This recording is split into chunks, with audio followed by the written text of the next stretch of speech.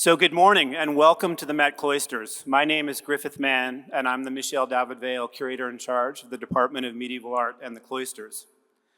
As many of you know, the Department of Medieval Art and the Cloisters is unique at the Met in its disposition across two sites. Our centrally located galleries at Met Fifth Avenue place the Middle Ages at the heart of an encyclopedic collection. At the end of this month, the Medieval Sculpture Hall will feature a new installation that brings together a selection of sculptures from both locations for the first time.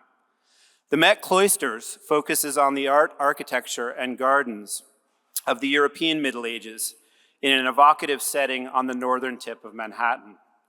One of the many things that makes the experience of visiting the cloisters so memorable is its gardens, which Christina Alphonso will be speaking about this morning.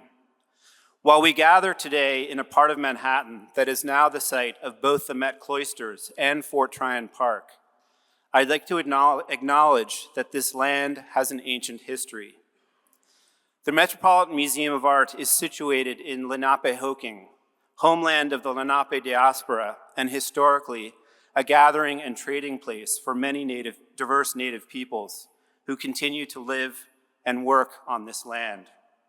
We respectfully acknowledge and honor all Indigenous communities, past, present, and future, for their ongoing and fundamental relationships to the region.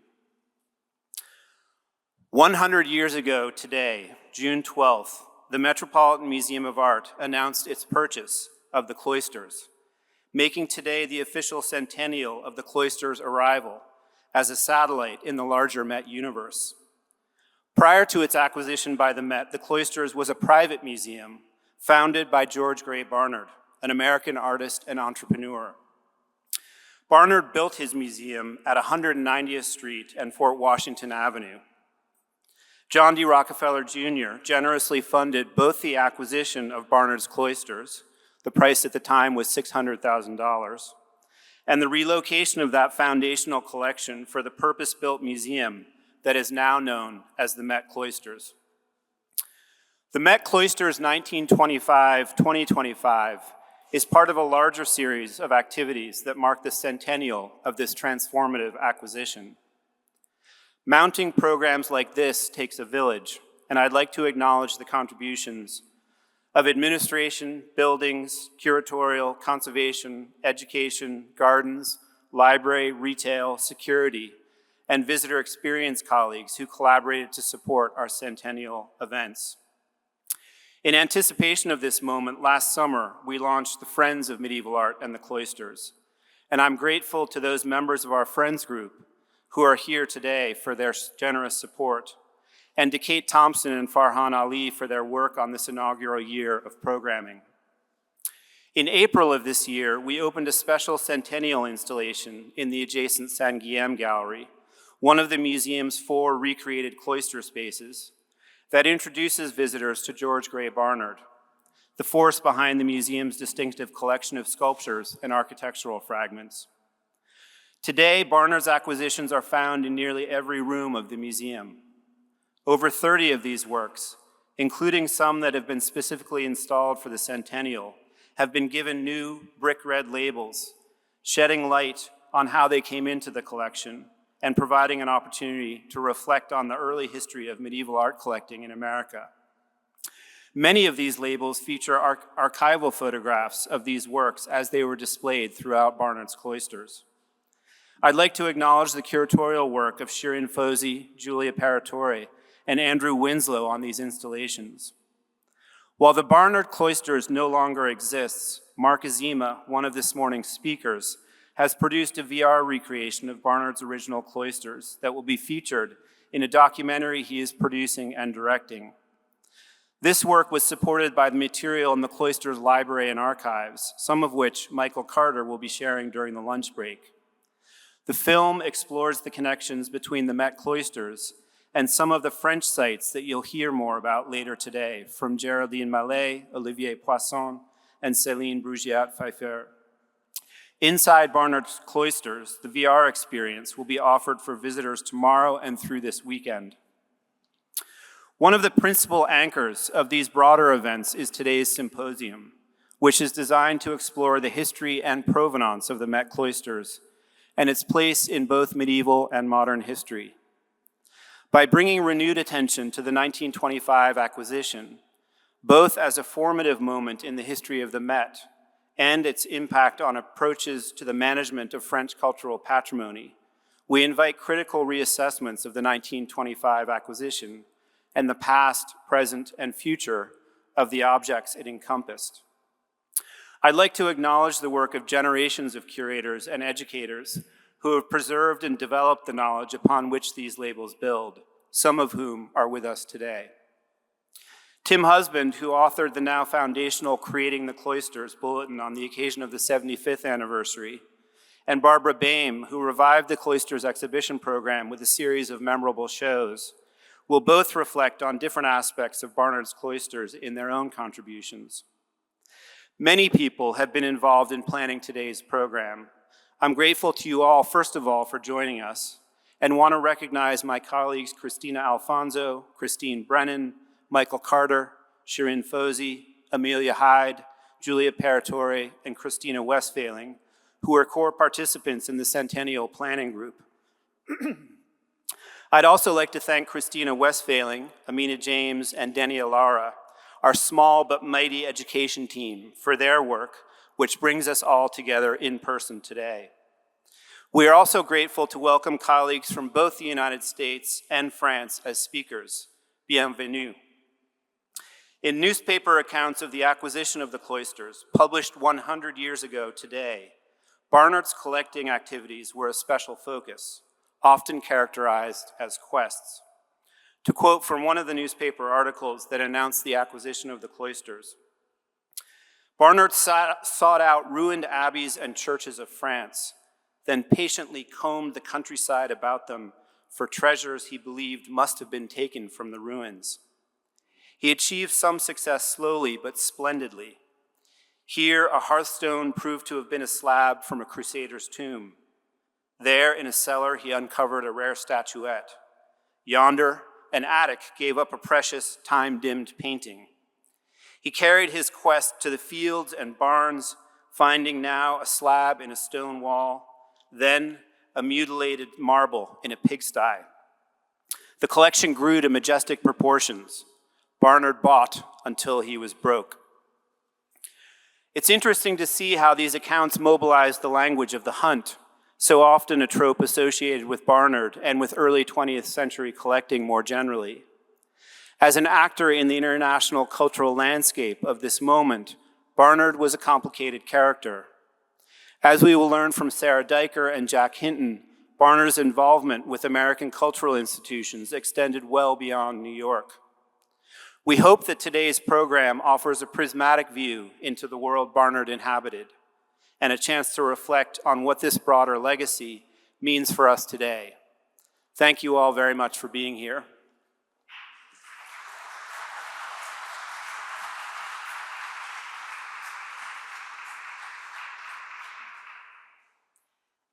Good morning. I'm Christina Westphaling, the Associate Educator here at the Met Cloisters, and I am thrilled to see such a full house for what may be described as a niche topic, but I think it's going to be a really exciting day. It is going to be a long day, so I encourage you, if you need to take restroom breaks, water breaks, kind of take care of yourselves. It's a marathon, not a sprint today, but the restrooms and water fountains can be found just downstairs. We have a nice, healthy lunch break ahead of us to give you all time to explore the galleries. We'll have a couple of fun activities, maybe some surprises over lunch, so stay tuned for those. And as Griff mentioned, we do have some colleagues from France with us today, some of whom will be presenting in French. So if you haven't had a chance to pick up a headset for simultaneous translation, if, like me, you do not speak a lick of French, please see my friend at the doorway right to this room, and he'll be able to get you all situated. Any questions, concerns? Everybody feeling good? Yeah? So we're going to go ahead and get things started with our very first speaker, the man who literally wrote the book on the creating of the cloisters, now sold out because it's so fabulous, but is available as a PDF on the Met's website. But it is my very great pleasure to introduce my new friend, Tim Husband, Curator Emeritus for the Met Cloisters. Come on up, Tim.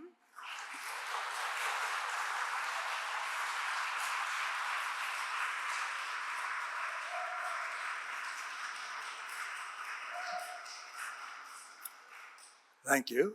I'm going to start by Robbie. In 1902,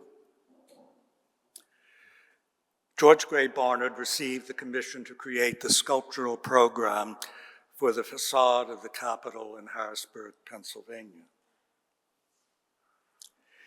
He set to work at once, and in 1903, having completed the drawings and plaster models, he moved back to France, where he had earlier studied, and established a studio at Moret-sur-Loing near Fontainebleau, in which he could finish the sculptures. Very quickly, it became apparent that the funding was insufficient, forcing Barnard to find another source of income. Eventually, through the intercession of benefactors, the sculptural groups were completed. The ambitious and grandiose groups, densely populated with wrought and emotive figures, speak as much to the artist's character as to his artistic abilities. But it was the initial need of funds that set him off on his fabled scouring of the countryside in southern France, accumulating medieval artifacts, primarily architectural elements from various monastic foundations that had been ransacked in both the Revolution and the later secularizations, and ultimately dispersed piecemeal. Already in 1905, there is a mention of an atelier of antiquities at his Moret studio.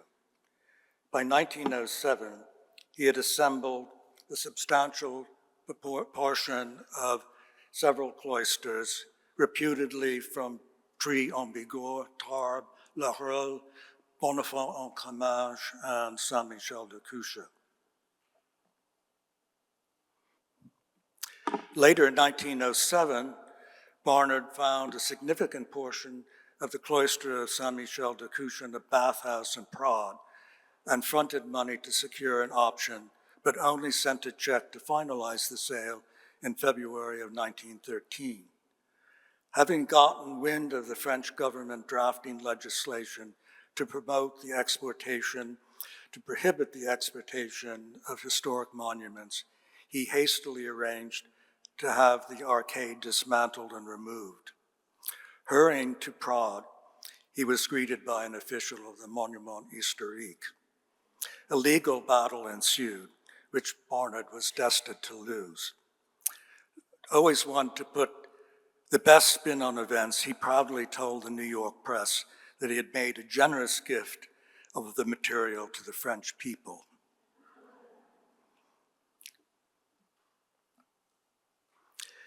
As early as the summer of 1911, Barnard had begun to think of constructing a, quote, chapel in New York to house his collection. Commissions earned from a buying trip with Stephen and Sterling Clark allowed him by April to contract for the construction of what he then called his, quote, Cloister Museum on his property on Fort Washington Avenue, as well as a studio just to the south. He apparently shared his plans with the press, as the New York Herald on June 8, 1913, reported that, quote, columns and carvings from famed abbeys in southern France are to be built into a Gothic chapel with a cloister attached, which this week George Grey Barnard, a well-known American sculptor, will begin to build on Washington Heights. Learning that a law protecting the national patrimony would go into effect on December 13, 1913, Barnard hastily prepared to have his collection quietly shipped out of France. As he wrote to his wife in November, quote, they, meaning the sculpture and other objects, just got out in the nick of time. 2 days after the shipment left Paris, the French Senate voted to take possession of all works of art of French origin. It was principally brought about by the Cuxa affair in Prague, end quote. The studio is nearly complete by the end of 1913, in time to provide storage for the 120 crates that arrived from France in January of 1914. The chapel was still a shell of a building, yet the New York Sun could report that on December 6, 1914, Barnard's Cloister would be opening on December 14th of that year, indicating that the entire structure was completed in about 18 months. The Sun notes that the building, quote, is largely his work, scarcely a brick in it, but has been thoughtfully placed by him. Sometimes the bricks have been placed and replaced until just the right feeling for the arch or the line has been obtained, close quote. The article notes that even though the installations were not complete, Barnard wished to open on an advanced schedule, charging the considerable fee of $5, which he claimed would be used to help the needy families of French sculptors who were fighting in the First War. One wonders actually how much of that money got there.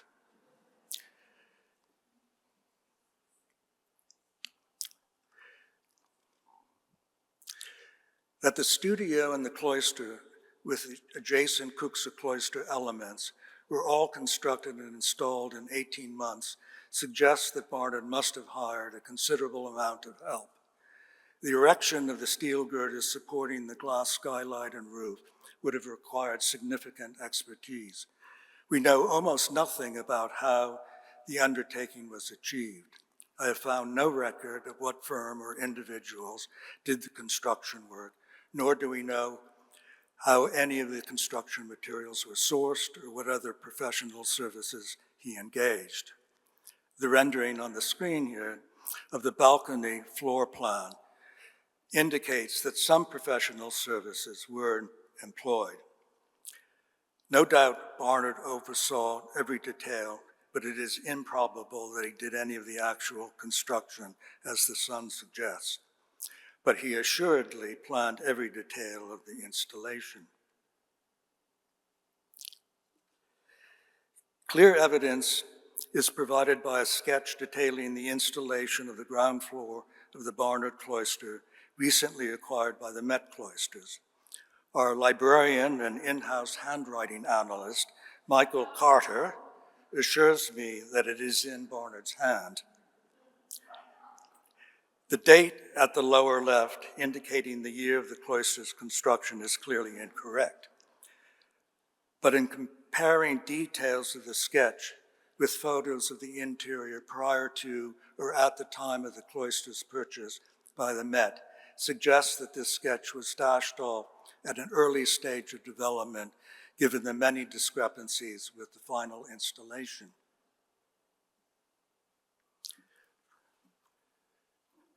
The tomb effigy of a member of the Daiker family, for example, is placed roughly as indicated, but the sketch shows an octagonal object identified as, quote, Gothic tabernacle wood, whereas in the final installation, a seated Virgin and Child atop a stone column is at the head of the effigy. Flanking lanterns on standards have been added, and the nave has been significantly widened. The sketch indicates that a, quote, great cross oak plus Virgin John are to be located between the westward columns. I think he actually meant Virgin and John.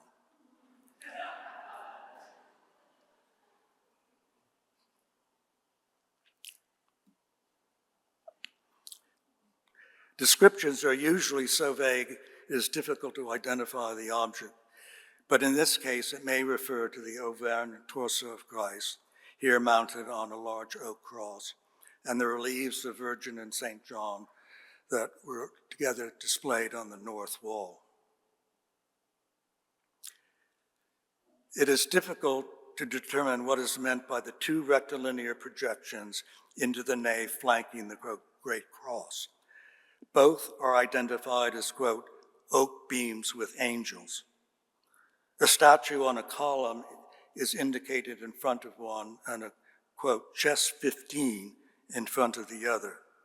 In the final installation, brick parapets that divide the interior space roughly in half are in place and surmounted by statues and columns. The arrangement to the east of the font, in which, the octagonal object just to the east of the crucifixion group is identified as, quote, 13th century font stone. The vague description makes it difficult to identify, but it may be the limestone font seen in the image of the nave looking east and called out in the lower left-hand corner. The arrangement to the east of the font in the sketch appears to be a parapet with a series of columns interspersed with statues. The sculpture in the middle is identified as, quote, headless torso here. The two between the flanking columns are both simply identified as, quote, statue, apparently yet to be chosen. None of this appears in the installation.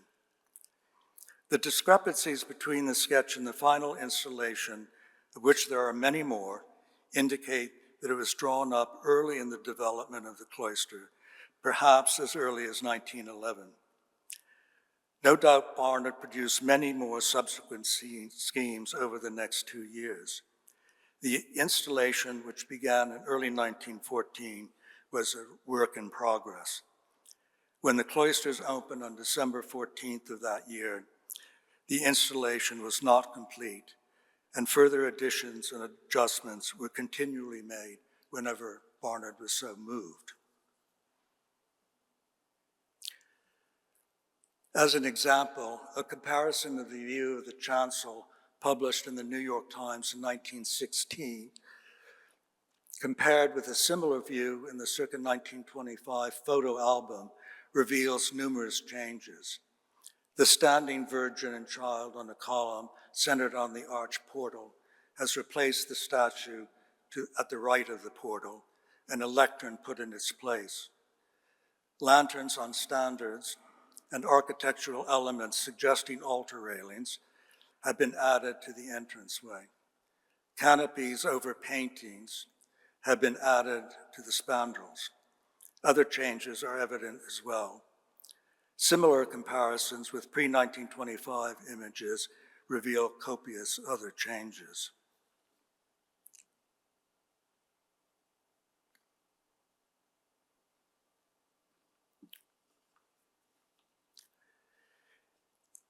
Everything about Barnard's installations was calculated to intimate age and to create the atmosphere, at least in his mind, of an ancient abbey.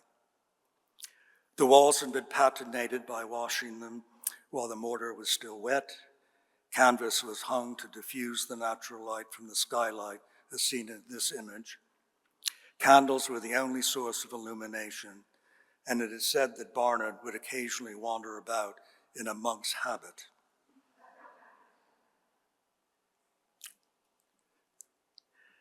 The cloister opened to rave reviews.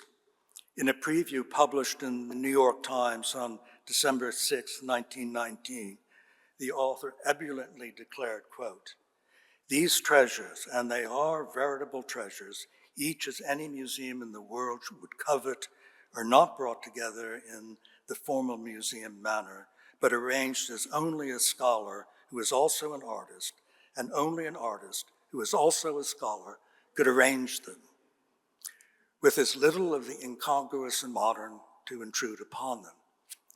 It is in this setting a faithful reconstruction of one of the old buildings of the old abbey that will provide New York with a new sensation when it is open to the public this coming week." Barnard was indeed an artist, but a scholar, not so sure. The highly important architectural elements aside, most of the other works of art in the later assessment of Joseph Breck, who was to become the curator in charge of the cloister, were, quote, not masterpieces. Continuing, the article states, quote, nothing so reviving and stimulating, so actively poetic, has been accomplished in this age of renewed interest in ancient art. Now, I'm going to do that a little bit later. It should be remembered that early in the 20th century, medieval art had little resonance with American audiences. Medieval art history was nascent, and there were no serious collectors, with the obvious exception of J.P. Morgan. When Morgan's collection went on view at the Met in early 1914, it attracted large crowds enraptured by the Romanesque and Gothic art theatrically installed. Barnard, too, had a sense of the theatrical. The visitors, most of whom had never been exposed to Romanesque or Gothic art, were enchanted by the atmospheric setting and intrigued by the works of art displayed. The installation was devised with little regard or even awareness of art historical principles. Rather, it was driven by the fanciful and ethereal nature of Barnard's view of Gothic art. Just two examples of installations devoid of architectural or art historical grounding. On the left, a cross constructed from architectural fragments from the cloister at Cuxa, and an oak linen fold panel door serving as a sarcophagus frontal, with a figure that appears to be a wooden sculpture in high relief, not a recumbent stone effigy. The latter statement in the above review is more to the point, as the public did find it stimulating and poetic.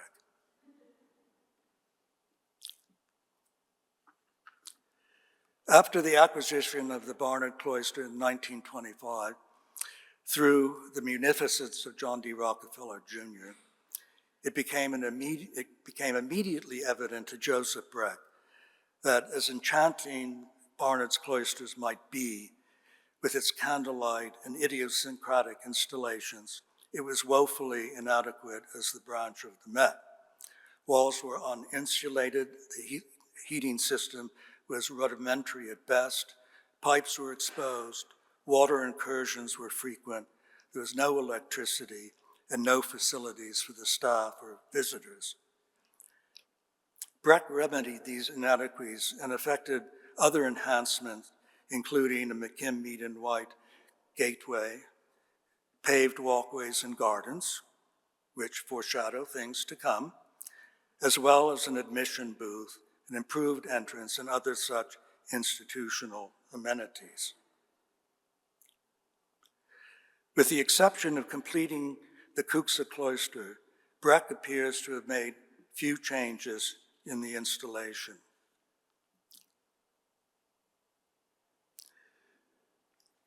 No changes in the installation of the chancel, for example, between the cloister's album image and the illustration in Breck's guidebook are apparent.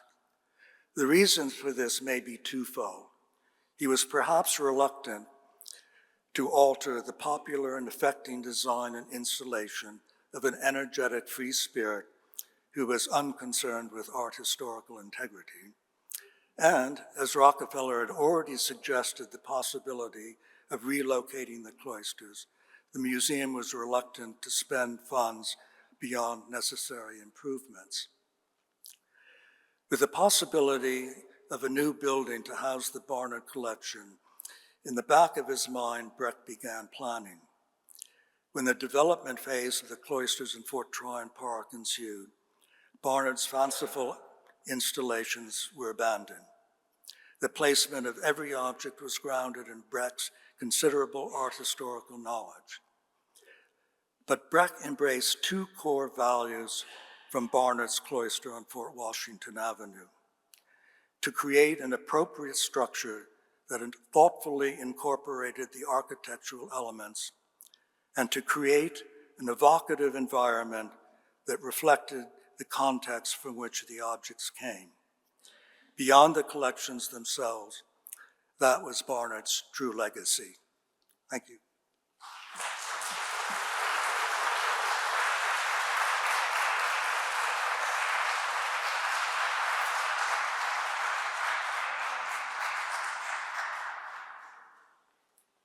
Thank you so much, Tim. That Barnard, quite the character. I'm interested to learn more about him as we kind of zoom forward today.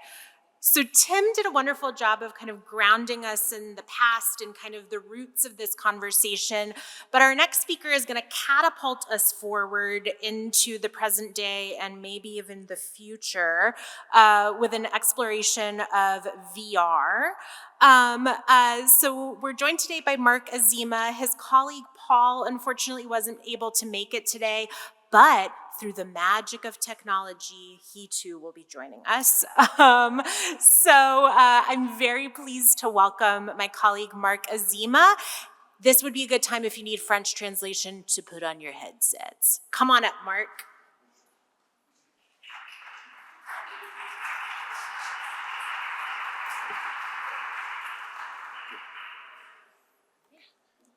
Thank you very much. Sorry for my English. I will speak in French. Donc, c'est un honneur pour moi de participer à cet anniversaire et à l'acquisition donc du George Grey Barnard Cloister par le Metropolitan Museum of Art of New York. Personnellement, c'est aussi une sorte d'accomplissement car depuis près de 40 ans, j'ai en tête de réaliser un film présentant le voyage extraordinaire des cloîtres du sud de la France où je suis né. J'ai découvert cette histoire et l'existence du Met Cloisters lorsque j'étais étudiant à l'université de Montpellier et que je suivais les cours de Robert Saint-Jean. Comme vous le savez, il a collaboré avec le Met Cloisters à l'étude des collections des sculptures de Saint-Guilhem-le-Désert, présentées sur place et à New York. S'il nous regarde depuis là-haut, je tiens à lui rendre hommage. Voilà. Sorry, it's a connection. Aujourd'hui, le film dont je rêvais est quasiment terminé et donc je vais vous présenter un trailer de ce film. Quelle est cette étrange abbaye? Son architecture ne ressemble à aucune autre. Elle abrite plusieurs cloîtres. Comment est-ce possible? Ces cloîtres proviennent de différentes abbayes du sud de la France, plus précisément de la région Occitanie. Par quel miracle ont-ils atterri ici, à New York? Nous allons découvrir l'odyssée extraordinaire de ce petit bout de France à l'origine d'un musée unique au monde, The Metropolitan Cloister, le musée des cloîtres. Notre histoire débute à la fin du XIXe siècle, à Paris. Elle est intimement liée au destin d'un homme, un sculpteur américain, éperdument amoureux de la France, George Grey Barnard. Pour compléter ses revenus de sculpteur, il a l'idée de collectionner des cloîtres. De 1906 à 1913, il parcourt le sud de la France pour récolter des vestiges d'abbayes abandonnées. Certaines comme Saint-Guilhem-le-Désert et Saint-Michel de Cuxa sont classées au patrimoine mondial de l'UNESCO. J'aimerais vendre ma collection dans sa totalité à de riches amateurs d'art. Je rêve qu'elle trouve sa place dans un grand musée comme le Metropolitan Museum de New York. De retour dans son pays, il parvient à la vendre en 1925 à l'homme le plus riche du monde, John D. Rockefeller Jr. En 1935 débute la construction d'un musée hors du commun destiné à abriter cette collection.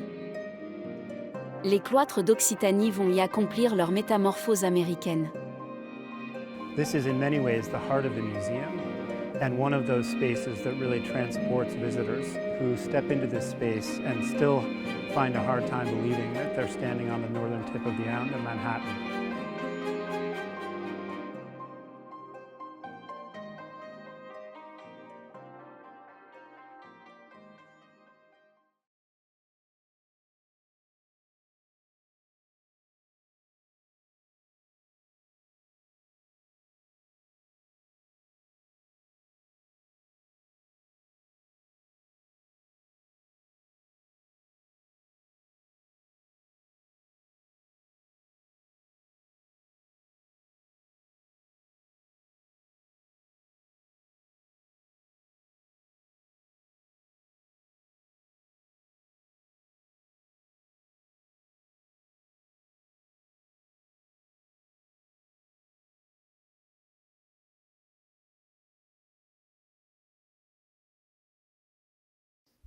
Bonjour à toutes et à tous. Je suis très heureux de vous présenter aujourd'hui notre travail de restitution numérique du Barnard's Cloister, un musée éphémère et aujourd'hui disparu qui a pourtant marqué l'histoire de l'architecture muséale aux États-Unis.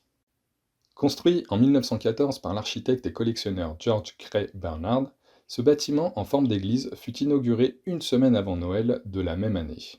Il est considéré comme le tout premier musée d'art médiéval d'Amérique.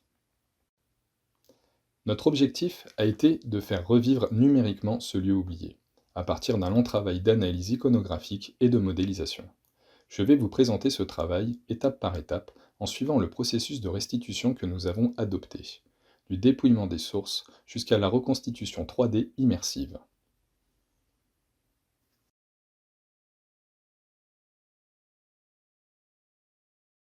La première étape a été bien sûr le repérage et l'analyse des sources documentaires. Nous n'avions ni plan, ni croquis d'époque, ni relevés architecturaux disponibles.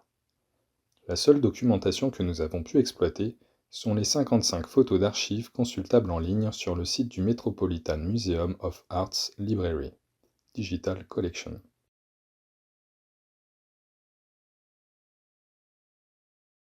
Ces 55 photographies, prises entre 1925 et 1926, offrent une grande variété de points de vue, allant des façades extérieures aux détails du mobilier liturgique. Sur les 55 photographies, 16 sont des prises de vue extérieures, 23 des prises de vue intérieures, et les 16 restantes présentent exclusivement du mobilier liturgique que nous utiliserons ultérieurement pour habiller la scène 3D d'une partie de son mobilier. Les photographies sont en haute résolution, ce qui a rendu possible une lecture assez précise du bâti.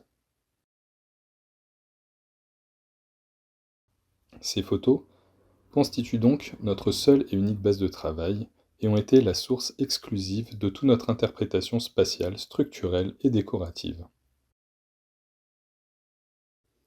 Nous avons, dans un second temps, également exploité des photos plus récentes pour intégrer des sculptures médiévales et du mobilier liturgique dans la scène 3D en consultant notamment l'ouvrage en ligne George Grey Barnard, The Cloister and the Abbey, sur le site internet du Metropolitan Museum of Art, The Met.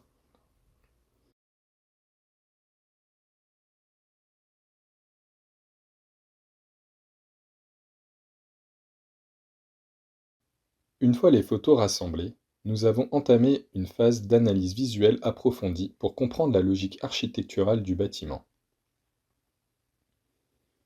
Nous avons pu identifier rapidement que le musée reprenait le plan et les volumes d'une église à nef unique, construite en briques, avec un cloître extérieur, de grandes baies vitrées et des détails empruntés à l'architecture gothique et romane.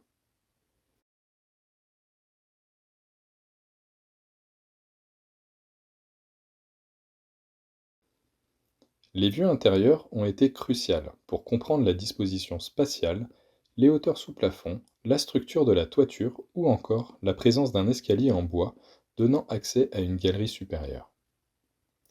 Chaque photo a été géolocalisée dans l'espace, et les points de vue croisés nous ont permis de reconstituer peu à peu une lecture en 3D du bâtiment, même sans plan d'origine.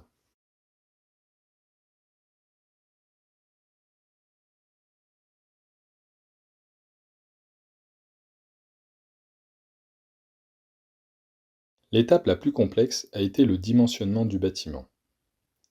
Habituellement, nous disposons au minimum de plans cotés, voire de textes descriptifs complémentaires. Ici, nous avons dû partir de zéro.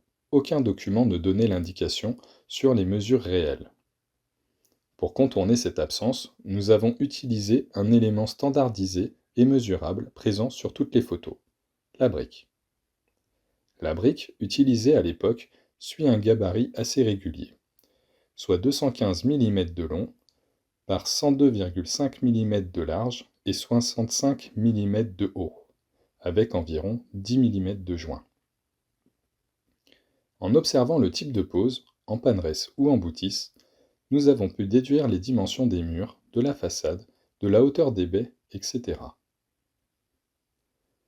C'est un travail extrêmement minutieux, car il faut compter le nombre de briques visibles, corriger les effets de perspective et intégrer la profondeur pour aboutir à un modèle cohérent et proportionné. Ce travail a permis de mettre à l'échelle les grands ensembles volumétriques qui constituent le projet ainsi que toute la modénature qui est constituée de briques. Voûtes, frises, moucharabie, etc.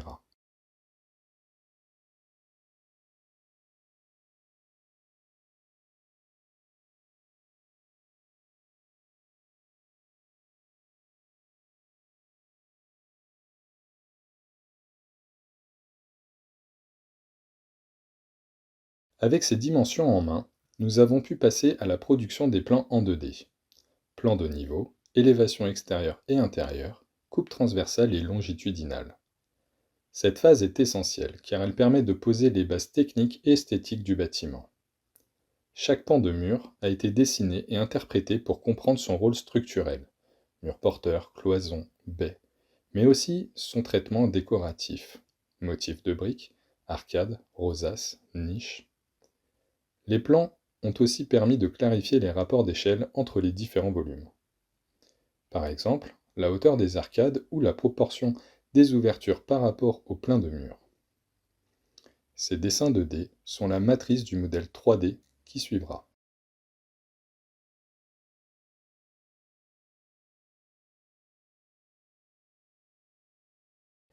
La modélisation 3D constitue le cœur du travail de restitution. À partir des plans 2D, nous avons recréé le bâtiment dans les 3 dimensions X, Y et Z. Nous avons d'abord modélisé les grands volumes structurels, murs, sol, toiture, puis progressivement intégré les éléments plus fins, encadrement, corniche, moucharabier, verrière, escalier. Certains éléments, comme la toiture, sont asymétriques, ce qui a nécessité des ajustements constants entre les plans 2D et le modèle 3D.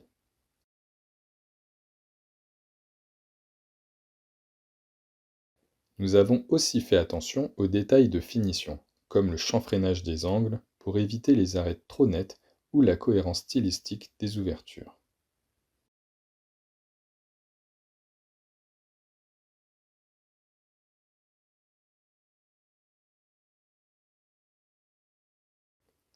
C'est un travail lent et exigeant, qui demande de croiser en permanence les données visuelles et structurelles pour aboutir à une forme crédible et immersive.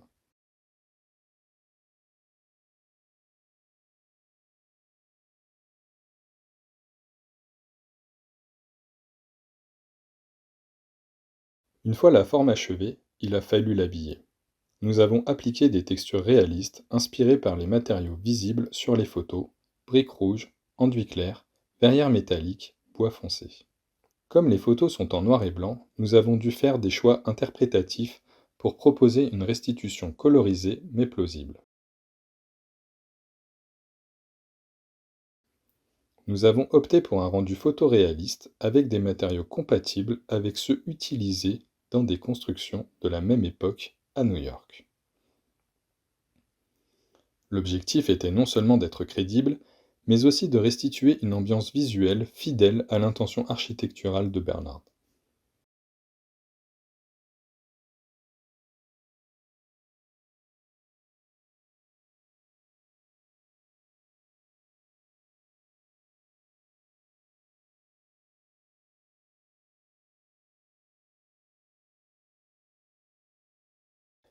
Une partie importante du musée était constituée de mobilier liturgique et de sculptures médiévales.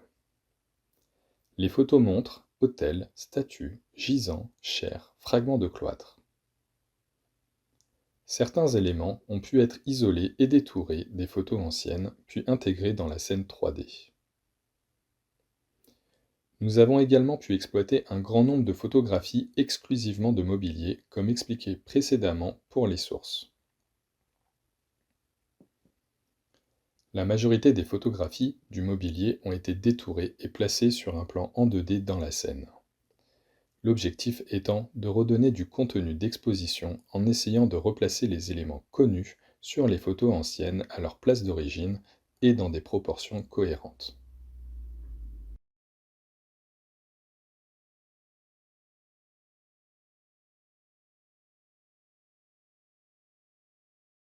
Certaines photos, en très bonne résolution, ont permis de modéliser certains éléments de mobilier en 3D grâce à une seule image avec de l'intelligence artificielle générative 3D. Ce fut le cas pour le bénitier, quelques statues et chapiteaux. Le gisant central a également été modélisé par IA, mais il a ensuite été resculpté et retexturé pour améliorer légèrement son rendu. Ces techniques d'IA sont intéressantes, mais pas encore suffisamment performantes.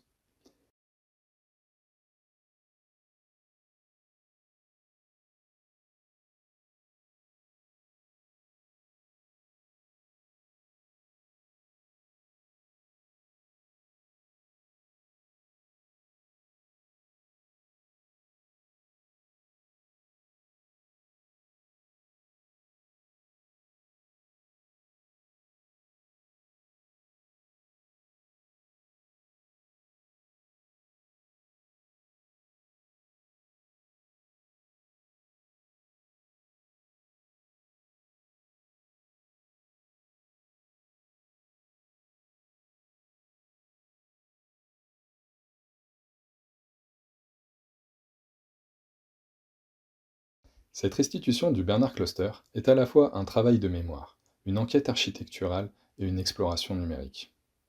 Elle montre qu'avec peu de sources, mais beaucoup de rigueur, on peut redonner vie à un bâtiment disparu, et inviter le public à revisiter un patrimoine oublié. Notre ambition, à terme, est de proposer une expérience immersive en réalité virtuelle, où chacun pourra déambuler dans le musée tel qu'il était en 1915. Le numérique ne remplace pas l'original, mais il peut sauvegarder ce qui n'existe plus et transmettre un imaginaire sensible du passé.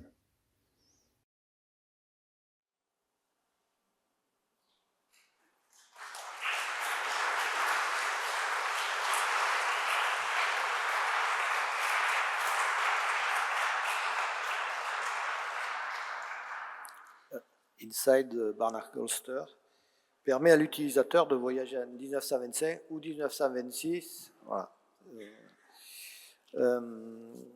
Il sera l'utilisateur tel que vous pourrez le voir avec le casque, sera guidé par une guide virtuelle et l'immersion permettra donc de circuler dans le monument et d'observer donc différents objets. Alors cette expérience permet donc de voyager également au Moyen-Âge, car nous avons reconstitué les différents cloîtres à différents moments de leur histoire. Comme Paul Dormont l'a dit, nous n'avons pas pu utiliser de modèles numériques 3D directement, donc nous avons dû nous adapter à la situation, mais il serait intéressant évidemment de le faire avec des modèles existants ou de refaire des opérations évidemment de numérisation, comme cela a été le cas au niveau du Met Cloisters, mais également par le laboratoire du CNRS MAP il y a maintenant quelques années. Nous avons pour le film collaboré avec le laboratoire, mais cela met en évidence qu'il faudrait refaire des campagnes de numérisation. Alors, à terme, nous aimerions également faire évoluer notre expérience et utiliser donc les casques VR pour visiter les cloîtres actuels d'Occitanie et également les mettre en connexion avec leur version ici au cloître. Donc cela fait partie de nos vœux. Cela pourrait se faire grâce à des points de connexion ou de téléportation. Il serait possible ainsi également de retourner dans le passé à différents moments, que ce soit ici ou en Occitanie, pour repartir dans le Moyen-Âge et de pouvoir voir donc les différents cloîtres à différents états de leur chronologie, également pour le Barnard Cloister. Donc là, vous voyez un peu le résumé de cette idée de prolonger cette expérience Inside Barnard Cloister à l'ensemble de la problématique des cloîtres. Alors évidemment, cette expérience VR pourrait être mise à jour en fonction d'opérations de numérisation qui pourraient être conduites à la fois ici et également donc, en Occitanie. C'est ce que nous aimerions faire dans un futur proche.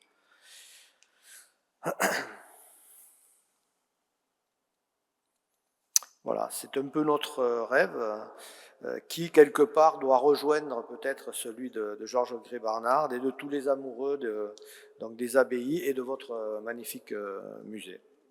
Voilà.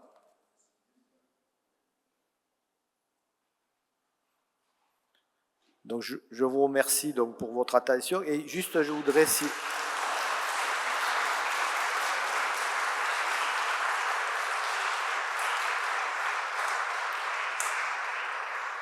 Je voudrais juste préciser que le film dont nous avons parlé est terminé en France.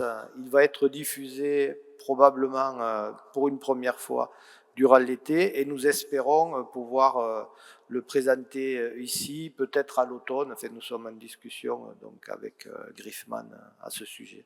Voilà, je vous remercie.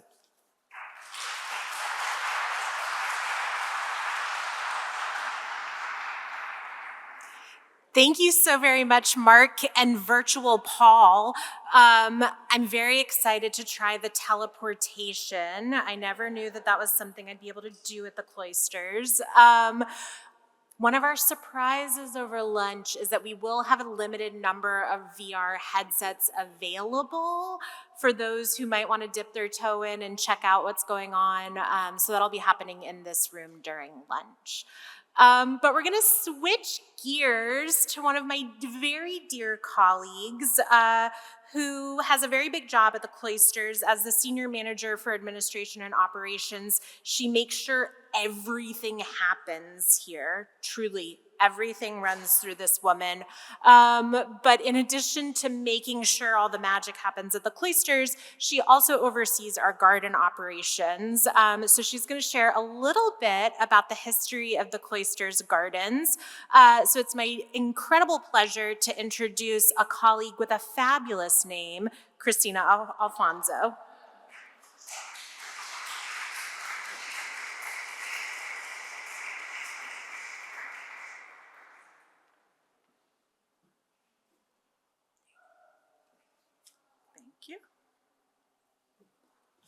Good morning, everyone, and welcome to the Cloisters. I am going to be speaking today about the gardens and their history. Real and Ideal, A History of the Cloisters Gardens is the title of my talk. The gardens of the Met Cloisters were designed as an integral feature of the museum, enhancing its setting and providing a broader context for medieval life and culture. Uniquely, the permanent collection and living collection in the gardens have been interpreted together since the inception of the museum. As but one example here, I show you a shaft with a stylized palm pattern from the cloister of Saint-Guilhem-le-Désert beside a palm tree. Whether you are interested in the art, history, literature, horticulture, or lore and legend of medieval Europe, the Cloisters collections connect them all. The creation of the Cloisters Gardens is not unlike the origin of the museum itself, as demonstrated by Tim Husband earlier. No attempt has been made to copy any one garden. No medieval gardens survive. Our gardens evoke both real and ideal settings based on literature, primary sources, and depictions in art. Gardens could refer to the sacred Garden of Eden or the profane Garden of Love.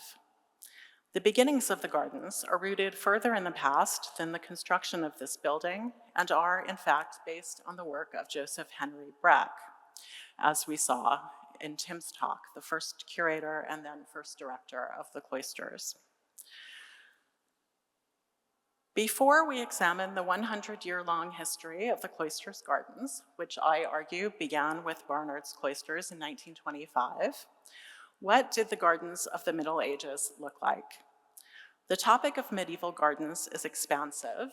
Due to today's theme and focus, my remarks will not extend to the history of gardens outside of Northern Europe.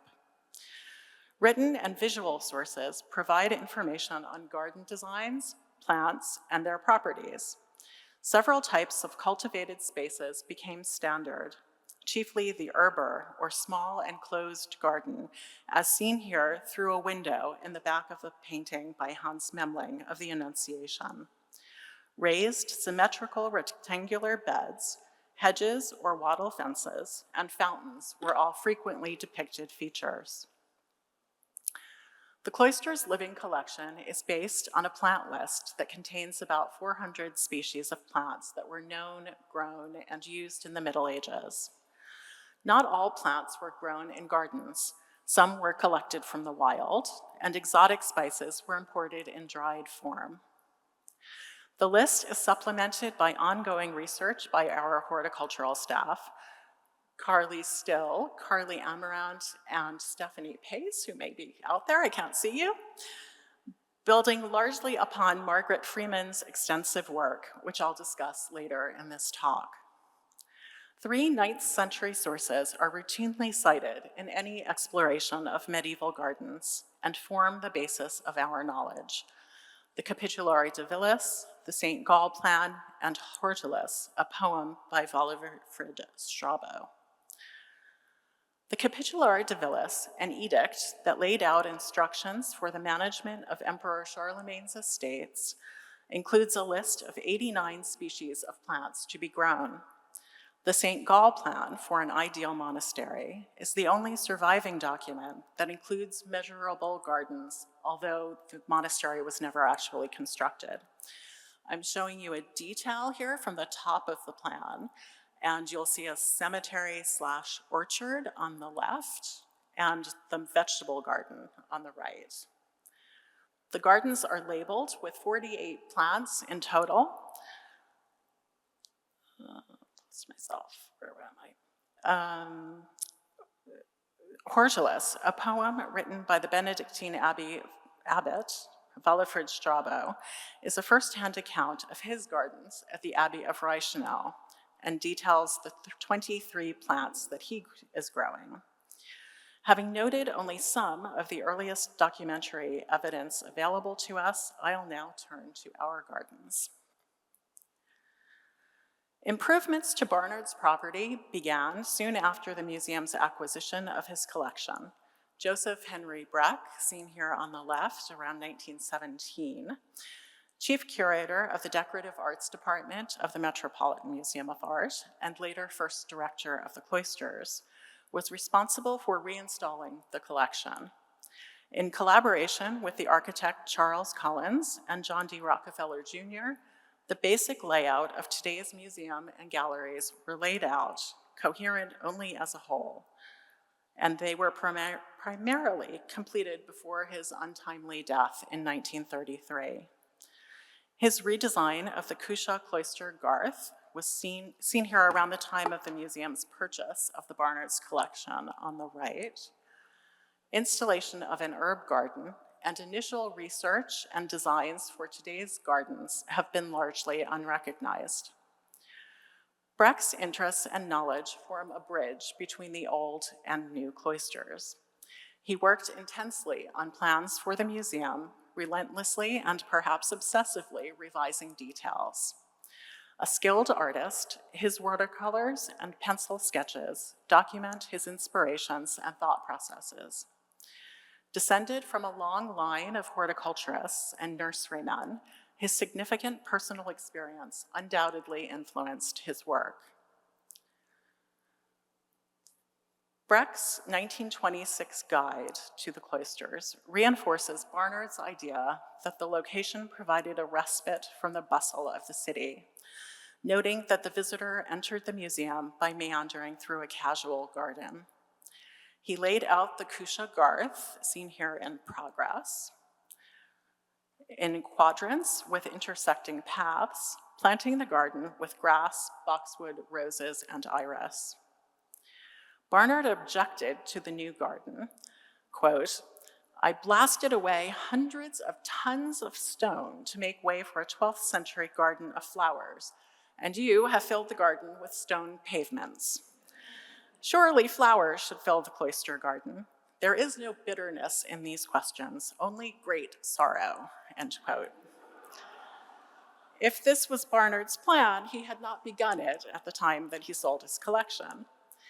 Breck responded with not so thinly veiled sarcasm that he was surprised Barnard had that in mind. Quote, In the period of the Cuxa cloister, few flowers were cultivated, and the customary treatment of the cloister garth, when it was not paved entirely, so as to drain the water in a well in the center of the garth, was to divide it into 4 beds by intersecting paths, quite commonly flagged, which were planted with grass, bushes, and perhaps a few trees, period.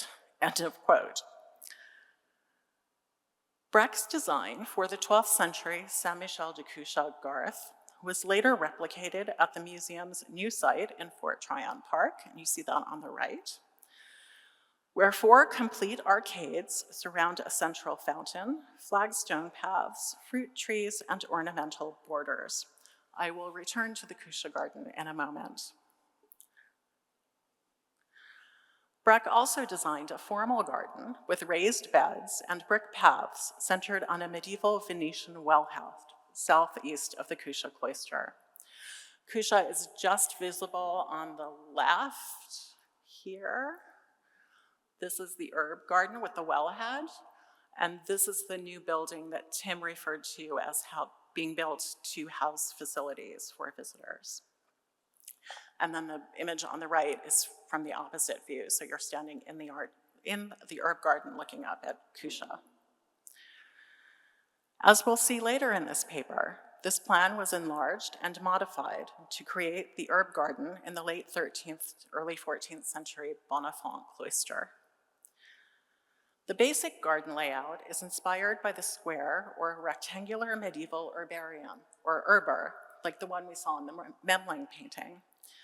Ornamental borders that included medieval plants like English daisies, violets, and dianthus were created along the south Cuxa platform wall. So Cuxa is up here, and this is the new building with borders, and this is a Brecht handwriting on this plan.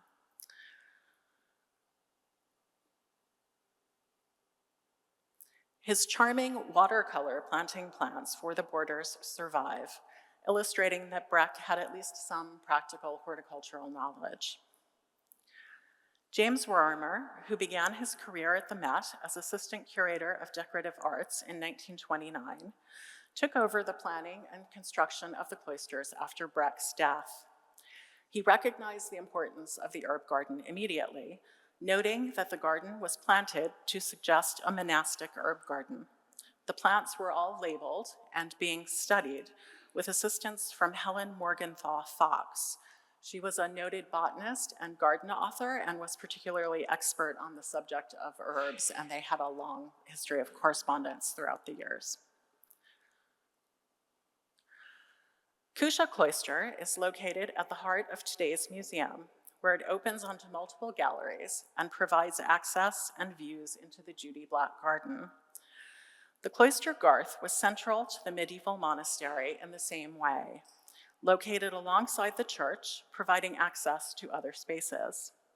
It was often laid out in quadrants with crossed paths and a central fountain, or a well, representing paradise, or the Garden of Eden, with its 4 rivers.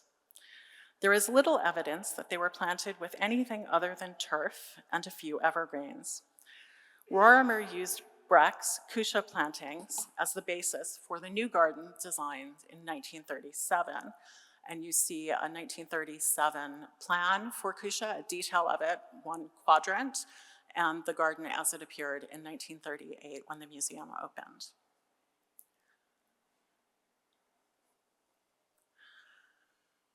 Over the years, the ornamental borders in the garden were widened, leading to its current hybrid design as both an ornamental pleasure garden and a garth. Planted with both medieval species and a wide variety of modern plants, it provides a colorful and fragrant display throughout the growing season. The arcades are enclosed during the winter, and the arcades are filled with potted plants.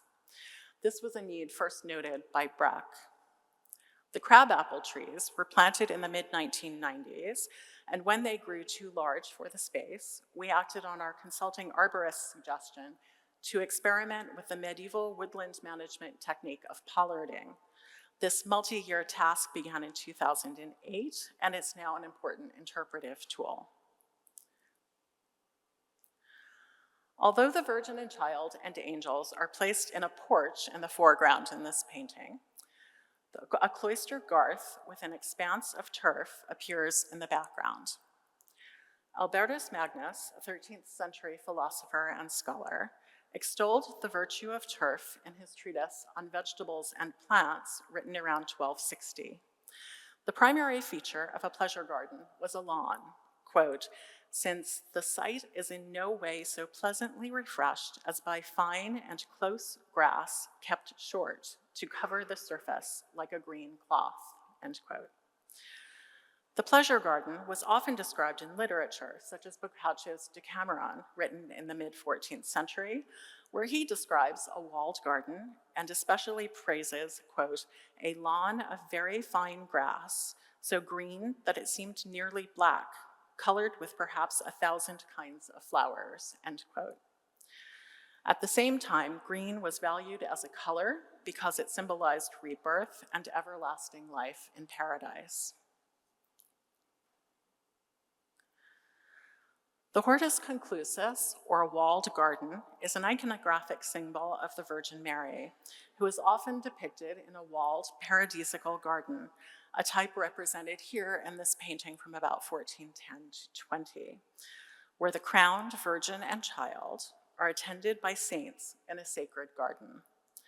Based on the imagery found in the Song of Songs from the Hebrew Bible, and I quote, a garden enclosed is my sister, my spouse, a garden enclosed, a fountain sealed up, end quote. The locked garden and sealed fountain allude to the Virgin Mary's chastity and virginity. The lily and the rose are the essential plants in this ideal garden and are found on nearly every medieval plant list. Consequently, they appear in our gardens for both their practical uses and symbolic significance and are depicted in works from across our collection. A red rose grows against the wall of the enclosed garden in the left panel of the triptych, and a lily appears on the table in the central panel. The spotless white lily alludes to the Virgin's freedom from sin and chastity as the lily among thorns, frequently depicted in scenes of the Annunciation, like the triptych and this example from a Book of Hours. While roses were also significant symbols of the blood of Christ and of the Virgin, the rose without thorns. At the same time, it was a symbol of romantic love that still holds the same power for us. Both the Madonna lily and rose had places in the pleasure garden, as well as in the medicinal or herb garden, which I turn to next. A number of Brecht's watercolors and pencil sketches for the new museum survive, including studies for the Bonifant herb garden, like this one, dated November 27, 1932. His herber includes a central enclosed garden with raised beds, here, and small trees, an orchard here, as well as a raised platform with a fountain. It's a wildly ambitious scheme for such a small space. These are presumably at least some of the drawings that he sent in a letter to Collins, the architect, dated November 30th. He says he's based the drawings on a type of garden around 1500 after studying manuscripts and paintings, including the Roman de la Rose, an extremely influential and popular 13th century allegorical poem of courtly love. A note on this sketch for a fence with an arched gate identifies the manuscript in the British Library as one example that he's looking at. So in particular, it's this arched gateway, which you see here in the manuscript. Brecht says, quote, I have been working on this for some time, as it seems to me the Cloisters gives us an opportunity to do something for the garden quite unusual and exceptionally interesting, end quote. Rorimer revised the design multiple times, changing the shape and arrangement of the beds, but the final garden is a combination of Brecht's original herb garden and Rorimer's later designs. While Rorimer was responsible for constructing the gardens and remained very involved, Margaret Freeman was the pivotal figure in their development.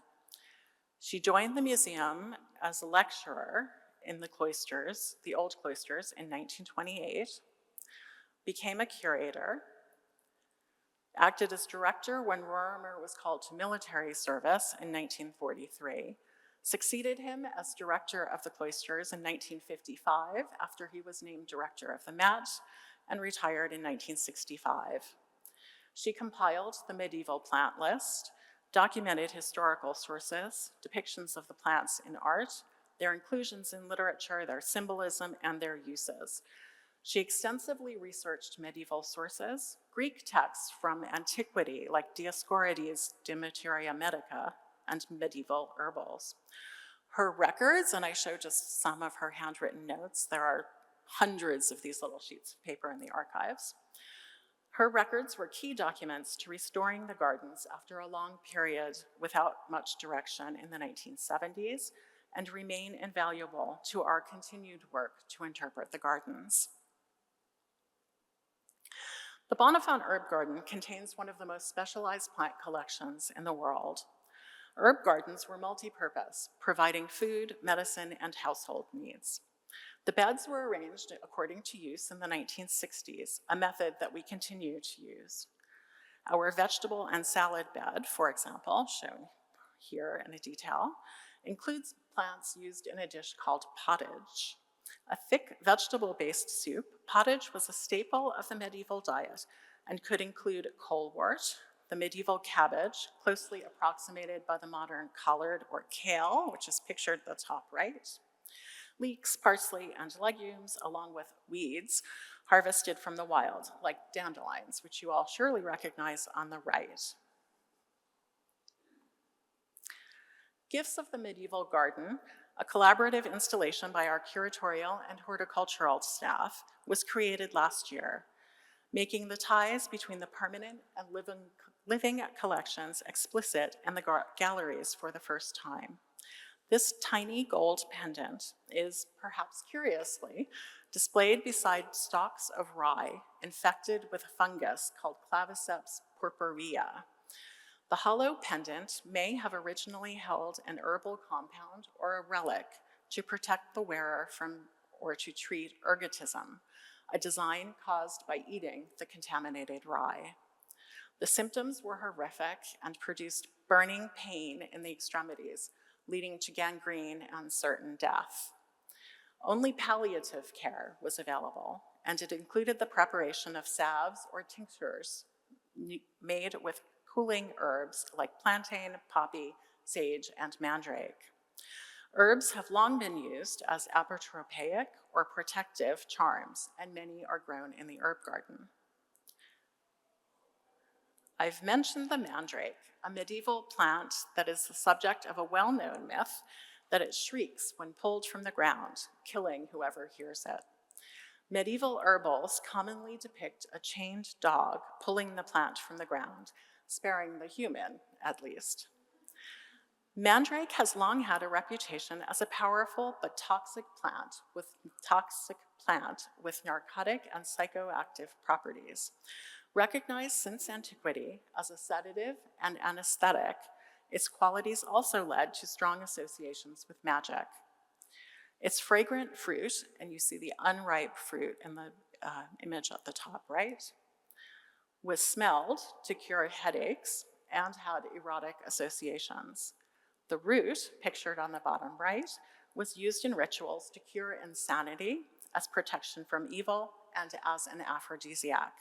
Its association with fertility is clearly based on its resemblance to the human form. Herbals, usually written in Greek or Latin, describe the lore and various uses of plants, along with illustrations of the plants themselves.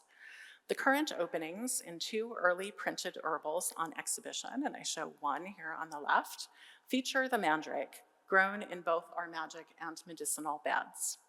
Freeman and others searched far and wide for a source of mandrake to grow at the cloisters. And after many frustrating failed attempts, mandrake was finally established and producing fruit by hand-pollinating it in our gardens in 2012. Unlike the Cuxa and Bonifant cloister gardens, the garden in the late 15th century tree cloister is not based on actual medieval gardens, but on the idealized landscape represented in the famed unicorn tapestries. The mille fleurs, or thousand flower backgrounds of the first and final, and I show the final tapestry here on the left, tapestries represent eternal spring, depicting a meadow carpeted in flowers. In the other tapestries, like the one on the right, the hunt for this mythical beast is depicted in a three-dimensional woodland, whose plants bloom and fruits appear out of season, all at the same time, in the same environment, regardless of the season. Although realistically depicted, the plants exist in an impossible ideal landscape. Originally planted as a field of ivy with roses, boxwood, lilies, and periwinkle around the edge, the ties to the unicorn tapestry's flora were reinforced after many of the species represented were identified by botanists from the New York Botanical Garden. And here on the left, you see a plan of the garden created around 1937 and the original plantings in 1938. The plant choices have been expanded to represent a wider interpretation of medieval meadows and woodlands represented in mille fleurs tapestries while still retaining the garden's beloved focus on the unicorn tapestries. Madder, weld, and woad, the plants that produce the dyes to create the colors in the tapestries, have long been grown in the Bonifant herb garden. The Cloisters gardens attempt to recreate the medieval plant world. This work began with Brecht's garden at the old Cloisters, continued with his meticulous research and drawings for the new museum, and is still underway as we approach the 100th anniversary of the Met Cloisters.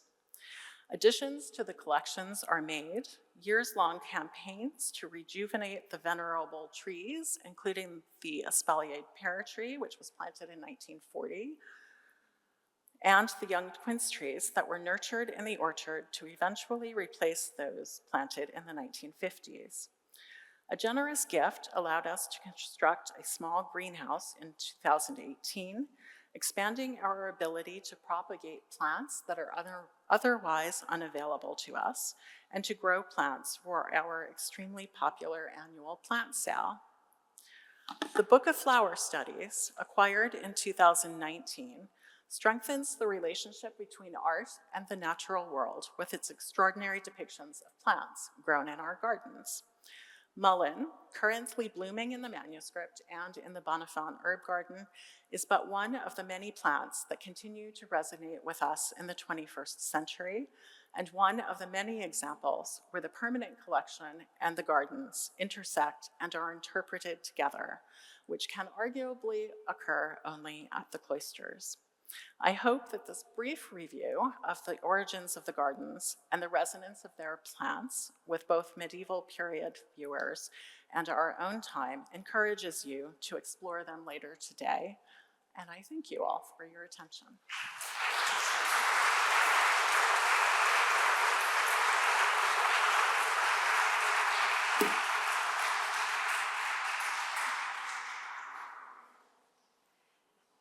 Thank you, Christina. I, for one, I'm going to speak for many when I say I'm very grateful that our gardens are filled with flowers and gorgeous plants and not just paving stones, so thank you. Our next speaker is going to take us away from the island of Manhattan all the way to an exotic land, Philadelphia, with their presentation, Fables of a Reconstruction, Barnard in Philadelphia's Medieval Galleries. Please join me in welcoming Jack Hinton, the Henry P. McElhenney Curator of European Decorative Arts and Sculpture at the Philadelphia Museum of Art. Thank you, Jack.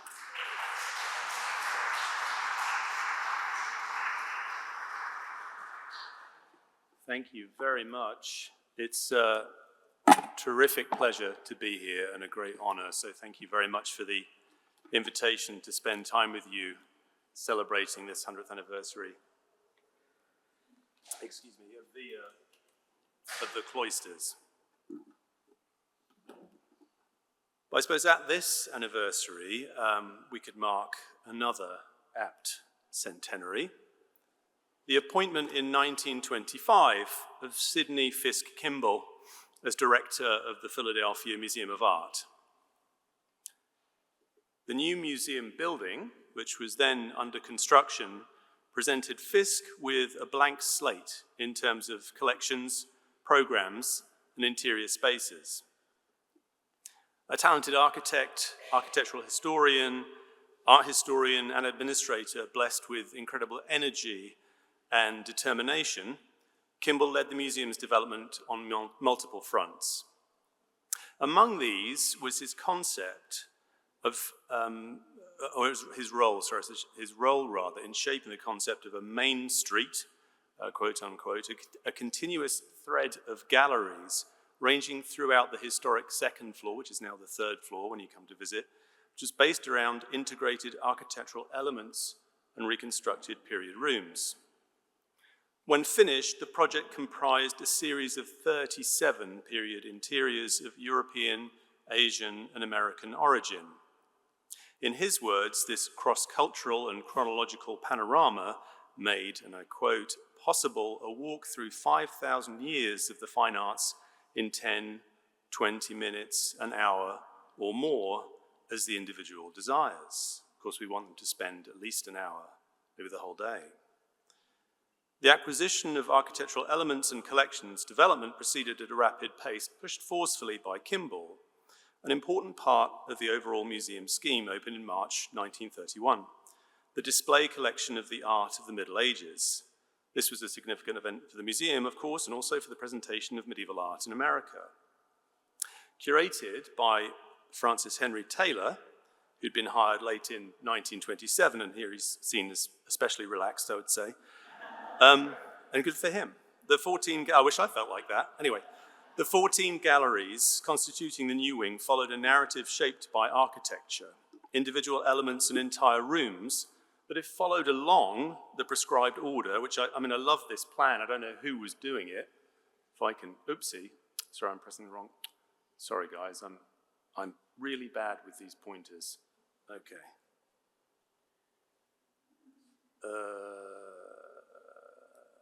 Is that doing anything? No, okay, fine. You'll just have to take my word for it. But in any case, if you follow the little line, so you go from Byzantine art through Romanesque and Gothic to the rise of secular patronage in Italy and the Low Countries in the later 1400s and 1500s, early 1500s. At the time, the effect was described as an uninterrupted chronological synthesis of the art of the Middle Ages, which is reinforced, of course, by the monumental architectural ensemble. Okay, I'm going to go and use the little arrows, including the portal of the Abbey Church of Saint-Laurent-l'Abbé, which is from the Nièvre region. Notable acquisitions featured, including medieval pieces from the mostly Renaissance collections of Edmond Fulk, English and European ecclesiastical wood carvings that had been championed by Samuel Yellin, the metal worker, as artistic models for American crafts workers. Ironwork, too, from Yellin's collection. So you see the doors with ironwork, for example, in the middle of the portal came from Yellin, although I wonder whom he bought them from. And 3 roundels from the Sainte-Chapelle, which had been acquired by the Philadelphian William Pointle in 1803, albeit this history was temporarily forgotten. However, as Kimball focused acquisition funds on architectural elements, in order to populate the galleries with objects, he and Taylor leaned into a precarious necessity of borrowing objects from institutions, private collectors, and dealers, especially Joseph Brummer and French and Company. Some of these loans were very short-term indeed, including a month's showing of pieces from the Guelph treasure from its syndicate of art dealer owners, or the Triumph of Fortitude tapestry that we see here on the left that came from Manuel Soler, that's now in the Walker Art Gallery in Liverpool, which hung for a couple of weeks. Or, as you see on the right, it was replaced for a while with the Battle with the Sagittarian Conference at Achilles' Tent, which you all know well. It's now in the Met collection after French and Company. A more generous, and they're poor art handlers, these things moved around constantly, by the way. A more generous commitment was made by the local collector Raymond Pitcairn, who lent things like that on the left, which you also know well, but he lent around 70 sculptures and related works of art and allowed many to remain on view at the museum for decades. And of course, the piece on the right is one of the Saint-Chapelle roundels. Now, a sculptor, collector, dealer, George Grey Barnard, lent a group of Romanesque capitals. Barnard's involvement was a continuation of a cordial working relationship dating to the beginning of Kimball's tenure, built on the museum's craving for significant architectural elements. The first acquisition, which was agreed late in 1926, was a pair of enormous plaster reliefs attributed, well, they have a fake signature actually, but attributed to the French sculptor Clodion, which instead were created by Joseph Deschamps in 1785-8 for the Château of Saint-Cloud for the renovations of the chateau for Marie Antoinette. Although they're very far from what Barnard liked to call the patient Gothic chisel, these fascinating reliefs are rare survivals, and especially from the process of thinking about the way sculptors make sculpture, because they document the sculptor's process in pointing stone from plaster models, which you can see hopefully in the face of Flora, who's looking over at Barnard in the upper left. And you can see the pointing marks on her face, and that's something that he described appreciatively in a letter that he wrote to the museum president, Eli Kirk Price, when the transaction was being negotiated. The reliefs were integrated into the west entrance of the new museum building, which in a way was an installation that reflected Kimball's admiration for French neoclassicism. If the style is unfamiliar, what may be recognizable to those of you who've encountered Barnard were the optimistic promises that he made to Price over the shipment of 2 10 by 19 feet plasters, or that's 3 by 5.5 meters, for those of you who do meters.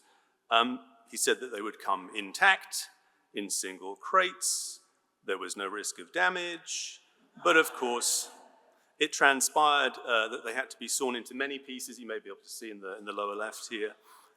They came in multiple crates because they couldn't get an entire single crate on the train from Paris, and they were still damaged anyway. And then that was followed by a saga over insurance, repair, and price adjustment for the damaged reliefs. Also, Barnard was obfuscating about their real owner, who was the Parisian dealer and restorer Paul Gouver, with whom Barnard had a business arrangement. So this was really all part of their work together.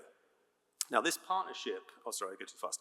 This partnership was also behind 2 key elements of the medieval galleries, the portal from Saint-Laurent and also a cloister from Saint-Genis-de-Fontaine in the Pyrenees. These desirable architectural ensembles were already under consideration by the museum administration in 1926, although the acquisition took place later.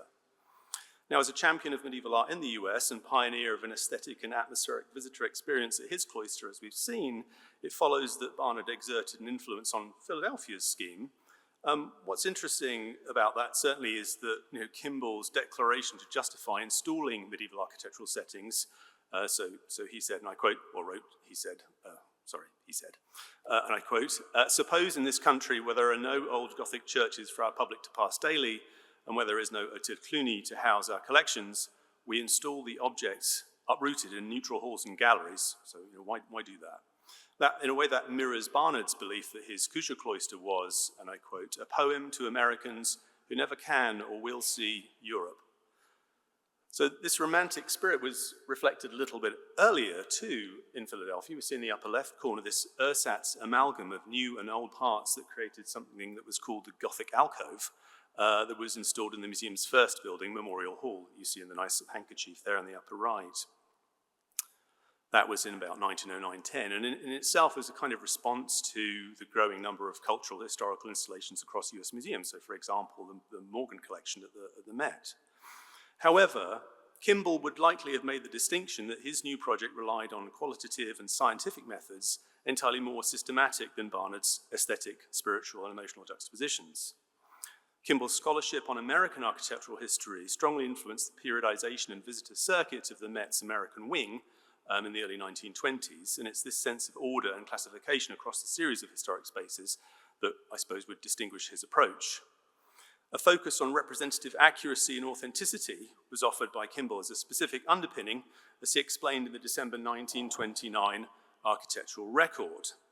So he said, scrupulousness for the essentially creative integrity of the work of art will exclude from the art museum reproductions or simulations or suggestions of old interiors. To employ some old rooms with others of modern workmanship in the style of the time is to leave the visitor in uncertainty and cast doubt even on what is real. Being specific, although Kimball was complimentary about the arrangement of Detroit's primary galleries and provision of spaces for visitors to rest, he criticized here the Romanesque room in the primary display galleries that had been designed by Paul Cray and Valentina as a confusing mix of simulated and antique elements that diminished the impact of the other galleries. But what's complicated about Kimball's rigidity around completeness and authenticity are the distances between what was claimed for the museum and what then transpired. So with Barnard, he restarted his acquisitions of medieval art for sale following the transfer of his first collection to the Met. Certainly by 1926, Barnard was offering a group of these new acquisitions to a host of institutional prospects, including, we see here, the effigy of a recumbent knight, the crucifixion group here on the that's kind of rude, and also the Saint Laurent portal and the cloister from Saint-Genis, which formed part of his arrangement with Guilhem. In the corner of one of Barnard's numerous letters to Kimball about the possibility of Philadelphia acquiring these objects, you see on the right-hand side in this corner here, this is a notation by Kimball. He wrote down an in-person conversation that they'd had, and Kimball's preference to try for the portal first, then maybe the cloister, then a Gothic chapel, which were all key elements of his gallery plan and his idea for how the spaces, the blank spaces of his museum would play out. A long wait followed as Philadelphia tried to raise funds for the purchase, and Barnard wrote every so often to check in, whilst also offering objects to other parties, as he was wont to do. But by January 1928, they reached agreement on the purchase of the cloister, which had been funded by the support of the local donor, Mrs. Boehm, who basically just walked in and wrote a check. Thank you very much. Then they bought the portal later that year. Confirming the sale, Barnard wrote a personal note at the bottom of his letter, where I hope you can read. The objects will be part of history in the future and go to make our native state, one where sons may be true sculptors, chisel in hand. I'm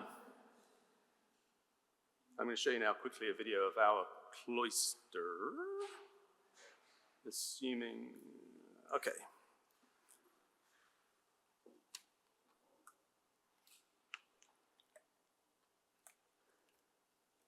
It's not normally that red and green, and I don't know if it was taken at Christmas time, I'm not really sure. But in any case, just immerse yourselves for a moment. I know you're already immersed anyway, but just feel it for me. All right, so given Barnard's previous successes with his cloisters, and perhaps by the standards of the day, Kimball and Taylor apparently had very little reason for doubt about any of these things.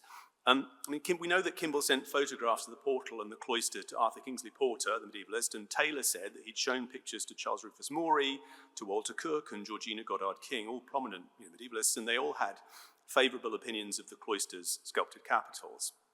But at the time of the negotiation of the purchase, the museum didn't possess a complete picture of Barnard and Guilhem's working relationship, nor of the complexity that would unfold as they examined the cloister more deeply. And that's the crazy thing, they kind of did it backwards in terms of the acquisition. So in the summer of 1928, Taylor took a long motor trip through France in the company of a draftsman called Sellers, and he journeyed through Burgundy and the Jura to Perpignan, and he did his best to document the journey with photographs that were later pasted into a large format scrapbook.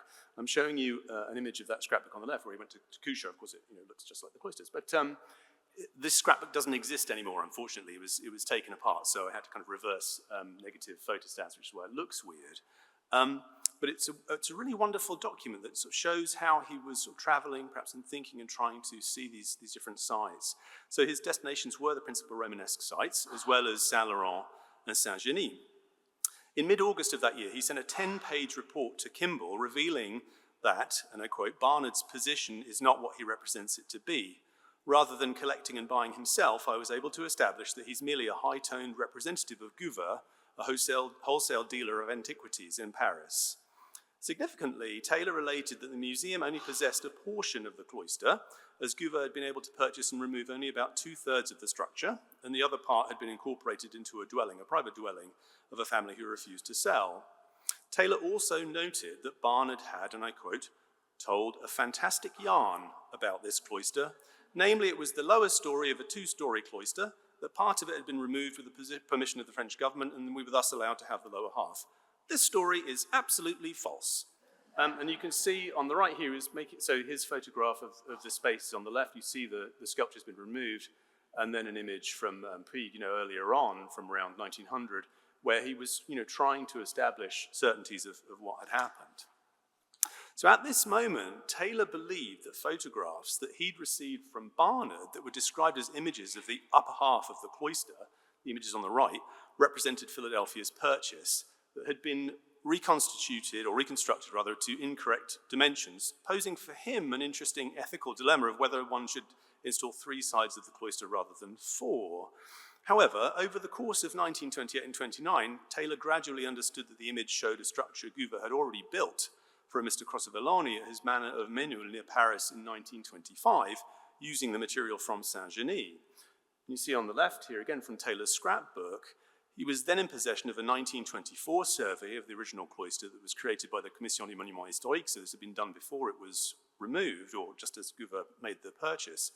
So Taylor was looking at this, and somehow he miscalculated that there had been 43 capitals, of which 15 were in the private dwelling that had not been removed. Also, one had to add to that number another 3 columns and capitals that Guva had given to the Louvre. Another colleague, David Robb from the University of Pennsylvania, so another medievalist, was sent to Paris in 1929 to study the Ménul cloister because Taylor didn't know about it, so he couldn't visit this one on the right, and also the Louvre capital. So that added more materials to Taylor's scrapbooks for comparison. So Taylor, you get the sense, was sort of wrestling with this. What's interesting is that he didn't really seem to make notes about the imagery very much, or the condition. You see that these are images of the Philadelphia Capitol on the left, sort of placed over, I don't know, a barrel or something. I'm not quite sure what it is, on a plank. It hasn't changed much, not really. Conservation is much nicer than that now. But, so you get the sense he was trying to figure it out, but it's hard to know. But from all of this, he concluded that the Philadelphia Capitol's bar 4 were fine. But if he'd been able to make a simple calculation, he should have realized that Guva had enough material to make 2 cloisters of 24 capitals and columns each, and a gift of 3 more, that's 51 in total, from a space that likely provided 28.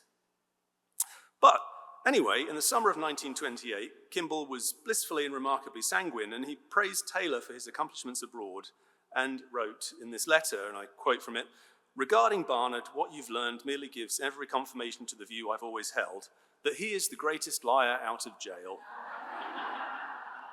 So anyway, so sounding this note of complacency, Kimball felt confident the museum possessed a large, authentic portion of the cloister, and that romantic stories from dealers about an object's origins or history were just part of the trade. He also stated, and I quote, "To call them all liars, however, would leave us in the position of the Metropolitan, which has the hostility of all dealers." I mean, this is 100 years ago. No one thinks that now, obviously. No one, not at all. And in any case, and Kimball perhaps might have been better off having a bad relationship with dealers, as we'll see. And indeed, Kimball made subsequent purchases supplied by Guva to Barnard of 2 portals connected to Saint-Genis. They had certification from the mayor, so there's one on the left here, which were demonstrated as being fakes by Amy Vandersel in the 1980s. Then he decided to cut out the middleman, so he stopped working with Barnard, so Kimball then bought from Guva, so he bought elements to make a Gothic chapel, and then also the Cuxa fountain in the middle, which in and of itself is a complicated story. There were perhaps also discussions about swapping this one with the cloister for the Saint-Genis fountain, but Breck didn't favour it particularly. It just seems that Kimball, but there were questions that Kimball could have asked here and he didn't, and I just don't know if that's directors directoring and just being a little bit too spread thin to think about all of this, or if it was just the pressure and the desire to move forward, bit of both, I suppose. Now, the subsequent history of the Saint-Genis cloister is told wonderfully by Madame Mallet, actually, and who also lived this story. And to relate it briefly, the cloister at Ménul and elements from the Louvre were returned to the French state and found to have alphanumeric markings on the stones given to them by Guva when they were removed in 1924. So this allowed a reconstruction which demonstrated that only 3 of the white marble piers and 1 column in Philadelphia could have been in situ. So the piers here, for example, we know are real. Explaining the rest hasn't been resolved completely, I suppose one might say. I mean, museum staff, so Dean Walker and Ida Discan and others over the years, have believed that some capitals in the scheme are old or perhaps drawn from other sites nearby, but there are others that have imagery apparently derived from Ménul or from the existing capitals at Saint-Genis, with the striated surface that you see on the right here, coatings, this weird coating of pitch and varnish, and they're hard to imagine as anything really other than pastiche. And you see there's part of a view of the reconstructed cloister at Saint-Genis, so something that's been taken away, then put back, a happy story, in a way. Not maybe happy for Philadelphia, but never mind. But it's well known that Cuxa in 1925 had access to marble from the quarries at Villefranche-de-Conflans when assisting Barnard and the Met in completing the Cuxa cloister, and that was perhaps opportunity enough for some creative cloister making. And again, you know, and it's funny because Kimball seemed to have a lot of sympathy, a lot of time for Barnard. Like he didn't want to almost give him a hard time about this. It was kind of interesting. And there's even a note from Kimball in the file saying, well, you know, Barnard paid $100,000 for this. We paid him $100,000. You know, I kind of feel bad for the guy. Anyway, it's interesting. So to complete the galleries on schedule, uncertainties were put aside out of necessity or desire, as I've said, and institutional focus shifted towards installation. This task was accomplished by Erling Peterson, who was an architect and assistant to Kimball, in coordination with the offices of the building architects, Trumbauer, Zanziger, and Bory. Quite an intriguing aspect of the planning, though, was the engagement of Kenneth Conant, architectural historian and archaeologist expert on Cluny, with whom Taylor had shared sketches of the museum's new architectural acquisitions at Cluny on his trip through France. Kimball, and especially Peterson, though, so Kimball was kind of out of the conversation here, was talking to Conant to garner his opinion on the building details around the objects to ensure the accuracy of finishes and materials, and he really asked specific questions, I mean, mundane ones perhaps, but about wall treatments and finishes, flooring materials and arrangements, how best to roof the cloister. See this drawing by Conant on the right, the sketch of different alternatives. And Conant provided opinions. He offered his books of photographs of cloisters and other monuments in Europe, drawings, as I've shown you, for the beams and the cloister roofing. There was another he provided for the portal pavement based on Cluny. There's this interesting niche design and interstitial gallery that we have between the portal and the cloister that he said he was trying to base on Santiago, which of course he knew well, or other Spanish churches. So in a way, you know, all of these things are supported by historical precedent. The letters also reveal an early idea to install the cloister with a step down into a sunken garth with earth in the corners and plantings. And that's an effect that Conant compared to the Japanese court at the MFA Boston, and I quote from his letter, "Charming with its pebbles, earth, and water."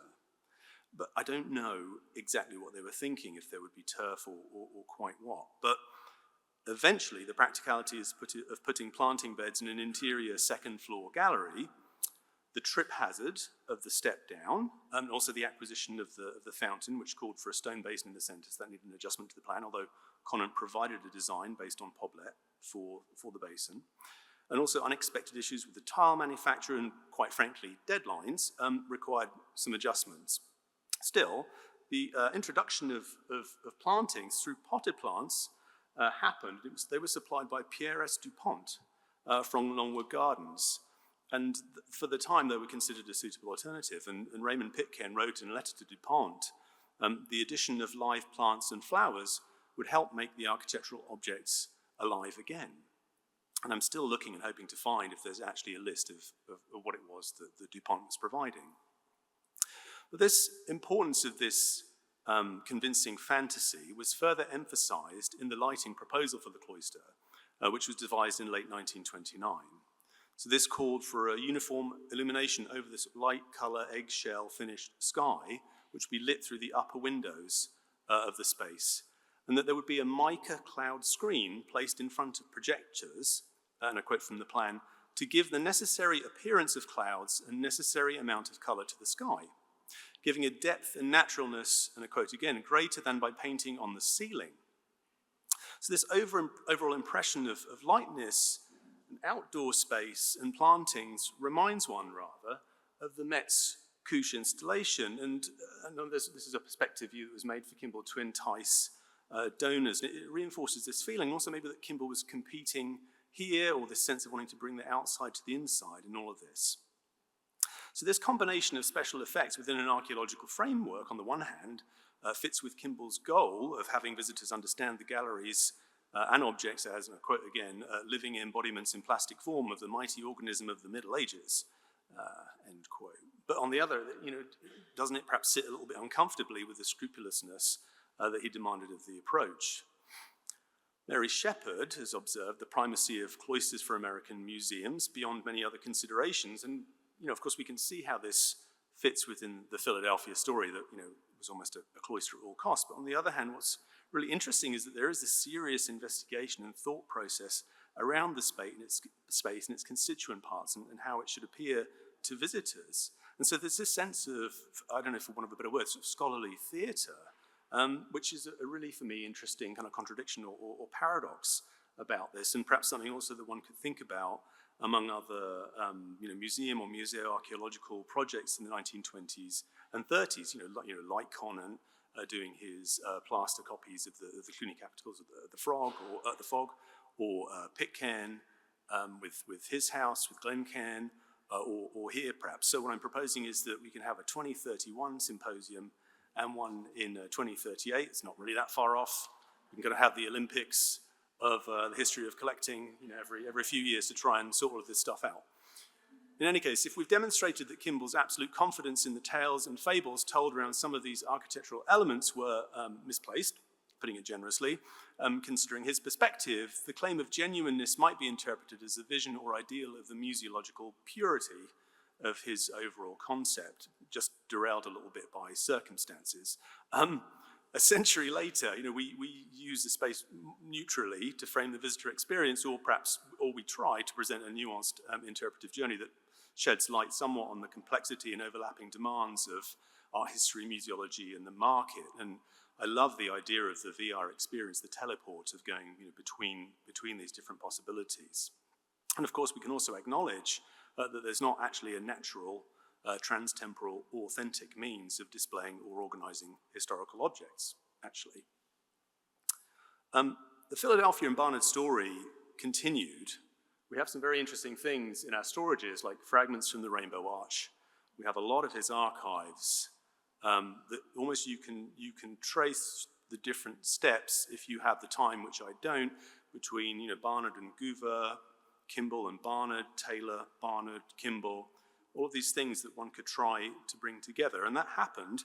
Well, Barnard and Kimball had a fairly agreeable relationship, actually, even after Kimball had moved on to deal with other dealers. But for us, it's marked by the acquisition of L'Abbé. So that was Barnard's second collection that was installed after the removal of the Cloisters collection in 1936. Its future uncertain after his passing, so the acquisition for us was agreed in 1945, so a long time afterwards. But that's also why a lot of his other material ended up at PMA. But there are 200 objects or more that we have from that gracing our galleries, many of them. So it's a legacy and history that we're proud and happy to share and explore with you here at the Cloisters. And I'd just like to wish you a very happy anniversary.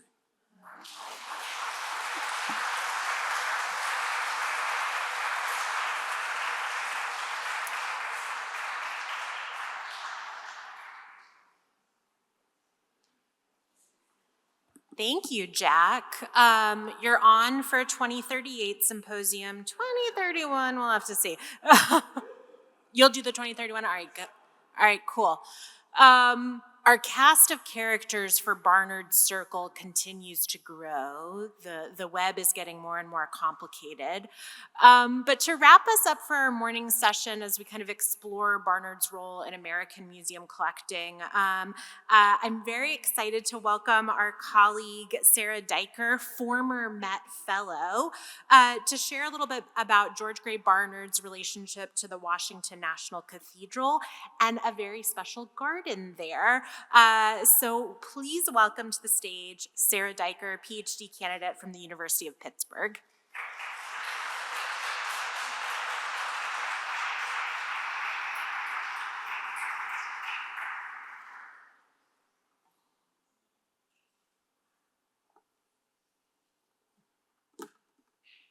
Hello, everyone. All Right, thank you for being here with everyone today.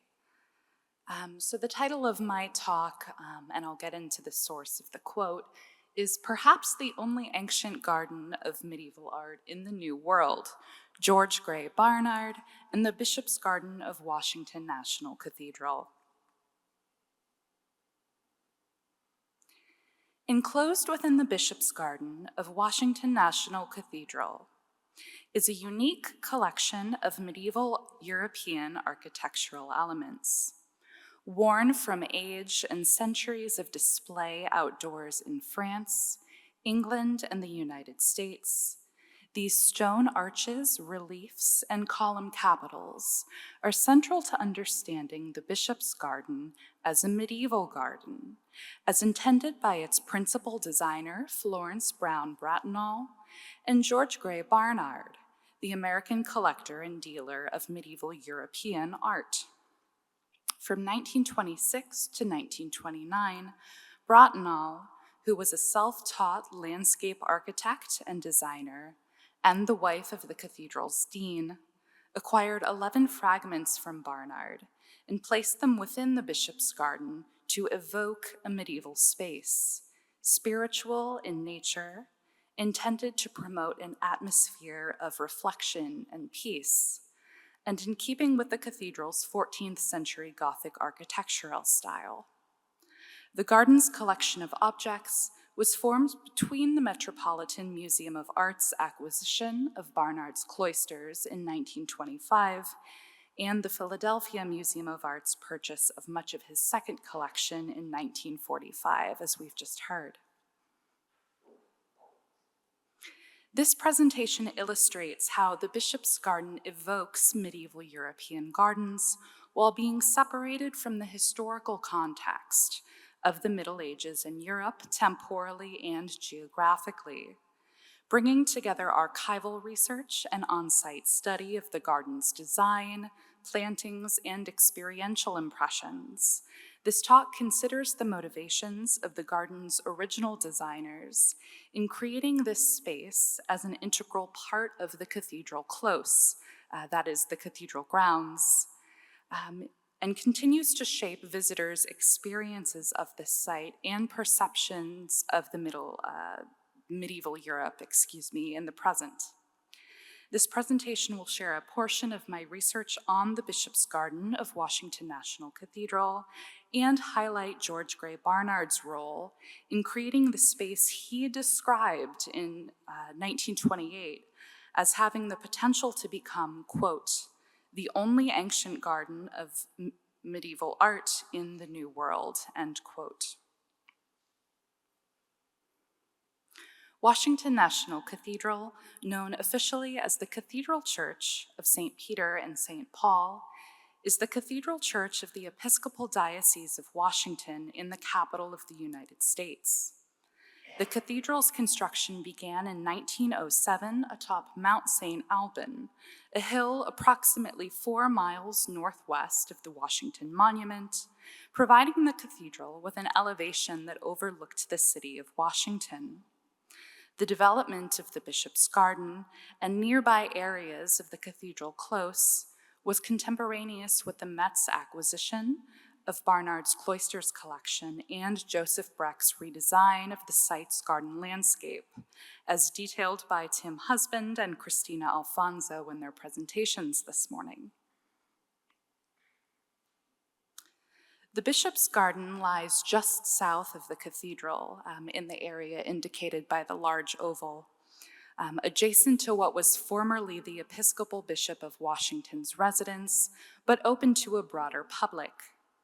The garden comprises 3 acres and the most intensively cultivated part of the cathedral close's nearly 60 acres. The initial plan for the garden was developed by the Olmsted Brothers landscape architectural firm of Brookline, Massachusetts, and Florence Bratenahl. The Olmsted Brothers firm would later develop the plans for Fort Tryon Park and the grounds of the Met Cloisters.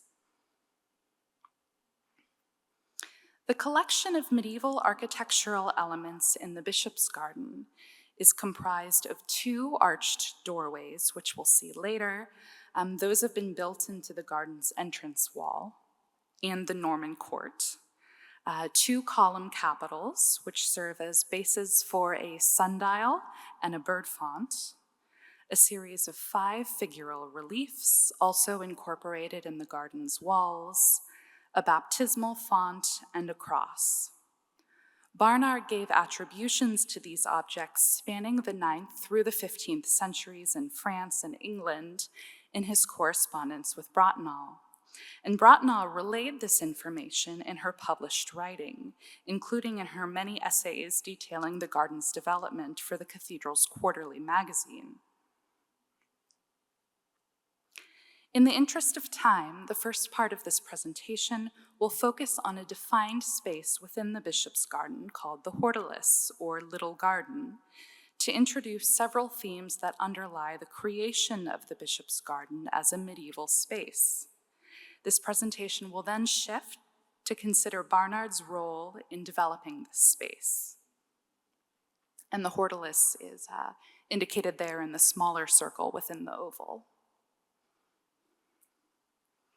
The Hortulus is a small herb and flower garden enclosed by boxwood and centered on the first object Bratenahl acquired from Barnard, a baptismal font, said by Barnard to be from the Abbey of Saint-Julie in Ain, France, and of the 9th century.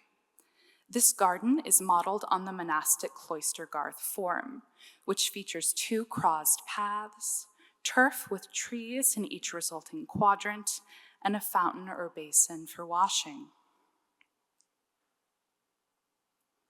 In developing the Hortulus and the larger bishop's garden, Bratenahl sought stone and plant material with historical associations for their ability to lend those associations and a sense of age or antiquity to the newly developed grounds.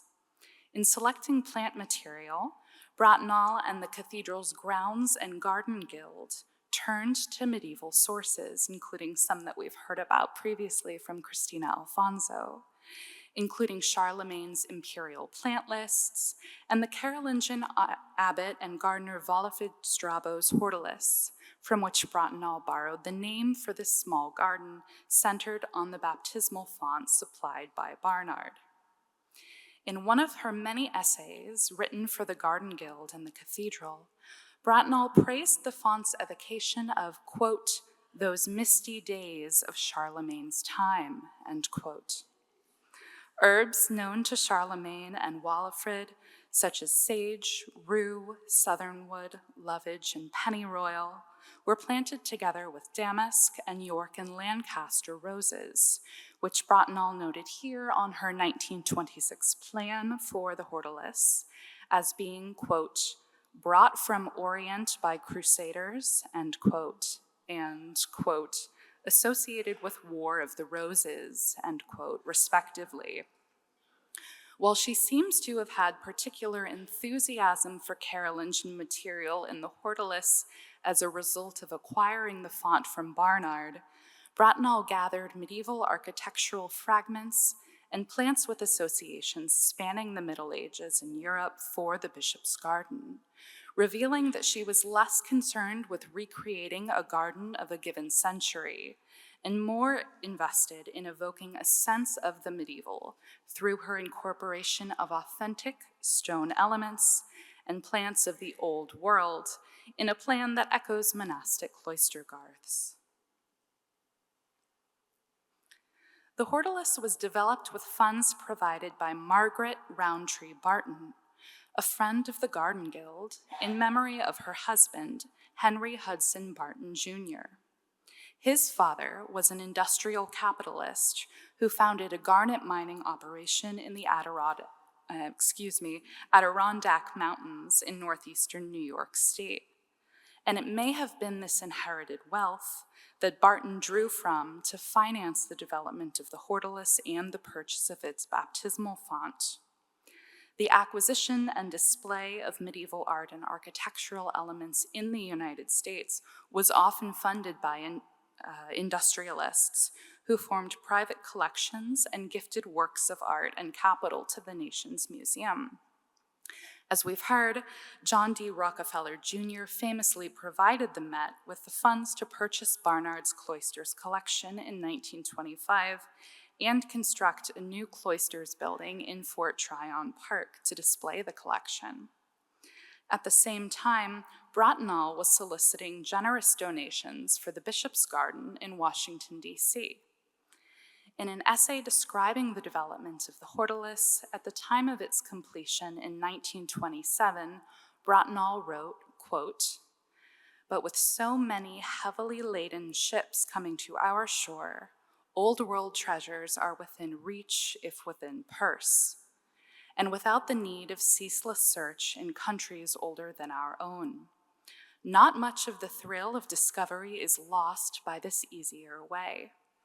Think of watching great objects uncrated, ancient carven stone with moss of France still upon them, columns, capitals, figures, odd broken scraps, ruined monastery or abbey, records of Gothic and pre-Gothic years rescued for America, to teach, to lead the way, to inspire," end quote. As this evocative passage suggests, Barnard collected most of his material in France, where it was available to those looking to appropriate the history of France and Western Europe more broadly. In his correspondence and efforts to sell his second collection, Barnard suggested that the passage of time and presumably the destruction wrought during the First World War made it possible for him to form a second collection. In a letter from 1929, Barnard wrote, quote, "My cloisters are the result of years, 1904 to 1914, given to excavating and to collecting lost fragments throughout France.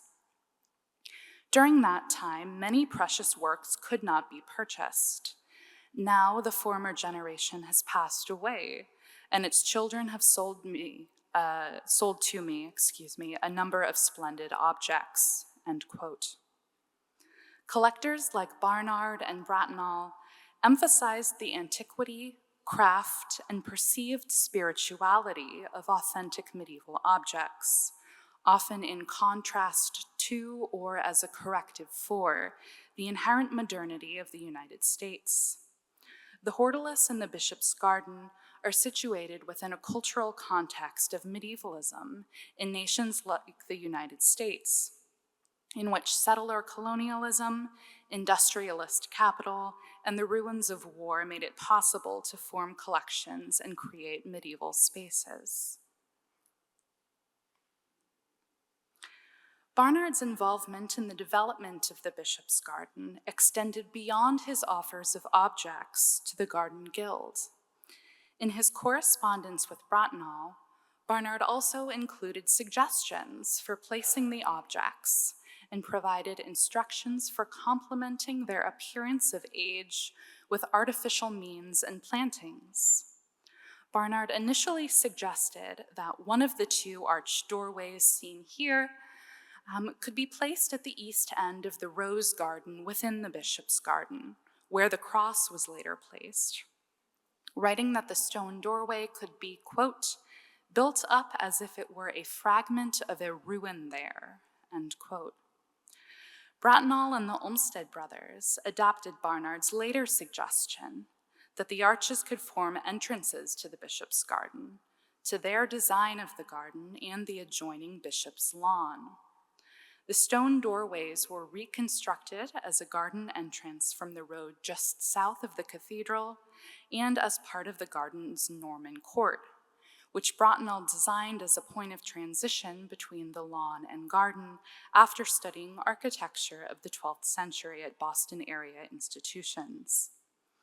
To enhance the sense that these arches had stood in place in the garden for centuries rather than weeks, Barnard recommended that the workers reconstructing the arches wash out the surface of the joining mortar between stone elements before it fully dried. In describing this process to Bratenahl in a letter from 1928, Barnard explained, quote, This will give an antique appearance to the cement as it will wash it backward between the stones, as if it were worn by the rains of time. Not to do this would make the whole work look new," end quote. Barnard also recommended that the Garden Guild grow ivy at the back of the stone doorways, furthering the impression of age and the integration of these medieval architectural features in the garden and landscape of the cathedral close.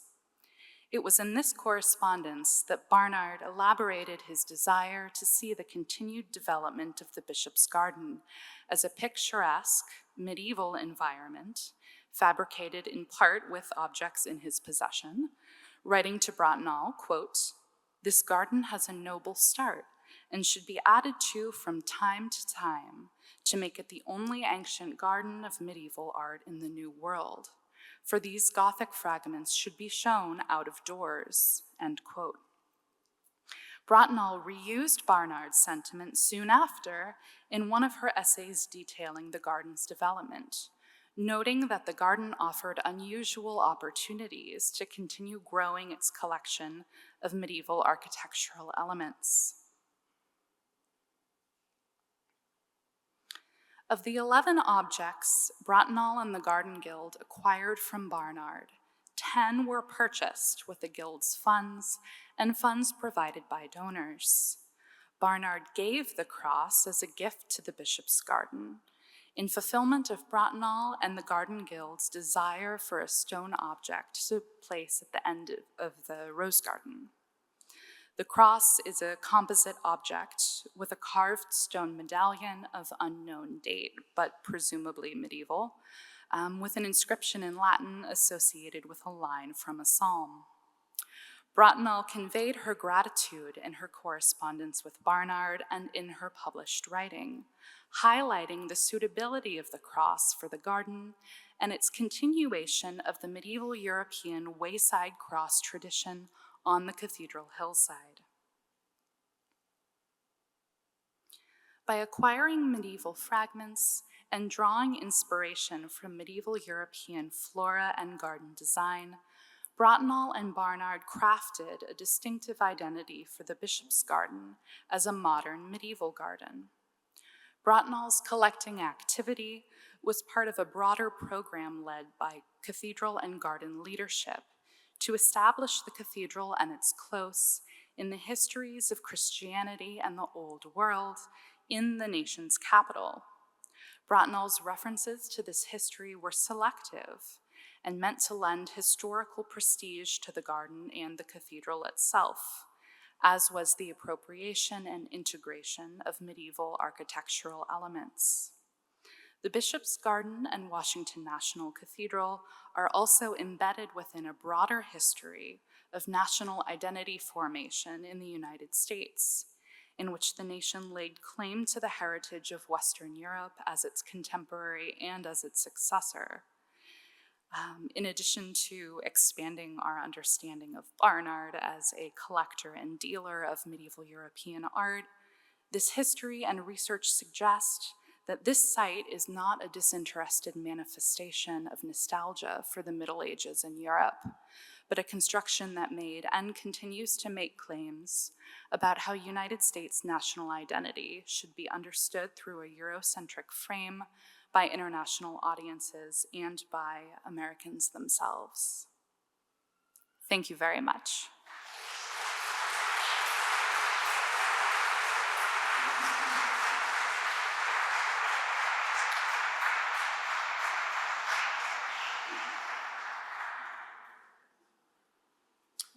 Thank you very much to this morning's speakers.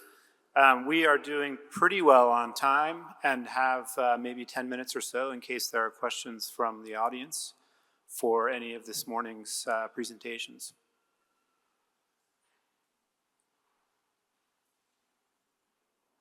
Yeah, Jack. Do we have mics coming? Just because this is being recorded.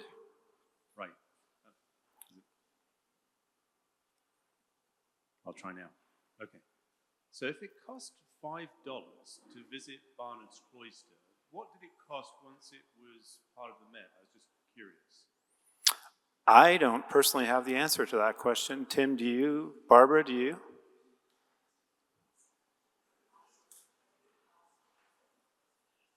The cost of admission for visiting the cloisters once it was taken over by the Met? 25 cents. I believe students were free when Barnard was still alive. Students were free when Barnard was alive? Yeah. What a bargain. Any other questions?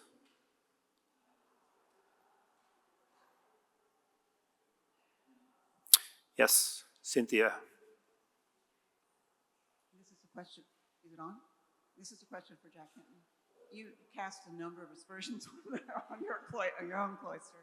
How many of the actual capitals are authentic in your estimation?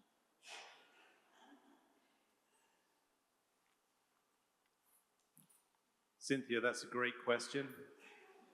And I'd probably have to sit with it for a while. I mean, you know, so obviously we know, you know, the three white marble pillars and one capital and column, you know, we can tell are right because we can document them at Saint-Denis. You know, there have been some studies, for example, way back 15, 20 years ago, maybe longer. Ida, for example, wanted maybe another, you know, 10 or so to be okay. It's really hard to say. I mean, they are very generic. On the other hand, others, you know, really seem to copy Manuel / Saint-Denis pretty closely and can't be right. And there was an interesting study made by Francois Baron back in the day that was, you know, really trying to say that hardly any. I think it's something perhaps we'll, you know, hope to come back to. And in the meantime, you know, it's a really quite complicated space, isn't it? You know, I mean, obviously we have the possibility to talk about a cloister and what that means, you know, within the overall picture of the medieval world. Yet, you know, the cloister itself we have is complicated, and we're constantly trying to kind of work through those layers. But I suppose, you know, we all are, right? So I guess the short answer is, let me get back to you.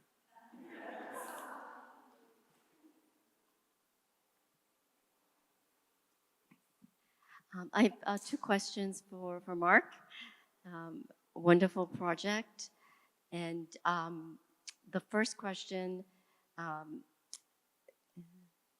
Marc, c'est une question pour vous, s'il vous plaît. Deux questions.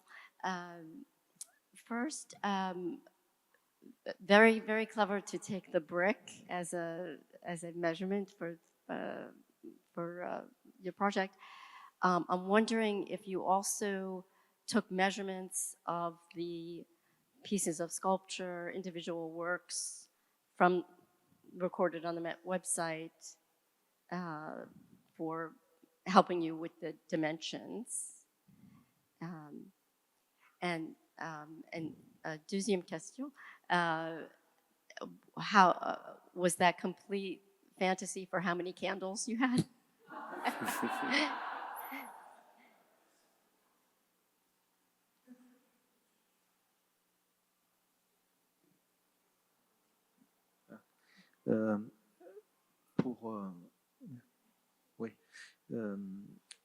Nous n'avons pas pris de dimension.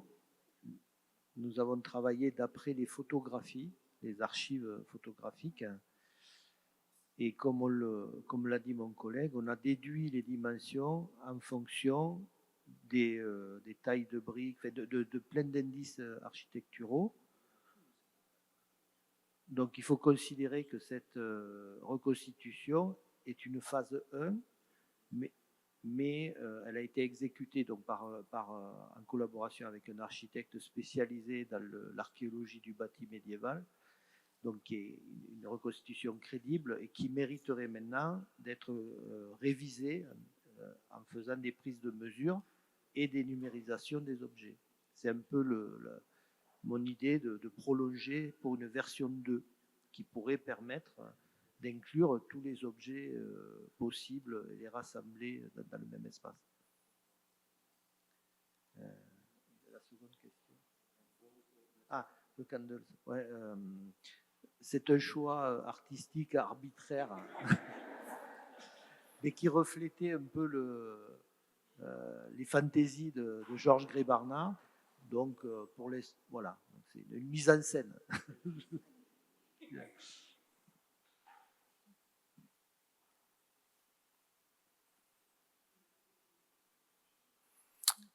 Any final questions? In French.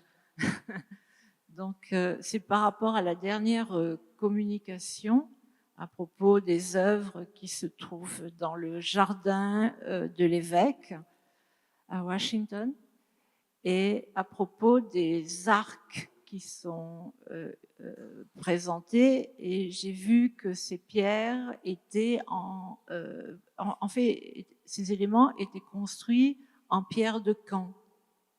C'est ça, donc de Normandie, la pierre de Normandie.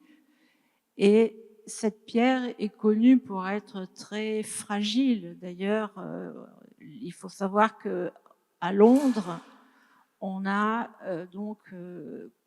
construit notamment Westminster avec les pierres de Caen et qu'il faut régulièrement changer les pierres qui sont abîmées.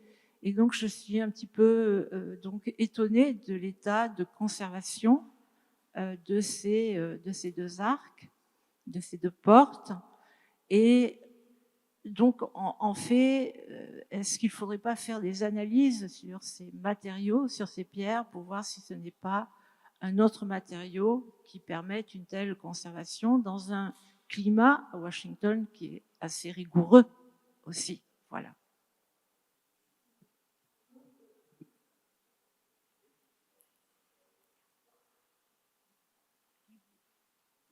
Could you do a quick summary of that for the person who's asked the question?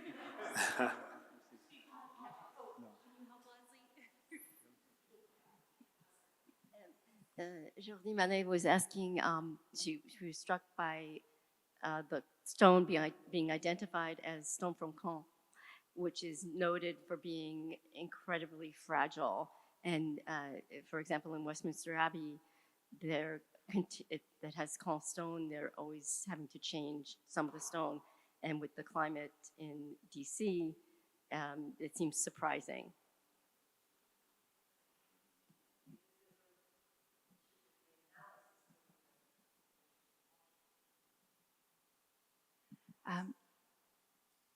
Thank you to Leslie and Barbara, and thank you for your question. So the objects in the Bishop's Garden, most of them have undergone recent conservation by an external conservation lab brought in by the Garden Guild. The attribution of the stone, that's somewhat of a question. It comes in part from Barnard's correspondence that has been repeated in Bratenahl's publications, continued to be repeated by All Hallows, the Garden Guild. And while there is some information on that in the conservation reports, which I'm more than happy to share with you, they are publicly available. But this question of the durability of the material comes up even in correspondence at the time. I wasn't able to get into it too much today, but the Olmsted brothers, Olmsted himself, warned Bratenahl and the Garden Guild specifically against the acquisition of pieces from Barnard's collection because of the difference in climate from where they were attributed to, and then Washington National Cathedral in Washington, D.C. It's a much, much different climate. Barnard, perhaps unsurprisingly, would reassure Bratenahl that, these objects have been exposed to elements and many centuries outdoors. Surely they are stable enough for display in the garden here. So it's a question at that time that has continued on today, requiring very intensive conservation of these objects. I would also say that the Garden Guild, they maintain the romantic approach of the designer, Florence Bratenahl, and so except for cases where there's a conservation issue that threatens the stability of the object, they tend to appreciate visible growth and microorganisms in the sense that it furthers the impression of age and this fantasy that these objects have been in this space for centuries. So thank you so much. And as I said, I'm more than happy to share that material with you. Sarah, in that vein, it was interesting to hear Bratenahl talk about the ancient moss of France still being present on these objects as one of the aspects of their allure. I think that we'll close the morning there, and there are a few announcements about things that will be happening during the lunch break, so I will pass things on to Christina. But please join me in thanking again our speakers from this morning.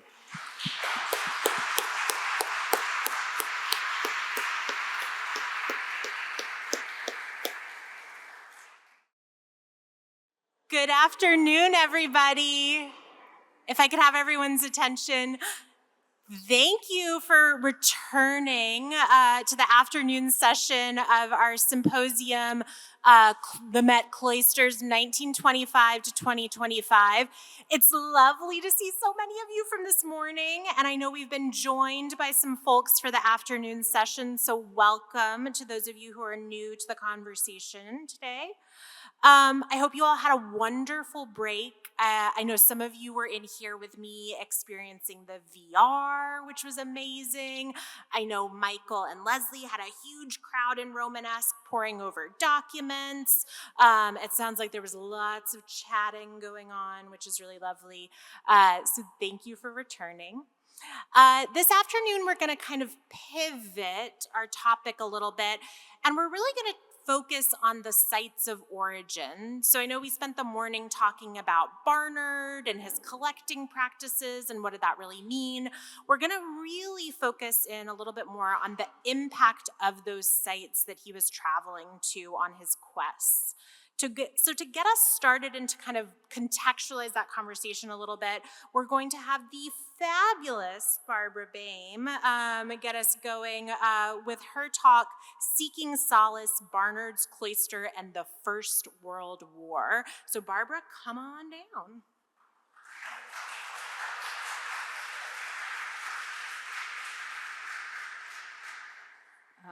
I don't know the fabulous Barbara Boehm, but I do know Barbara Drake Boehm, and I've been asked to step in for her today. I'm not really talking about sites of origin, but what I am talking about is something very European and American, and that resonates for what will follow today. It is often said in the literature that when the Barnard's Cloisters opened in December of 1914, that it was done for the benefit of French sculptors' families, and we know that from this kind of discreet little advertisement that appeared in the local papers. But it tends to be a throwaway line, and there isn't a lot more given to thinking about what did that mean in the context of Barnard as a collector and as an assembler of this new place in the New World. When it opened the week before Christmas, Barnard was 51 years old. Now, why did he do this? Why did he make it for the benefit of French sculptors' family? Was this a marketing gimmick, the way we've been hearing about Barnard this morning and his negotiations? You might think he was doing that, maybe trying to pull at people's heartstrings. Maybe it was a sentimental nod to current events. Or did the war leave some kind of indelible mark on Barnard and his collection, and ultimately on this museum? And I would like to look at this a little bit because I'm inclined to argue the latter, that it really was something profound for him. As you will remember from the timeline that was laid out this morning in several of the talks, the final shipment of Barnard's collection that he had amassed over the time that he was in France reached the United States in January of 1914. In August of 1914, Germany declared war on France. This was a buildup after the assassination at the end of June. And by September, so several months before the opening of Barnard's Cloister, the world was shocked by the shelling of Reims Cathedral in September of 1914. This galvanized public opinion on both sides of the Atlantic, this unconscionable act, this horror of destroying this great work of art. And what ensued was a true propaganda campaign, propaganda not in the negative sense, but of making known just what had transpired. And you see two of the most famous images from that on the screen. On the left is a postcard with enhanced color, right, to increase the drama of it. And on the right, a poster in which Germany is represented as a club-wielding, brutish King Kong kind of figure, brandishing a club that says Kultur in German on it, and carrying, as he crosses into America, underneath where it says enlist, it says America, as if he's stepping onto American soil, a maiden in pale blue silk, bare-breasted, representing proper culture, I think. These kinds of images also appeared at the time in things like stereoscopes, those things that people of that generation had that they could look in kind of a 3D. It was the VR experience of circa 1900. And it was, you could look at Yellowstone Park or you could look at Reims burning. Right? This was across the country a moment of real reckoning for people of German descent. In the town where I grew up, Columbus, Ohio, a German community that had been well established in before the American Civil War, suddenly were completely ashamed of being German, stopped speaking German, changed the name of Schiller Park to Washington Park, that kind of thing. It was so notorious that the people at Michelin Tire had the bright idea in 1920, so after the close of the war, of creating a book which is known as Reims and the Battle for Its Possessions. It was published in 1920. It was an illustrated, part of an illustrated guide to the battlefields of World War I. Why did they do this? Because then you would drive your car and use up your tires, driving around to look at all these places in France that had been damaged during the war. But you get a very strong sense from this dramatic black and white photograph of just how consequential it was. And interestingly, a cartoon appeared probably in the Newark Evening Post, for which the artist worked. His name was Luta Pease.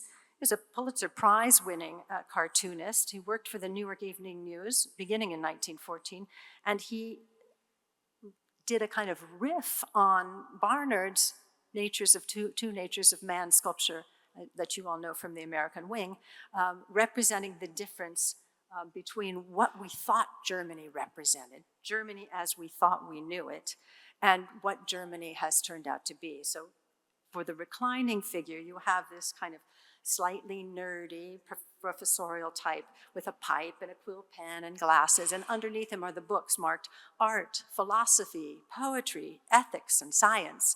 And emerging from him, of course, is this terrible hairy beast with a kind of Kaiser helmet on. Barnard himself was undoubtedly affected by what happened, as was most everyone in the country. He wrote a letter to his mother in which he said he's paralyzed by the horror going on in Europe.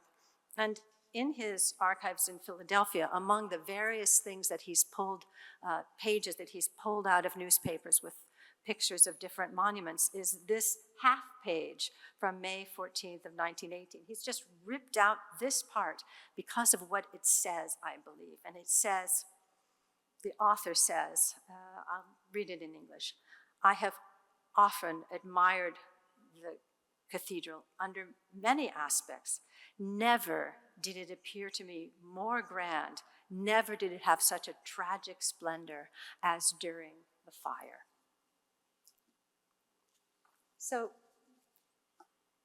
he's 51, he's opened his cloisters, it's to benefit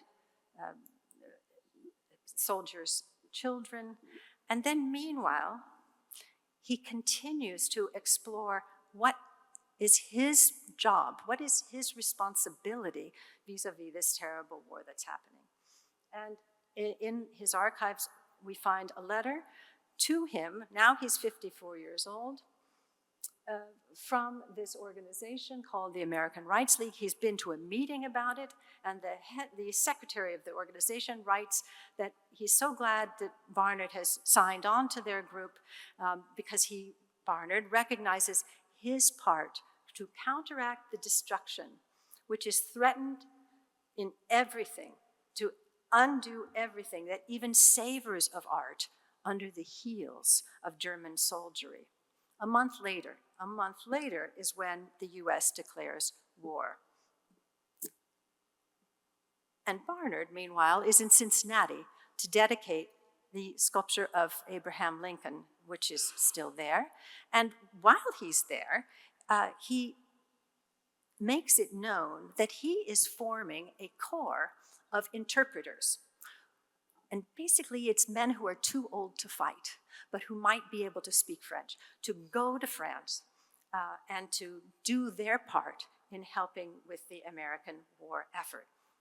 And so he receives a letter from a publisher written in French in Cincinnati, wanting to join up with this corps.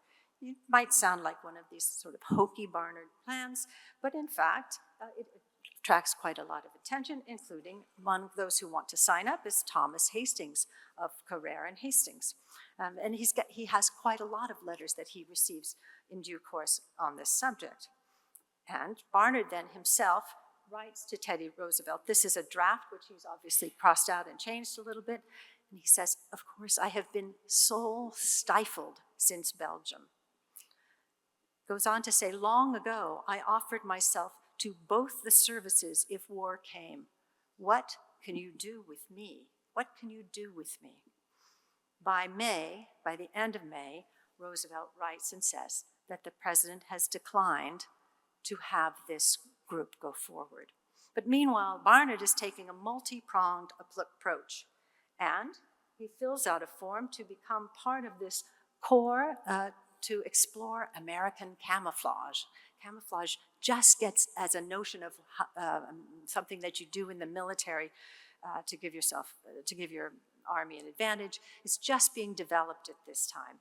And he fills out the form and he says, where it asks if he's available, "If I don't go with Roosevelt, where I am now enrolled." So he's trying out these different things all at once. And he references the fact that he knows the man who has written the then recently published book on concealing coloration in the animal kingdom, whose name appears on the list of those who went. Abbot Thayer is the author of that. And these are the gentlemen who in fact go, and they sail in January of 1918. Barnard doesn't go. He doesn't sail with Teddy Roosevelt. He doesn't sail with the camouflage group. And so what he has is his French Gothic monastery. So what does that look like? When we look, we can see that there's an image of the Virgin and Child presiding, that she's framed in an arch, that there are standing candles, single figures of saints, and tomb slabs, front and back. As we've discussed already, it's oriented like a church, right? You enter at the west and you move towards the east, and the first thing that strikes you is our Knight of the Dalry family. Now look, there's a Virgin and Child on 3 sides, plus one behind that we can't see. There are lamps. This is a vigil maintained for this Crusader figure, crusader figure, surrounded by images of mothers and sons. And here he was acquired, right, this figure, it was acquired in 1910. And as I like to say, whenever we look at this exquisite recumbent figure of a soldier, nothing happened during the war that this guy would not have been perfectly content to tell his mother about. And in the evening, he's seen under candlelight. So this gives Barnard a place where he can address his own concerns about his lack of involvement in the war effort. And meanwhile, he continues to express that this has been something very much on his mind. And he writes a letter in 1919, and in French, but he says, in spite of my ardent love for France, despite my desire to sacrifice myself for her cause, I could only offer her the smallest service from afar. And then what comes? A response from the gentleman to whom he had been writing, François Flamand, in 1920, acknowledging Barnard's contribution to the war effort. I'm showing you on the left-hand side one of the prints published in L'Illustration. So that was the magazine that Barnard was reading and pulling out pages and pulling out bits about Reims.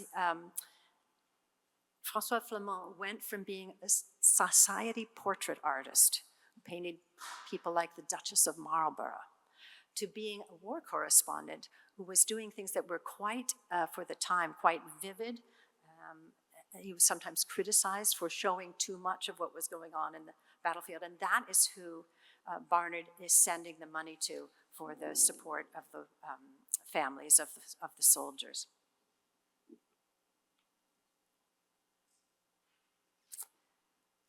The love of France is unquestionably one of Barnard's motivations in his engagement with issues around the war.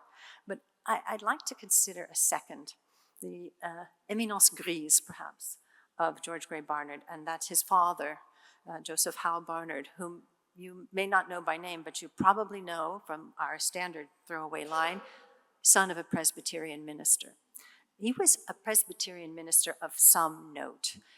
His sermons are all preserved. They are all tied together with silk ribbons. They are lengthy, they are erudite, they are progressive in their outlook, and he talks a lot about the war in several long sermons, and about the relationship between France and the United States, a very close relationship dating from, of course, from the time of the American Revolution. And in this one particular sermon, he begins with a kind of poetic riff on the Marseillaise, and then he moves through Francis Scott Key and on to the Battle Hymn of the Republic, and he types out the entire final verse, in the beauty of the lilies, Christ was born across the sea. And this is all in support of the American celebration of Fête Nationale, the 14th of July, what Americans call Bastille Day, which was being encouraged from the White House. Can you imagine? And here, in fact, is an image of US troops in Lyon in 1918 on Bastille Day. And on that very day, a French flag was flown from the White House. Joseph Barnard's sermons are full of quotations from hymns. They are poetic. There are lengthy metaphors about light, about his love of nature, but especially about light, I think, and his connection to hymns, and he's a regular correspondent with his son. I think then it is no surprise if what we next see coming out of Barnard's Cloisters is this program, The Dream in the Cloisters, as laid out with the cast on the right-hand side, and a poem to go with it called A Prayer in a Cloister. Now, the invocation of the names of saints is perhaps a bit surprising in the context of someone raised in the Presbyterian tradition, not perhaps in the hymnist tradition, though this is arguably the worst rhyme you will read anywhere. Notice the rhymes that are used. There's Michel as well, Guillaume, home, Provence, défense. And then the line, for these wee lambs make winds of war less wild. Well, we may not have to embrace the poem, but I think we can understand that this sentiment, that this impact of the war is still very much present in the mind of the hymnist, who's a woman. I'm embarrassed to say that she's a Wellesley alumna, and every place makes mistakes. But she was quite well known, and this was her poem for that occasion. The final date of the performance is May 16th, 1920. Does anybody know what that date was? That was the date of the canonization of Joan of Arc. Joan of Arc was not canonized until the 20th century, and here's Barnard's drawing of Joan of Arc, undated, out of context, but in his archives nonetheless. And oh, by the way, for the March 14th performance of this, there were 50 boy choristers who came to sing. These boy choristers were housed at Libby Castle, which was on the property that is now part of the Cloisters, and at that time was being leased from Rockefeller. So no doubt Barnard was very politically clever in bringing in these choristers on a property in this area to perform as part of this. There was another poem here, again from the Isabella Fisk Conant, who wrote the previous poem, from which I quoted to you. This one mentions, it uses alliteration a lot. She likes alliteration. The medieval mood monastic. But she says, for the sake of children, from war's waste unshielded, this fane is now a beacon light, not faint. And then goes on, cloister arches are beauty's own, and truths eternal tell, war's tread marks time, but beauty farther marches. So she's setting up a difference between what happens in war and what happens in the face with beauty, good and evil, right? Beauty and war.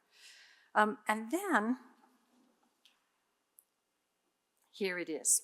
And I'm sorry, I did steal this from Alamy.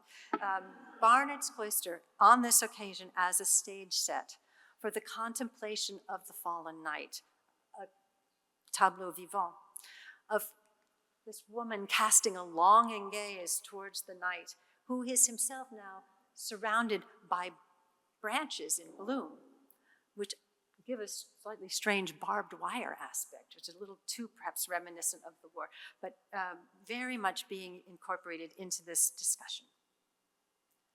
2 years later, in the New York Times of May 13th, was an ad for this performance, and it noted in the paper, this will probably be the last entertainment to take place at the Cloisters, as it is to be sold. We get in this yet another poem with the same tendency towards alliteration. In this case, stained sunbeams stream. Here sleeps Crusader, and here broods Madonna. Keep afire this torch, these cloister arches, where under beauty, like a pilgrim, to her restoring shrines, her cloisters as a restoring shrine. All of this in support of this effort, which was a prototype of what we now think of as Save the Children, right? This is specifically to help the children who have lost their parents or otherwise fallen victim to the First World War. And they take an approach similar to today's Save the Children program, where there's a virtual adoption. Each of these children is photographed with a number, then you can read their bio and you can pick the one that you want to support. All of this going under the auspices of Barnard's Cloister. They raised $11.5 million in 3 years, mostly for education. This was a ministry for George Grey Barnard. 1923, he's following up in a different kind of angle, this time on behalf of something called the Institute for Crippled and Disabled Men. And he sends a check, And he says in it also that that he's being acknowledged, also with the desire to help these boys through my cloisters. He's looking for yet another way that he can do something. In this case, he's suggesting a benefit performance that might do something to help the consequences of this war. He never stops coming back to it. In 1936, he receives the Medal for Patriotic Valor. It's a new thing that they've just come up with, a Medal for Patriotic Valor from the Military Order of the Purple Heart. Now, by this time, the Cloisters, the original Cloisters, has been sold to the Met through Rockefeller, and he turns his full attention to the Rainbow Arch, which is this peace movement that he is obsessed with at the end of his life. In his drawing at the right-hand side, on his upside down on his house stationery, he's drawing a guard and he marks it, guard, sleeps in the snow in trenches, snow piled high, just the kind of image that that was so widely disseminated at the time. And he's still drawing on our night. This is a drawing, he does call it the mother and the dead son, but you can see that for the outlines of it, he's drawing on the notion of the Crusader Knight. He's apocalyptic in his thinking now, like his father's late sermons. And we have really this sense of his calling. When the Great War ended, I realized Great War arches of triumph should end, that we should create monuments leading to peace on earth. So shift the discussion towards peace, not towards honoring the war. And then the God of destinies has cleared the way that no other than the sculptor has been called,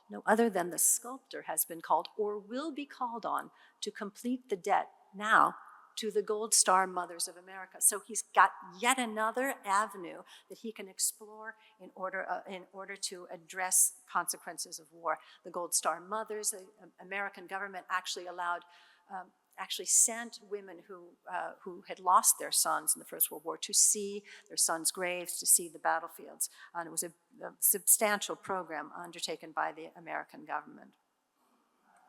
The slide on the left is an image of the Cloisters at the time of its opening in this building. And the only effigy lying on the floor is the Knight of the Dalhousie family. And on the right is the invitation to the opening of the Cloisters. Now, as you may remember, George Grey Barnard dies shortly before the opening of the Cloisters, weeks before. Institutional memory is short. The museum misspelled his middle name on the invitation, a mistake that would surely never happen in our development office today. So let's correct the spelling and soften the record. This is not just a guy with money problems and grandiose plans. I believe he is trying to make sense of cataclysm, of the most horrific event there to date of the 20th century so far. As an artist, to make sense of it as a Francophile, and as a Christian. When the Cloisters opens, the event that he did not attend, having passed on to greater glory, one assumes, John D. Rockefeller Jr.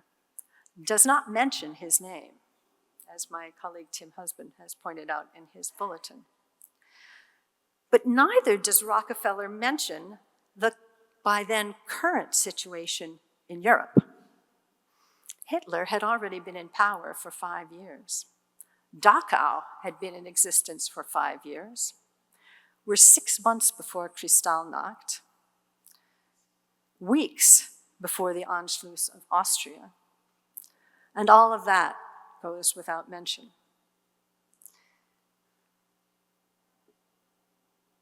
Barnard, despite his much discussed ego, said, "I am but one in the endless procession that moves towards the horizon. Aren't we all? Still, his memorial to all that French culture represented to him and to the sacrifice of the generation of his children remains ever before our eyes. Keep watch. Thank you.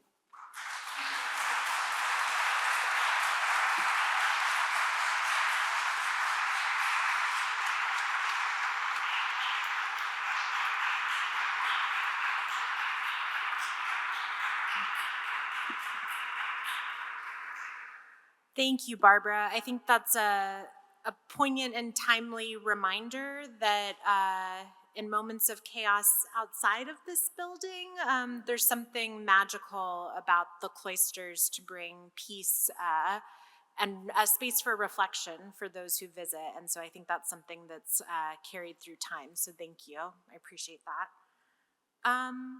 We're going to kind of move deeper into these topics with our next speaker. So we thought that it was important, if we're going to have this kind of conversation about Barnard and the acquisition of his collection, to really think about where these objects came from. And the first person on our list, of course, was Olivier Poisson from Saint-Michel de Cuxa to really share about the history of that site from the French perspective. So I'm very, very excited to welcome Olivier Poisson, former Inspector General for Historic Monuments in France. Welcome.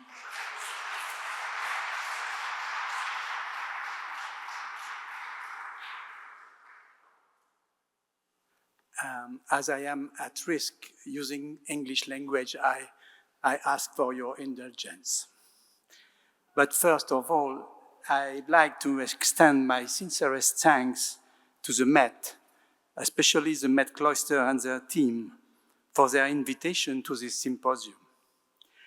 For me, it's the evidence that the link between us, since for 100 years, the Cuxa Cloister is double or shared, as you will. There are two Cuxa cloisters, one on the banks of the Hudson River, and the other at the foot of the Mount Canigou in the Pyrenees, which are neither the same nor different. There are two recent histories, but there are two sides of the same message, that of the art and culture of the past. In other words, our present and future wealth. Cuxa was an important abbey that lived for 900 years. We have no representation of it before this plan, which dates from 1779. 10 years later, with the reforms of the Revolution, the abbey, where only 8 monks remained, was closed and sold. Ruin and destruction began, brought on by the change of use. It must be emphasized that the revolution itself destroyed nothing. Simply, if there are no more monks, what's the point of a church? What's the point of a cloister? It is in this change that the first memory is being built. It's a local, intimate memory. Because the abbey has dominated the country for 9 centuries, and its presence could not be erased from people's minds. Each capital that lived the abbey is like a relic that local society wishes to surround itself with in order to keep a concrete, a material testimony of the abbey.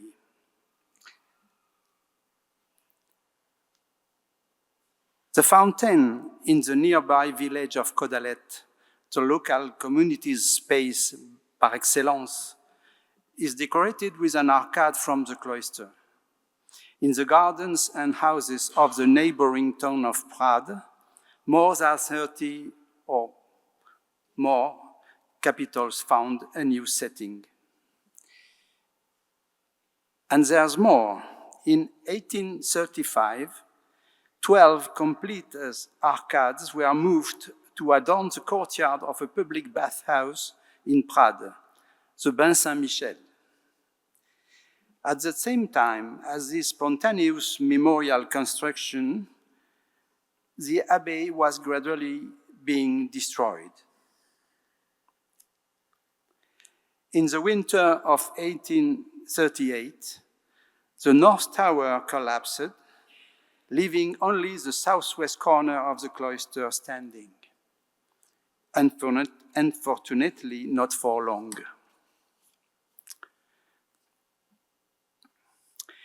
Take a look at this picture, as it is the only one to show us the original Cuxa cloister.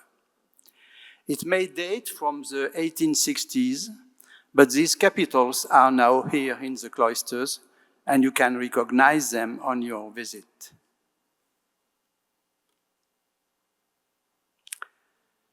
In France, the 19th century was also a century of heritage.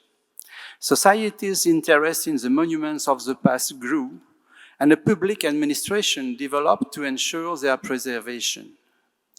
It was a second memorial construction with a national scope. Cuxa was classified as monument historique in 1862.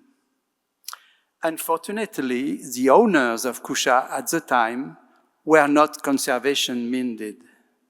Despite the classification, the last arcades of the cloister were destroyed.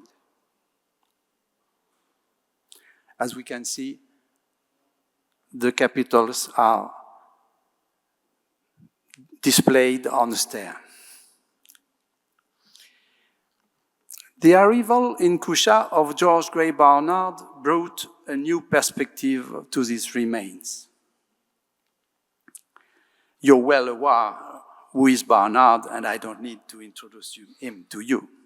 He is an artist, and is not looking for memory, whether local or national, but for works of art, to build up a collection and perhaps a museum. It was among the Saint Guilhem sculptures that he discovered the Cuxa capitals.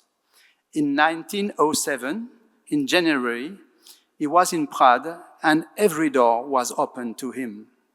In the town's houses and gardens, he bought 38 capitals in the space of a week.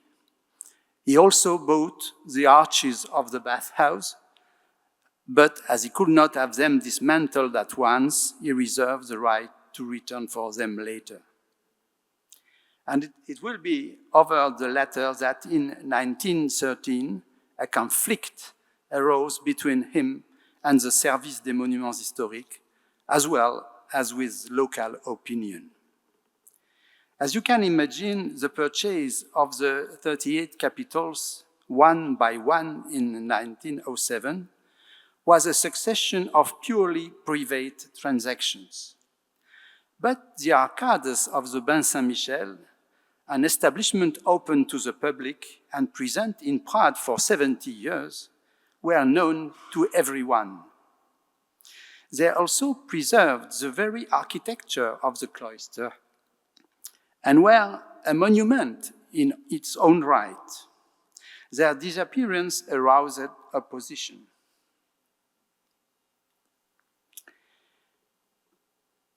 I don't have the time here and now to tell you about this crisis, which is a veritable novel, at the end of which Barnard finally diffused the French government's action and the press criticism by offering France the arcades of the bathing establishment.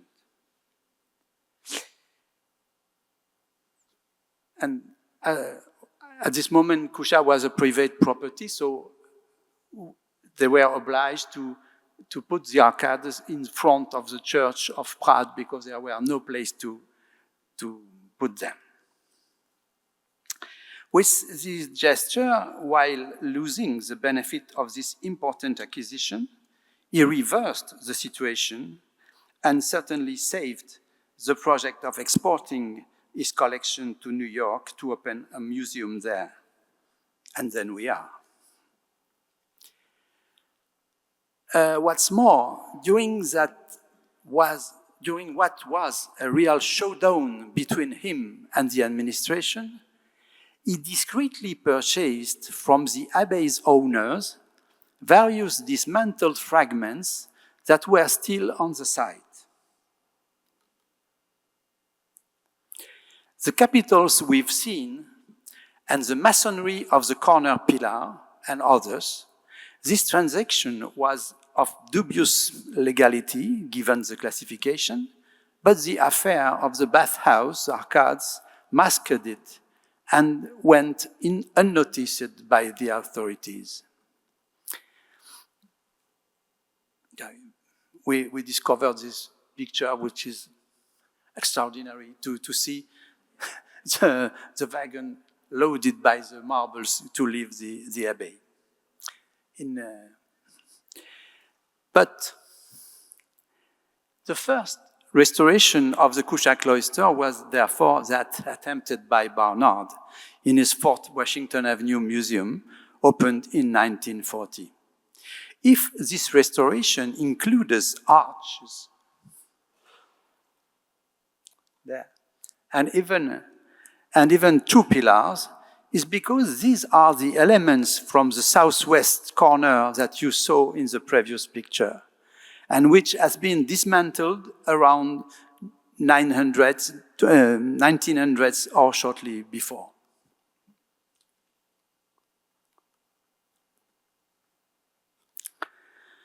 Then came the acquisition by the Met in 1925, which you know better than I do.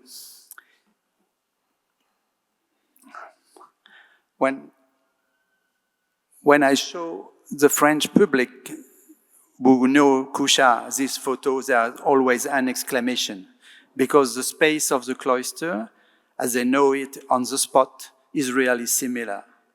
Whether you're in New York or in Cuxa, it's as you are in the same place. The first attempt to restore Cuxa on the spot took place under special circumstances due to the Spanish Civil War. Catalan archaeologist and architect Josep Puig i Cadafalch, the famous author for the first Romanesque art, who has been invited to Harvard University in 1926 by Kingsley Porter, had to flee Barcelona and took refuge with the Cistercian monks in Cuxa for 6 months in 1936.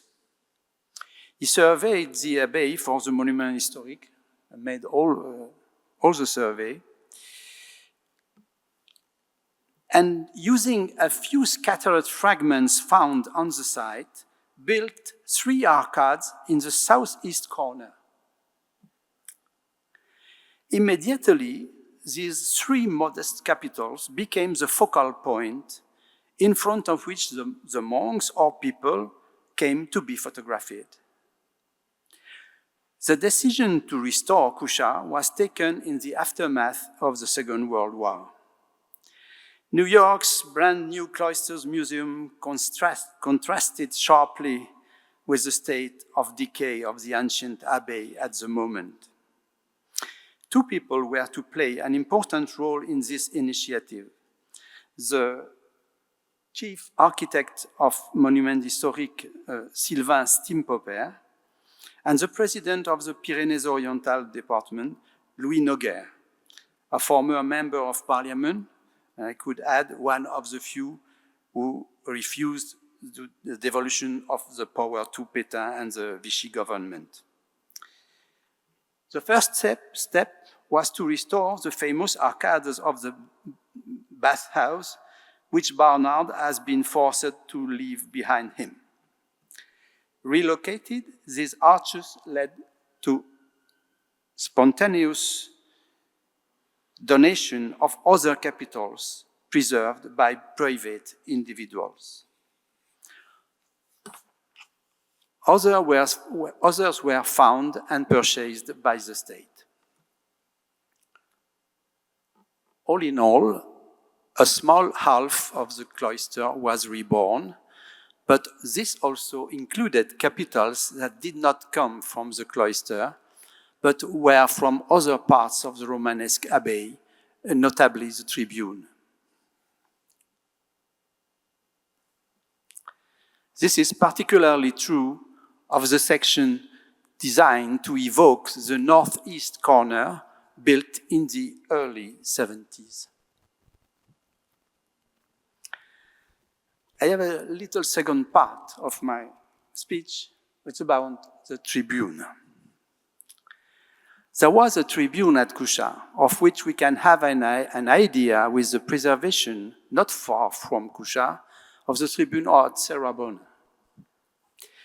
We call it a tribune because it has a raised platform, but it is also, and above all, a choir screen. It was demolished in Cuxa by the monks at the end of the 16th century as part of the church's modernization as depicted in the 1779 plan. You see, no more tribune there, which presumably concluded with the consecration of the new high altar in 1592.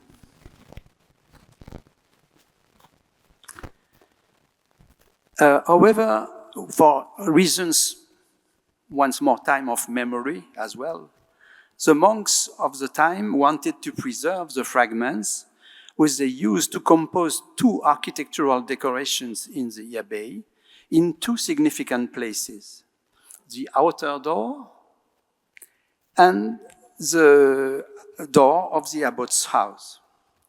In the 19th century, the monastery outer door was dismantled. In 1907, Barnard wanted to buy the abbot's house door, but was refused due to the classification status. In 1913, among the items he discreetly purchased were some of the elements of the outer door, and especially these parts. With the exception, however, of the most important, the pillars, with the figures of Peter and Paul, and the plaques with the symbols of Evangelist Matthew and John. Matthew's is still in the abbey, while John's is lost, but perhaps it will reappear one day. And in 1965, and I don't know by what intervention or what means, the Met did an exceptional thing. It deposited in the hands of the French government for their return to Cuxa more than 60 lapidary fragments that it had been keeping in reserve with a view to the possible restoration of the tribune. It is thanks to this loan, for which we can never thank him enough, that a project for the tribune is possible today, even if 50 years have already passed. We are not yet, but we progress. I will now show you a short video, about 2.5 minutes, to show you what method we used to understand what was the tribune.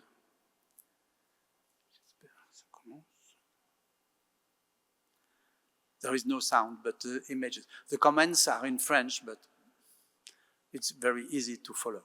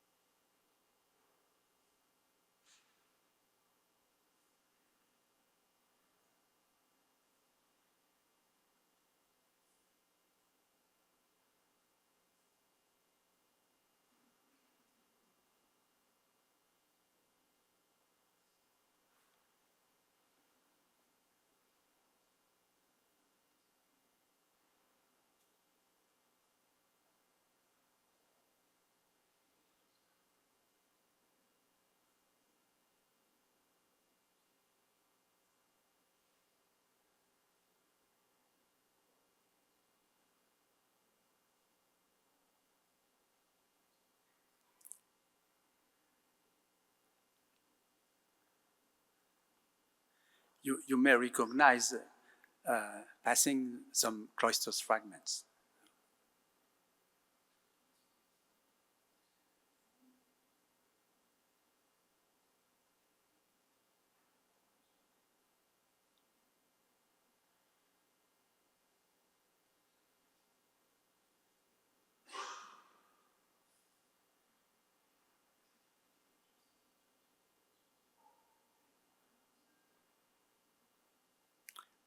Now you have a little visit in the reconstructed space.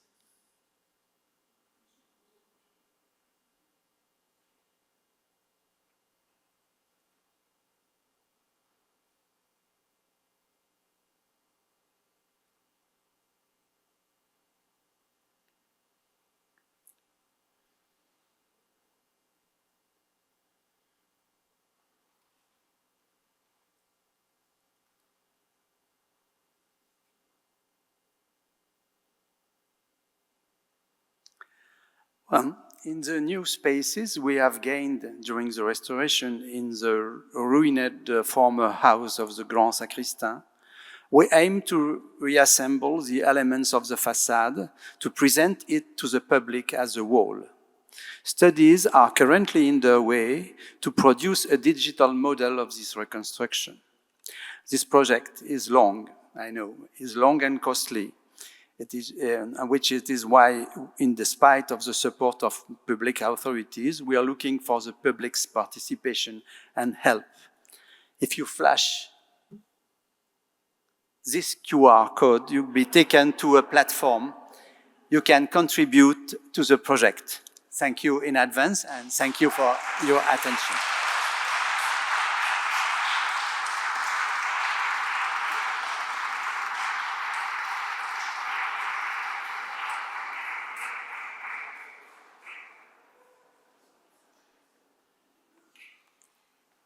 Thank you so much, Olivier. I have to share, I had the great pleasure of being able to visit Saint-Michel de Cuxa thanks to a Met travel grant this past spring.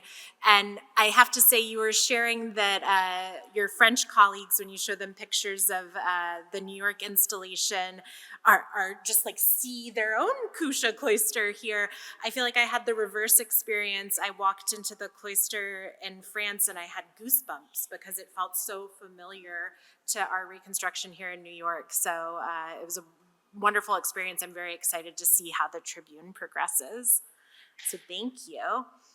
Our next speaker is going to share a little bit about one of our other phenomenal cloisters that we have here at the Met Cloisters, Saint Guilhem-le-Désert. So I'm very excited to welcome Géraldine Mallet from the University in Montpellier to share about her experiences there. Come on up.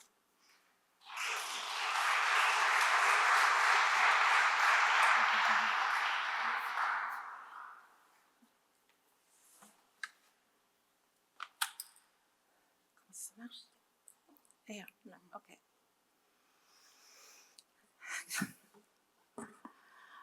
I'm afraid.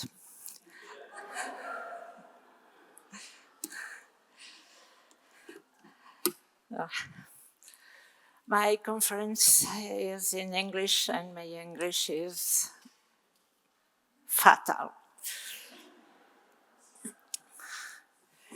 Donc, first, it's an honor for me to stay here with you. Thanks a lot at you and at the to the organizers. It's difficult for the invitation to take part in this symposium and to present to you the case of the cloister of the ancient abbey of Saint Guilhem-le-Désert.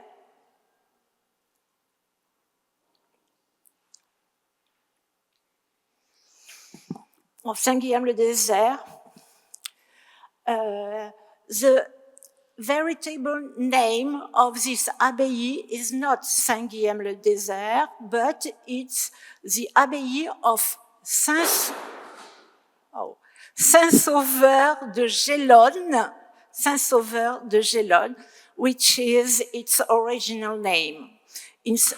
but at the 12th centuries, the name changed to Saint-Guilhem-le-Désert. Donc, the sculpture of Saint-Guilhem-le-Désert, which whose sculptures can be admired in this museum. Before I start, I'd like to apologize for my English, which I haven't practiced for over 35 years. Please bear with me. The village of Saint-Guilhem-le-Désert is located in southern France, some 40 kilometers, 26 miles, northwest of Montpellier. It was in the valley that Guilhem, a cousin of Charlemagne, founded a Benedictine monastery in the early 9th century. After his death, the monks proclaimed him a saint, creating a cult around his tomb, which later became a pilgrimage site. Okay, for the moment. In the 11th century, In the 11th century, the church was rebuilt. In the same century, a cloister was added to the south with north and west galleries. North along the church and west gallery. At the end of the 12th century, the cloister was completed with the east and south galleries. East and south, sud, comment on dit, gallery. I'm sorry. Finally, around the year 1300, 4 additional galleries were added. On completion, the cloister had 2 levels of circulation. First level and second level. Thanks to the 17th century's documents, such as these plans, we have precise information on the organization of the cloister, the number of single and double columns, and the number of pillars, and the number of capitals.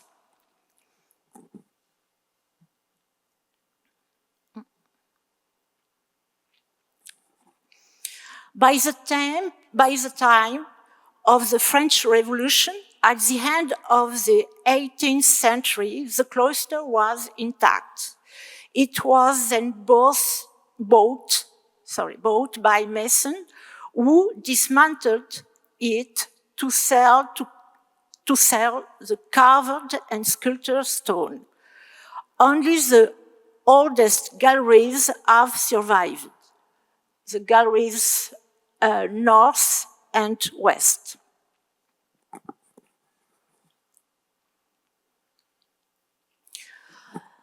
These are the galleries that can still still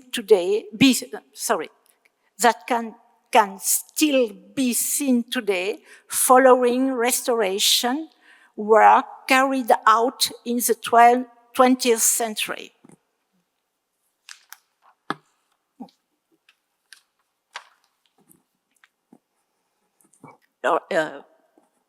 Some photographs of the actual cloisters.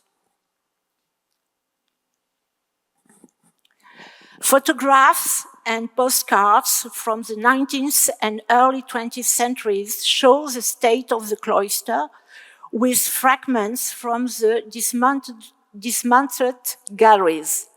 The most remarkable sculptural remains, such as the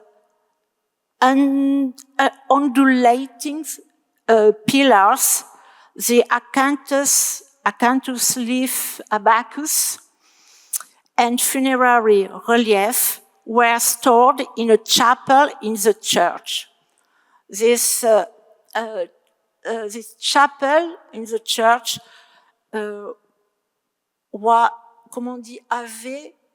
was the name of the Chapel of Antiquities. No. The cloister, the chapel, and other views of the cloister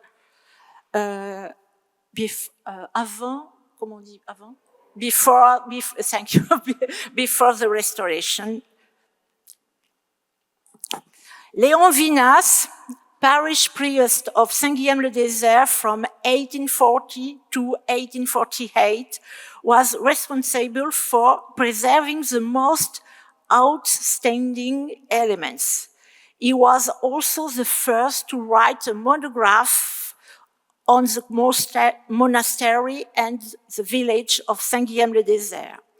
The remains, first deposited in the northern apsidiole on the church, la Chapelle des Antiquités, the Antiquities Chapel, were moved to the former refectory in the 1970s, where they remain today. Léon Vinas, the Chapelle des Antiquités, le lapidary deposit, and the other elements are in another deposit in the antique kitchens. As work progressed in the abbey and in the village, other fragments were found. Not all are in good enough condition or interesting enough to be displayed. They are therefore stored in the abbey's former kitchens. The condition of the preservation are limited.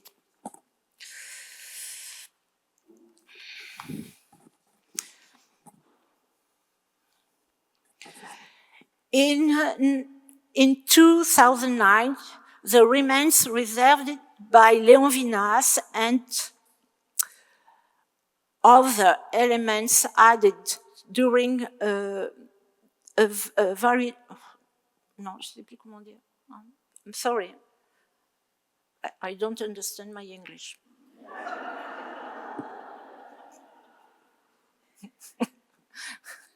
Sorry. I need to learn in French my text, my first text. Now, the remains preserved by Léon Vinas and subsequently added to during a variety of works were given a new, more public-friendly museographic setting, including a corner pillar and several arcades in the cloister's lower galleries, north and east. Léon Vinas wasn't the only one to recover remains of the Geilon cloister.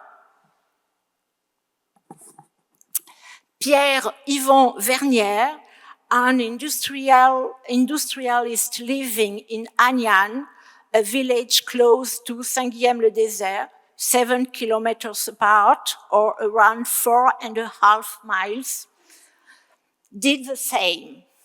This lover and antiques transformed the family garden into a veritable open-air museum in the romantic spirit of the 19th century.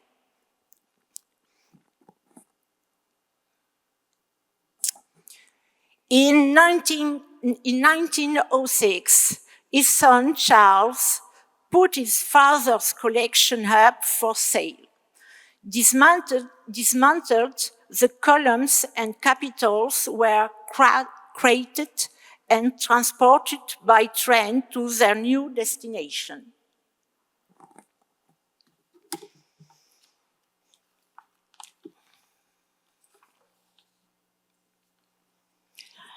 In the same year, the collection passed into the hands of Antoine Lambrigot, an antique dealer in Carcassonne, then into those of Louis Cornillon, an antique dealer in Paris, where George Grey Barnard discovered it and discovered the two capitals of Saint-Michel de Cuxa.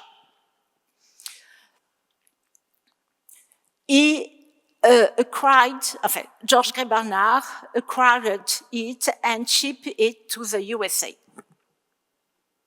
New York. George Grey Barnard installed the remains of the Guilhem Cloister in the lower part in his museum. The undulating pillars can be seen in the photograph on the left. These elements have been reassembled in a manner more in keeping with the idea of a cloister in the new museum, which opened its door in 1938. 1938. By comparing all documents, including the 19th century illustration, we can recognize several elements replaced in the current presentation of the cloister of Saint-Guilhem-le-Désert at the Met Cloisters. Two slides of the hill capital, but this capital is not original, it's an original capital of Agnan, not of Saint-Guilhem-le-Désert. One very damaged capital featuring a saintly figure in the center of the diapositive, of the slide. One capital with Greek and acanthus leaves. One pillar capital with leaves and human faces. One abacus with foliage and men's heads. One Gothic capital with smooth leaves. One capital depicting the presentation in the temple, Mary holding Jesus, and one evening leaf capital.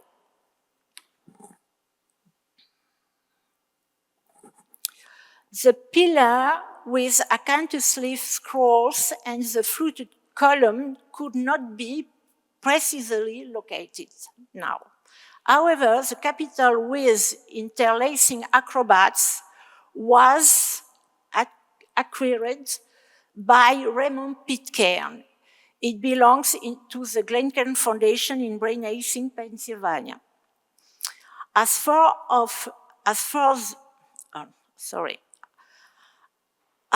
the polygonal bases of some of the columns in the Met Cloister, these are actually capitals from the upper galleries of the Guilhem Cloister.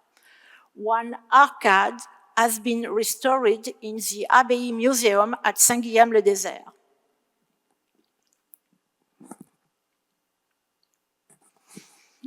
Thanks to the digitization of the remains of the Guilhem Cloister in major collections, including that of the Met Cloister, carried out in 2007 by the MAP, the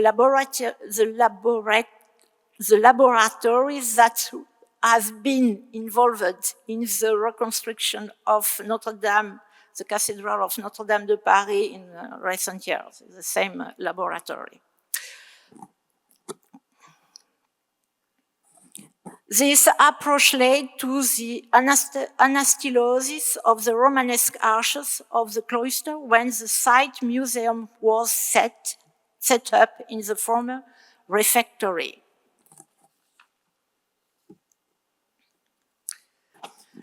The lower galleries were also reconstituted, combining fragments from the collections of the Met Cloisters, the Musée de l'Abbaye in Saint-Guilhem-le-Désert, and the Musée Languedocien in Montpellier. Each column, each capitol, each abacus, and even each arch keystone, whatever its place of preservation, has been perfectly identified. The restitution has shown that even if all the fragments conserved at the Met Cloister were to be returned to Saint-Guilhem-le-Désert, the cloister would remain incomplete, contrary to popular belief up to that point, and it's important. No? And it's the end of the enfer for you and for me. And with apologize for my horrible English, thank you for your attention.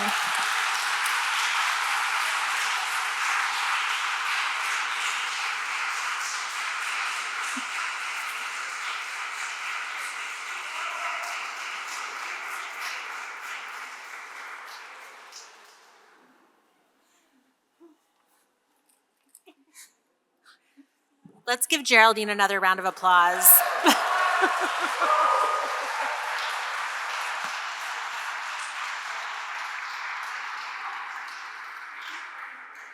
That took a lot of bravery, so thank you for doing that.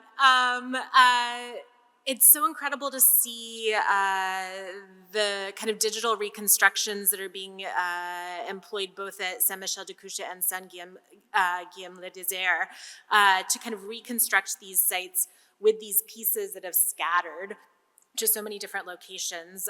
So I'm very excited to see what comes next at both of these places.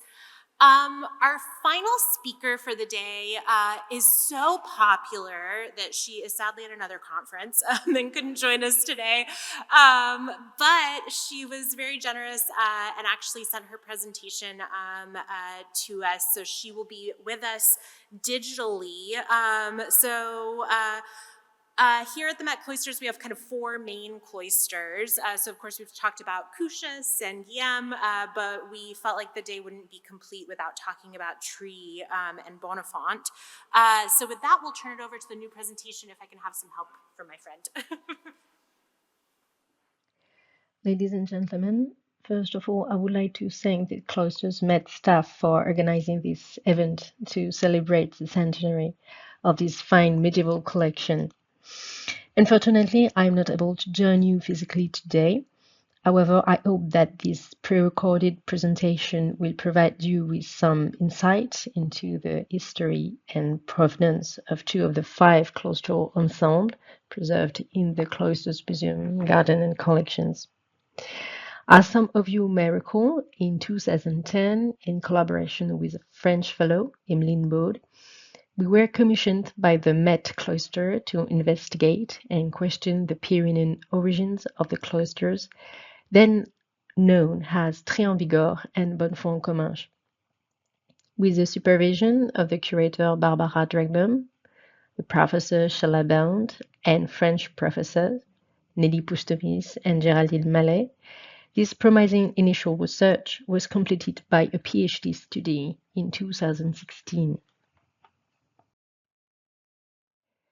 Rather than studying demonstrated cloisters from clearly identified monasteries in a given region, we have conducted in-depth research into groups of capitals, columns, and bases that were artificially assembled by collectors and antiquarians at the beginning of the 20th century, and then reassembled for various purposes into reinvented architectural compositions. The aim is to understand and analyze not 2 cloisters or monuments, but 2 collections called Tré-sur-Baïse and called Bonnefond-Comminges. These findings have completely redefined the attributions of these ensembles, revealing a greater number of establishments involved. The tree cloister forms a rectangular space and is composed of 3 arcades. At the west, south, and east of 3 pieces, the last one at the north is constituted by bonfont elements. 2 arcades, east and west, include 8 original capitals each. The second set, at the south, consists of 7 capitals. The gallery is interrupted twice to provide visitors access to the garden. During the fellowship, we studied the George Grey Barnard papers conserved in the Cloisters, Met Medieval Art Department, but also in the Philadelphia Museum of Art and the Archives of Museum of American Art in Washington, were very useful to retrace the provenance of the main group of 3 sculptors. Among them, we have examined the notebook used by Barnard around 1906, which is conserved in the Archives of Philadelphia Museum. The Barnard's notes indicate very clearly the purchase of 25 capitals, 1 fragment, and 11 bases to the Marquis de Gesta's collector in town.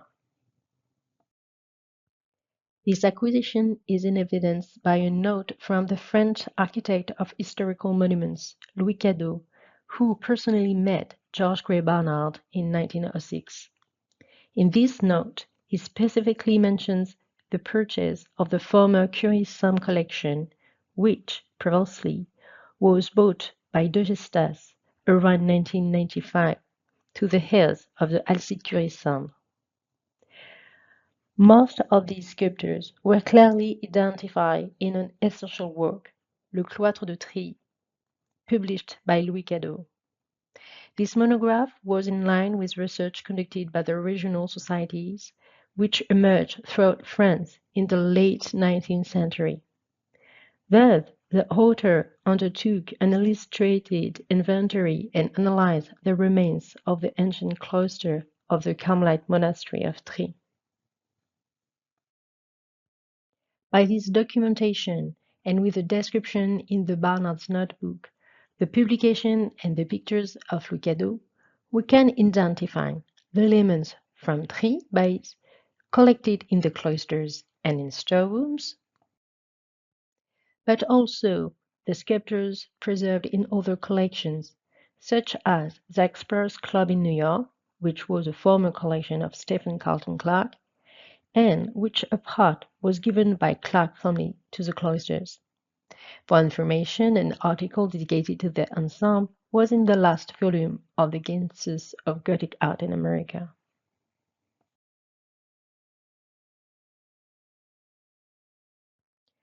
However, some of the sculptures preserved under the name Trie Collection are from 2 other monasteries, the Benedictine Monastery of La Halle and Saint-Sever de Rustan. Indeed, to complete this first lot of claustral sculptures of Trie, Barnard purchased 2 different local art dealers, such as his letter addressed to Barnard, the December 16th in 1906, where Xavier de Cardaillac, French scholar and collector, sold capitals and sculptures from La Halle and Saint-Sever de Rustan to Barnard. Like Trie capitals, these elements were described in 2 illustrated publications realized by the same Xavier de Cardaillac at the end of the 19th century. In the publication Les Sculptures de l'Abbaye de La Halle, and the other one, l'Abbaye de Saint-Sever de Rustan. Cardaillac details the location of each stone, which were still preserved in the monasteries or mainly collected in the private houses. So today we can determine the origins, the former collectors, and the current locations of each pieces from Trie, La Halle, and Saint-Sever de Rustan preserved into the United States.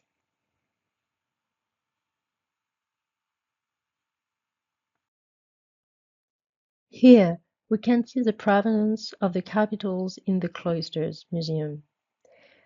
19 from Trie, 3 from La Halle, one from Saint-Sever-de-Rustan. In the storeroom of the museum, 2 capitals are from Trie, 2 others from La Reule, and 1 from Saint-Sever-de-Rustan.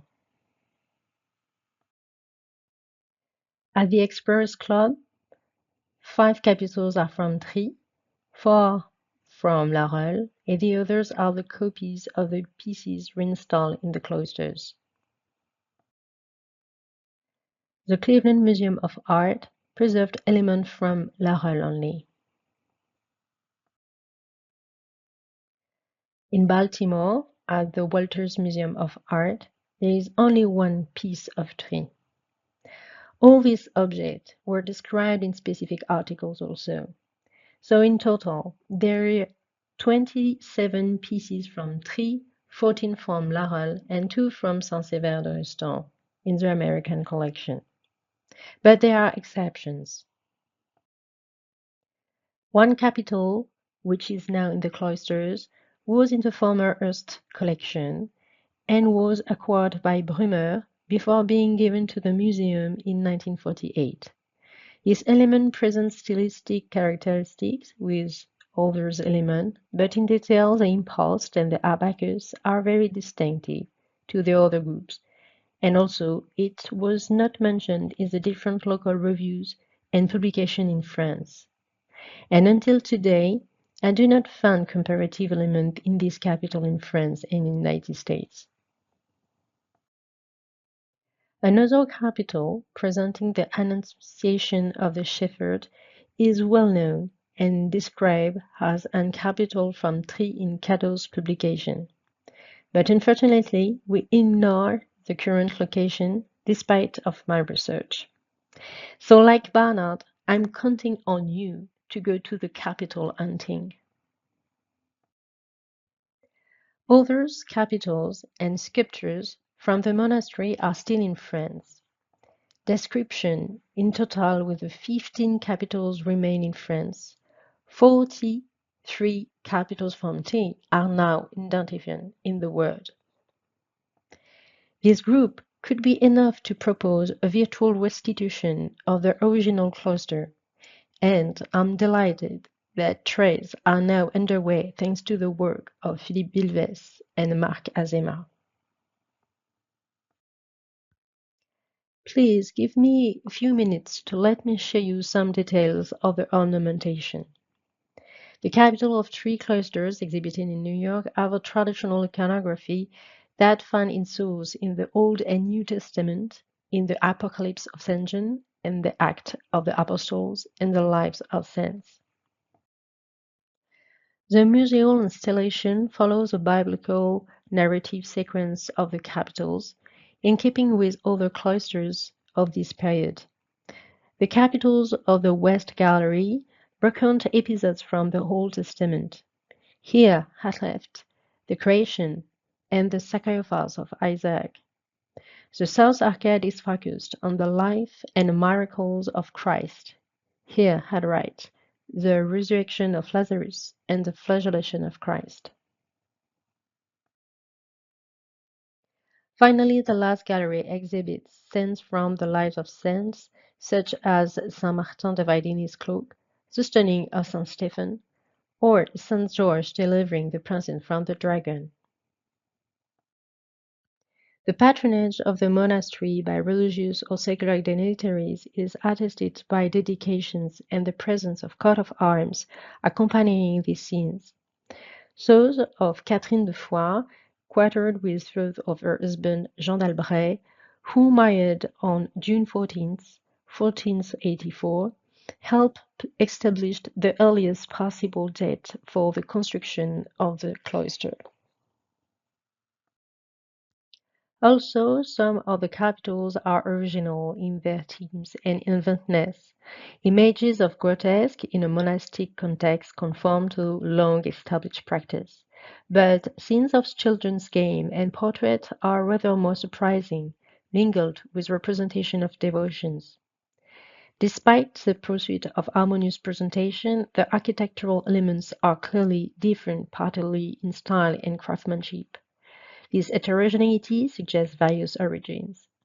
However, the most surprising of elements making the cloister unique is the style is different with other contemporary construction work in the era. Indeed, at the same time, anywhere in the region of Toulouse and Tarbes, flamboyant Gothic cloisters were built, where the iconographic program is limited to highly stylized foliage, as we can observe on the Bonnefond cloister. The Bonnefond collection is remarkable by its plurality. The ensemble included 2 galleries that frame a beautiful medieval garden overlooking the Hudson River. The Gothic capitals carved with foliate ornaments echo the lush medieval planting of the garden. In the first published guide of the cloisters, curator Joseph Breck wrote, "These capitals form a part of a series from the cloister of a destroyed monastery at or near Saint-Gaudens, Haute-Garonne, in southern France." This supposed provenance conformed to information found in a Barnard-owned inventory records. However, in 1927, for the third edition of the guide, Breck revised the information to say that the element came presumably from the cloister of the destroyed Cistercian abbey at Bonnefond-en-Comminges. This attribution would become from Barnard himself during an informal discussion with Breck that same year. The belated and unique association of this cloister with the Cistercian abbey of Bonnefond is very surprising, with little historical, stylistic, or archaeological evidence to support it. The abbey of Bonnefond has been widely published beginning in the late 19th century.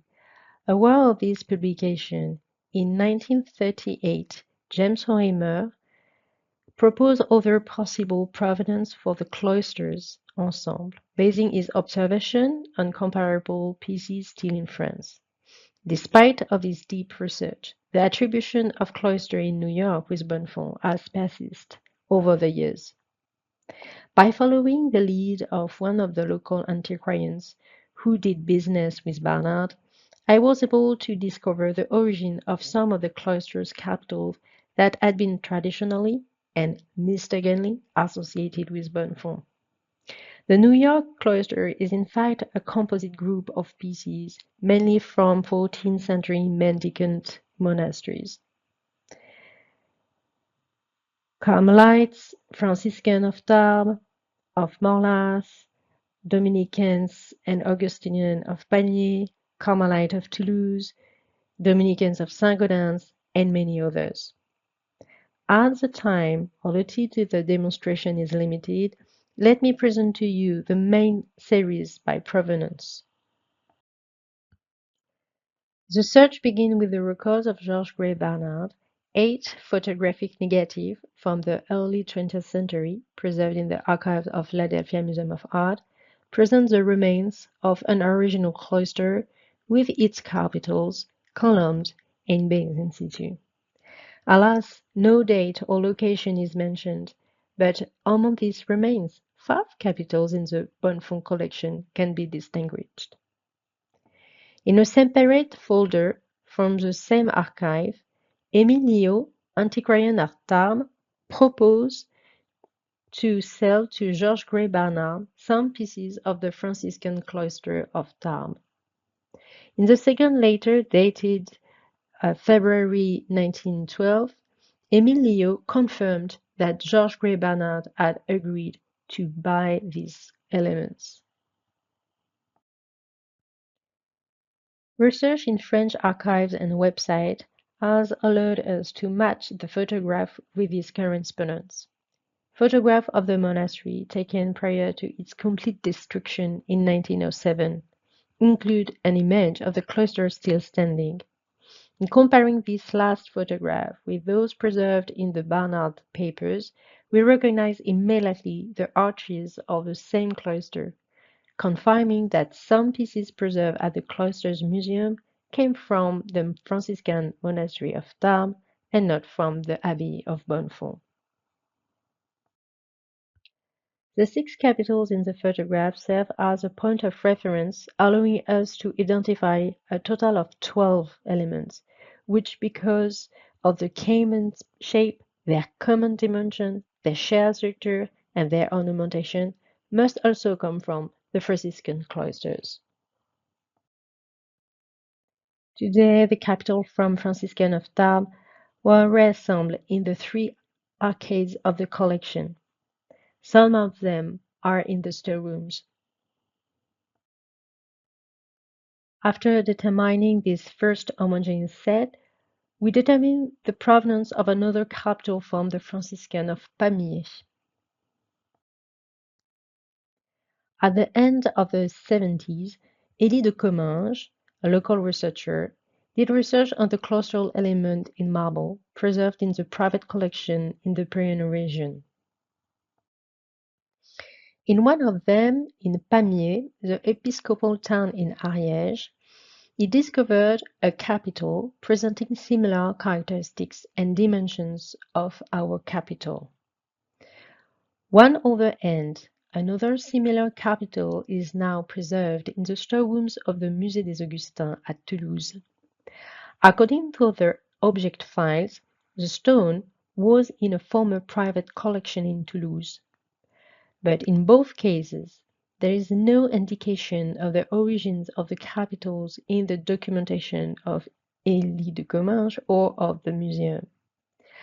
In observing the capital, we can recognize the arms of the family of Foix, and we can suppose that this family supported religious institutions of their circumscription, as in the cities of Foix or Pamiers.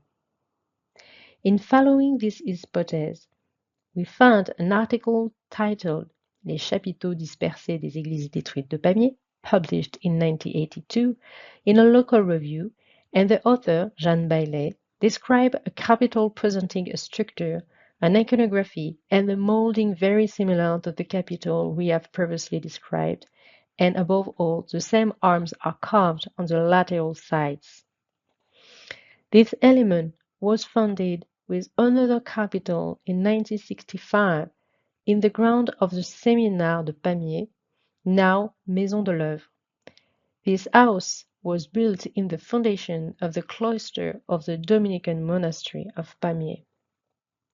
These 2 capitals was decorated with arms of 2 powerful families of the region, the Comte of Foix and the Vicomte of Couvrant. I would like to present a third hypothesis now.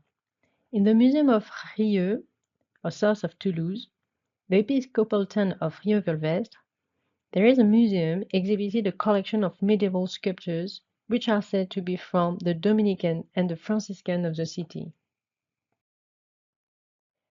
One of the capitals exhibited presents similar dimension, iconography, the molding and style of a capital rebuilt in the North Gallery of the Three Cloisters.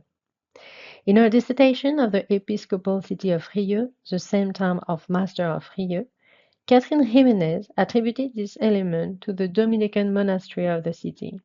Unfortunately, at the Franciscan monastery, the Dominican cloister was completely destroyed after the Revolution. The last group I want to present, it will be from Toulousian monastery, especially from Carmelites. As we have seen, one of the George Grey Barnard small travel diaries contains several references to the acquisition of capitals from the Medican orders in Toulouse. Unfortunately, there are insufficient details about the antique dealers or the objects to enable relevant attribution or leads to be determined. However, among the fragments acquired by the American sculptor, and now on display at the cloister, are some capitals attributed to the former cloister of the Cistercian Abbey of Bonnefond, which are decorated with the coat of arms of Toulouse families. Here, this capital consists of a molding that crowns 2 cylindrical baskets. The bases of these baskets end in chamfered astragals that are linked to each other by tenons. The baskets are covered in 2 registers with wide, complex foliage. In the center of the main sides are 2 shields bearing coat of arms. The first shield, here at the photo, is divided in two sections with a castle flanked by two crenelled openwork towers in the upper section and three turrets between them. In the lower section are three wave faces. This is thought to be the coat of arms of a Vineas family who bore gules, a castle with two towers in basis gold, three faces wavy vert. The Toulousain researcher Maurice Prin recognized the same coat of arms on a sarcophagus that was formerly kept in the Dormont monastery, as well as in the miniatures of the 15th century edited on the Annales de la Ville de Toulouse. The Vineas coat of arms was painted on the vault of the Apostles' Chapel at the Dominicans monastery. The second shield on the refers features of a Besant border, which may correspond to that of the de Morland family. The same coat of arms appears on the vault of Saint George's Chapel in the church of the Dominicans of Toulouse. It's possible that this coat of arms belongs to Guillaume Pons de Morland, the son of Bertrand de Morland, Lord of Balbero-la-Beige, who was elected capital of Toulouse several times in the second half of 14th century. A second capital has the same structure and molding detail. Vine leaves cover the basket in two registers. Bench of grapes are on the corners with carved coat of arms child in the center. The first child features a border and dungeon castle with three towers. These arms could be those of the Castillon family. The most significant representative was Hugues de Castillon, who was Bishop of Comminges in the 14th century. Guillaume Bernard de Castillon, whose effigy and coat of arms are depicted in one of the miniatures of the Annales de la Ville de Toulouse, could have been the holder.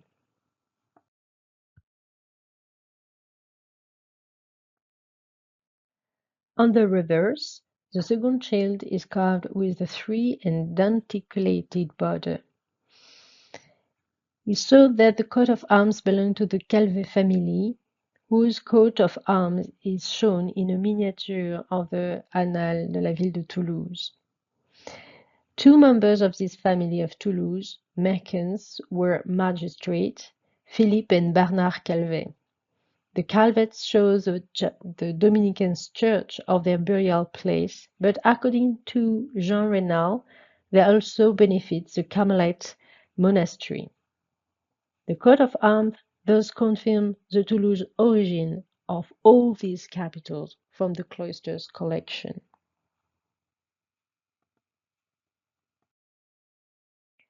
In the storerooms of Dominicans monastery complex, one capital has similar dimension, structure, and composition, and is from Carmelite of Toulouse. On the reverse, there is a shield bearing the letters, which is probably the initials of a stone mason. It also features the emblems of his trade, a braid and a set square. There is also a head with large curls of hair. The latter coat of arms also appears on one of the capitals in the cloisters. The composition and treatment of the foliage on this capital is very similar.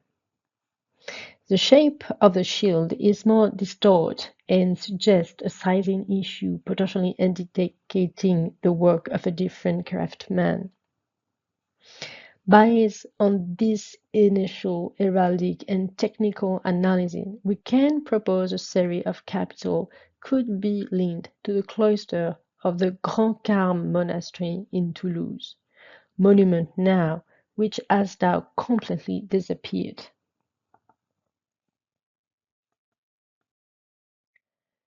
To conclude, the Bonnefond cloister was undoubtedly the most difficult ensemble to study. The attribution of the New York ensemble to the cloister of the Cistercian abbey in the Comminges region is in fact based solely on the alleged Bonnefond origin of a private collection supposedly acquired by George Grey Barnard before 1914. We have seen plural origin define this set. More generally, the cloister was the place of great religious devotion, became subsequently the focus of different kinds of favor, the passion of American collectors. Ironically, these American purchases generated much intellectual curiosity and passion in France. Thank you.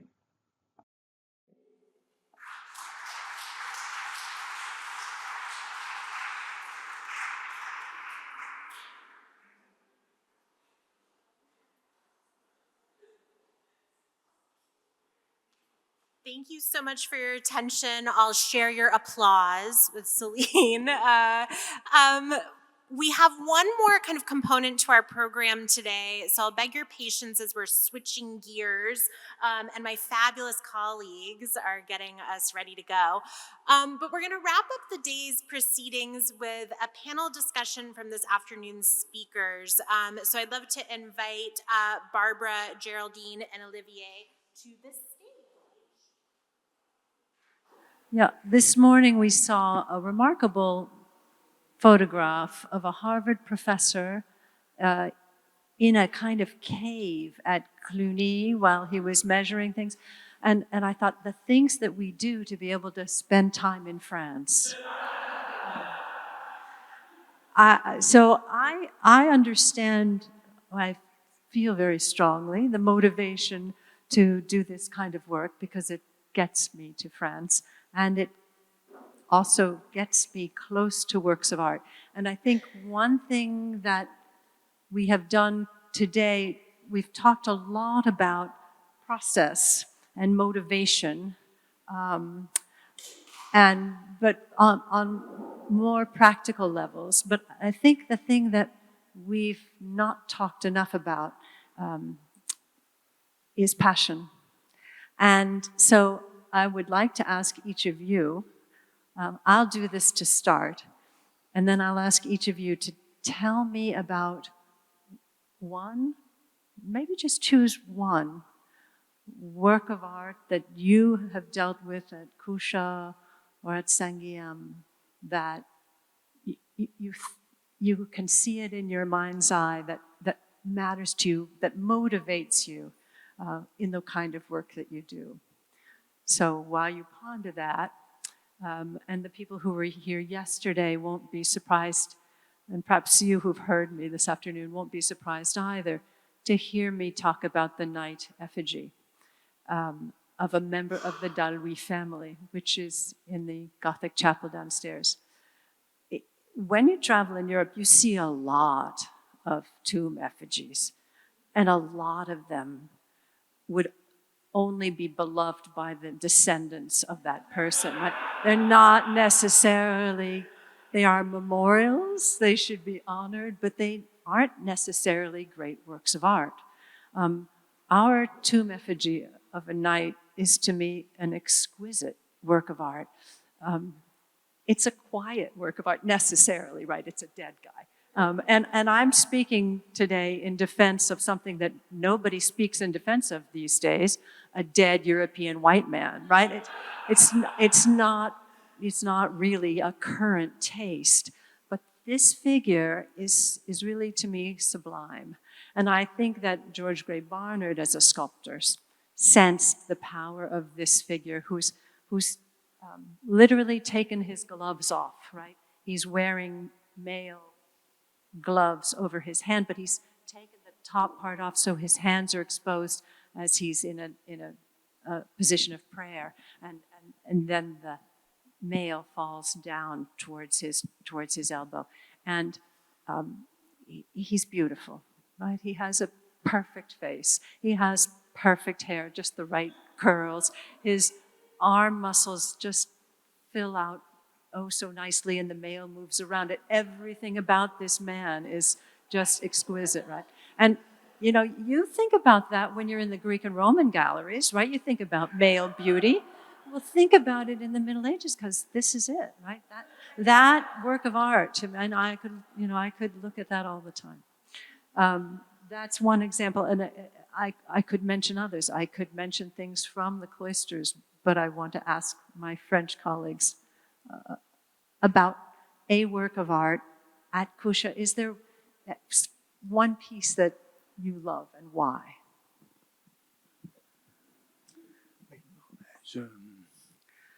J'essaierai de répondre en français parce que je ne suis pas capable d'improviser en anglais une réponse à cette question. Comment dire? Il y a plusieurs, plusieurs manières de voir, plusieurs angles de vue. Et on peut pas... il y a bien sûr l'œuvre d'art qui vous touche, qui est là devant vos yeux, qui vous interpelle. Mais ça, c'est une sensation à la limite de visiteur qu'on peut avoir d'ailleurs dans un musée, ailleurs dans le monde. Il y a aussi une question comment dirais-je, de l'endroit où l'on vit, du territoire que l'on habite, de la conscience, ou plus ou moins grande, qu'on a d'une histoire, d'une chose qui s'est passée. Et c'est vrai que moi, j'ai toujours été extrêmement séduit par la sculpture romane, roussillonnaise, avec son matériau, avec ses formes, avec son modelé, hein, comme on dit, pour parler comme un sculpteur. Mais en même temps, je veux dire, et en plus, moi, j'ai une carrière de professionnel du patrimoine, des monuments historiques.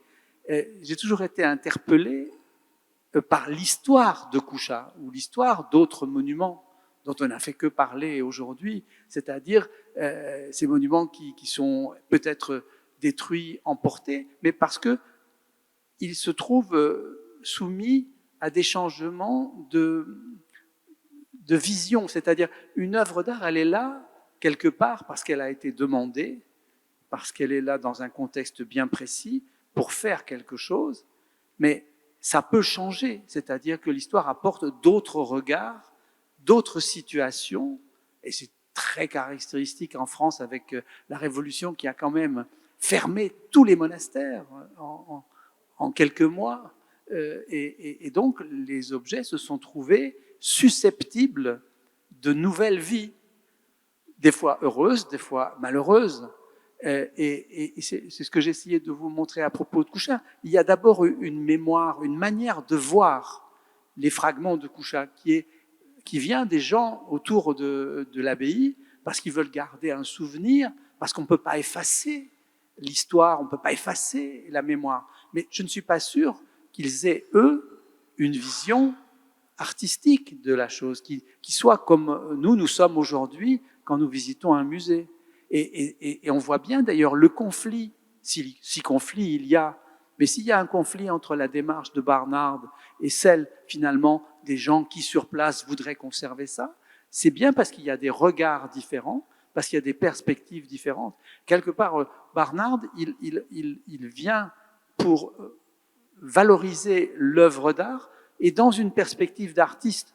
On a souvent dit qu'il voulait que son musée serve aussi à l'éducation ou à la formation des artistes américains.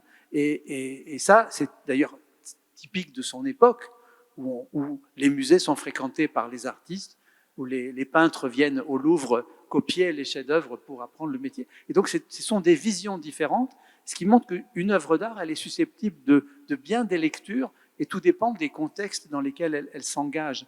Et c'est pour ça que moi, quelque part, alors que, vous savez, là-bas, en Roussillon, il y a tout un tas de légendes populaires qui disent oui, les Américains nous ont pris ça, etc., etc. Et ça n'est pas la question. Et moi, je suis très heureux que ici, ce monument soit là, parce qu'il prend certainement, avec ses propres qualités d'œuvre d'art, un sens différent pour un public qui n'est pas le maître et qui montre l'universalité du langage de l'art. Voilà.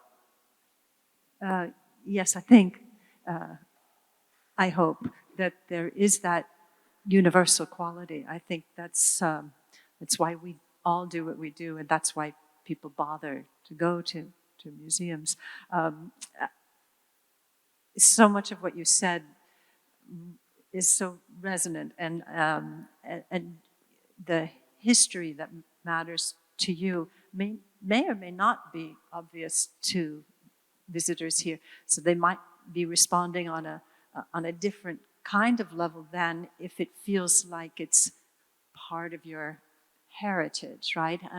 But that said, I will share one anecdote briefly. I was recently speaking to a scholar who works on French porcelains, and she was talking about how at the time of the French Revolution, many French porcelains ended up going into, they were confiscated from aristocratic collections, and then they ended up being in auctions and sold. And I was sort of trying to bond with her in this discussion. And I said, oh, you know, for me, I read these stories of the French Revolution and of works of art that were destroyed, especially goldsmith work that I think about a lot.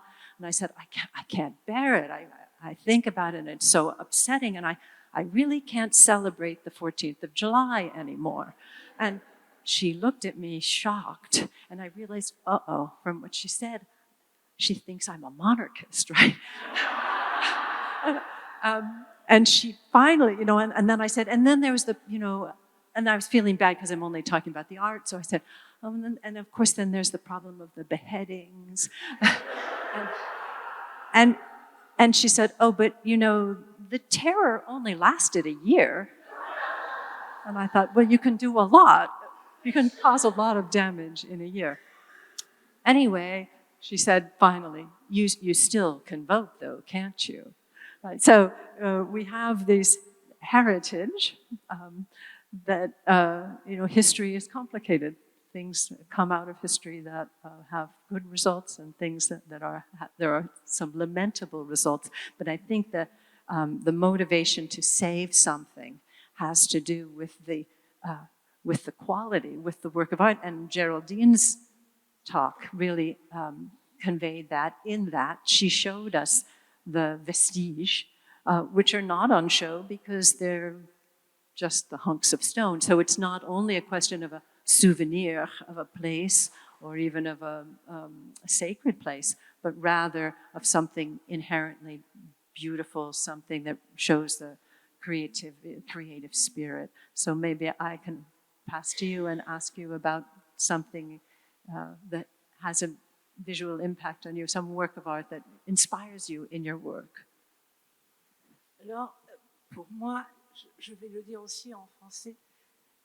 Donc, en fait, c'est familial. Mon grand-père taillait la pierre et taillait notamment une pierre très difficile qu'on appelle le marbre de Bachasse, c'est-à-dire un marbre qui se trouve, enfin, les carrières sont très près de Perpignan, pardon, et c'est une pierre qui a été utilisée surtout sur la construction et peu sur la sculpture. Et quand j'étais sensible d'abord aux matériaux marbre. Quand je me suis trouvée un jour à Florence, dans la chapelle des Médicis, et que j'ai vu ces corps sculptés par Michel-Ange qui cassaient la pierre, en fait la pierre brute, le marbre brut, avec ces corps qui jaillissaient, j'ai pleuré. J'ai pleuré d'émotion. Et donc, en fait, j'ai toujours une sensibilité par rapport à ce qu'on peut sortir du matériau, et notamment du matériau marbre. Et quand j'étais étudiante, l'actualité était, au moment où je devais commencer à faire de la recherche, commencer à faire mes premiers mémoires de recherche, j'étais étudiante alors à Toulouse, et dans la presse locale, parce que ma famille, enfin j'ai grandi à Perpignan, et dans la presse locale, on parlait du cloître de Saint-Genis-des-Fontaines, de retour in situ de certains éléments, ceux qui avaient été dans une collection particulière dans la région parisienne, et toute tremblante, quelqu'un de très émotif, vous l'avez vu, j'ai demandé à un professeur de l'université si je pouvais travailler sur ce cloître. et qui m'a donné l'autorisation, et donc j'ai suivi les travaux d'arrivée des chapiteaux, de remontage des chapiteaux, avec mon grand-père, qui était là, qui était aussi très intéressé en tant que ancien tailleur, sculpteur de pierre. Et c'est comme ça que je me suis intéressée, et là j'ai commencé à tirer un fil qui m'a menée à découvrir d'autres cloîtres démontés, éparpillés, etc. Et ce côté en fait un peu puzzle, d'essayer de les reconstituer. Alors à l'époque, c'était des petits dessins, c'est pas comme maintenant avec les outils numériques où on fait des choses extraordinaires, et je suis éblouie. Et donc voilà, j'ai essayé de remonter, intellectuellement ces éléments. Et il y a aussi autre chose qui s'est révélée, même deux autres choses qui se sont révélées. La première, c'est le rôle des antiquaires, et notamment d'un antiquaire qui était aussi sculpteur et qui s'appelait Paul Gouvert. Et j'ai été fascinée par cet individu, enfin ce personnage, qui en fait n'était pas un simple imitateur.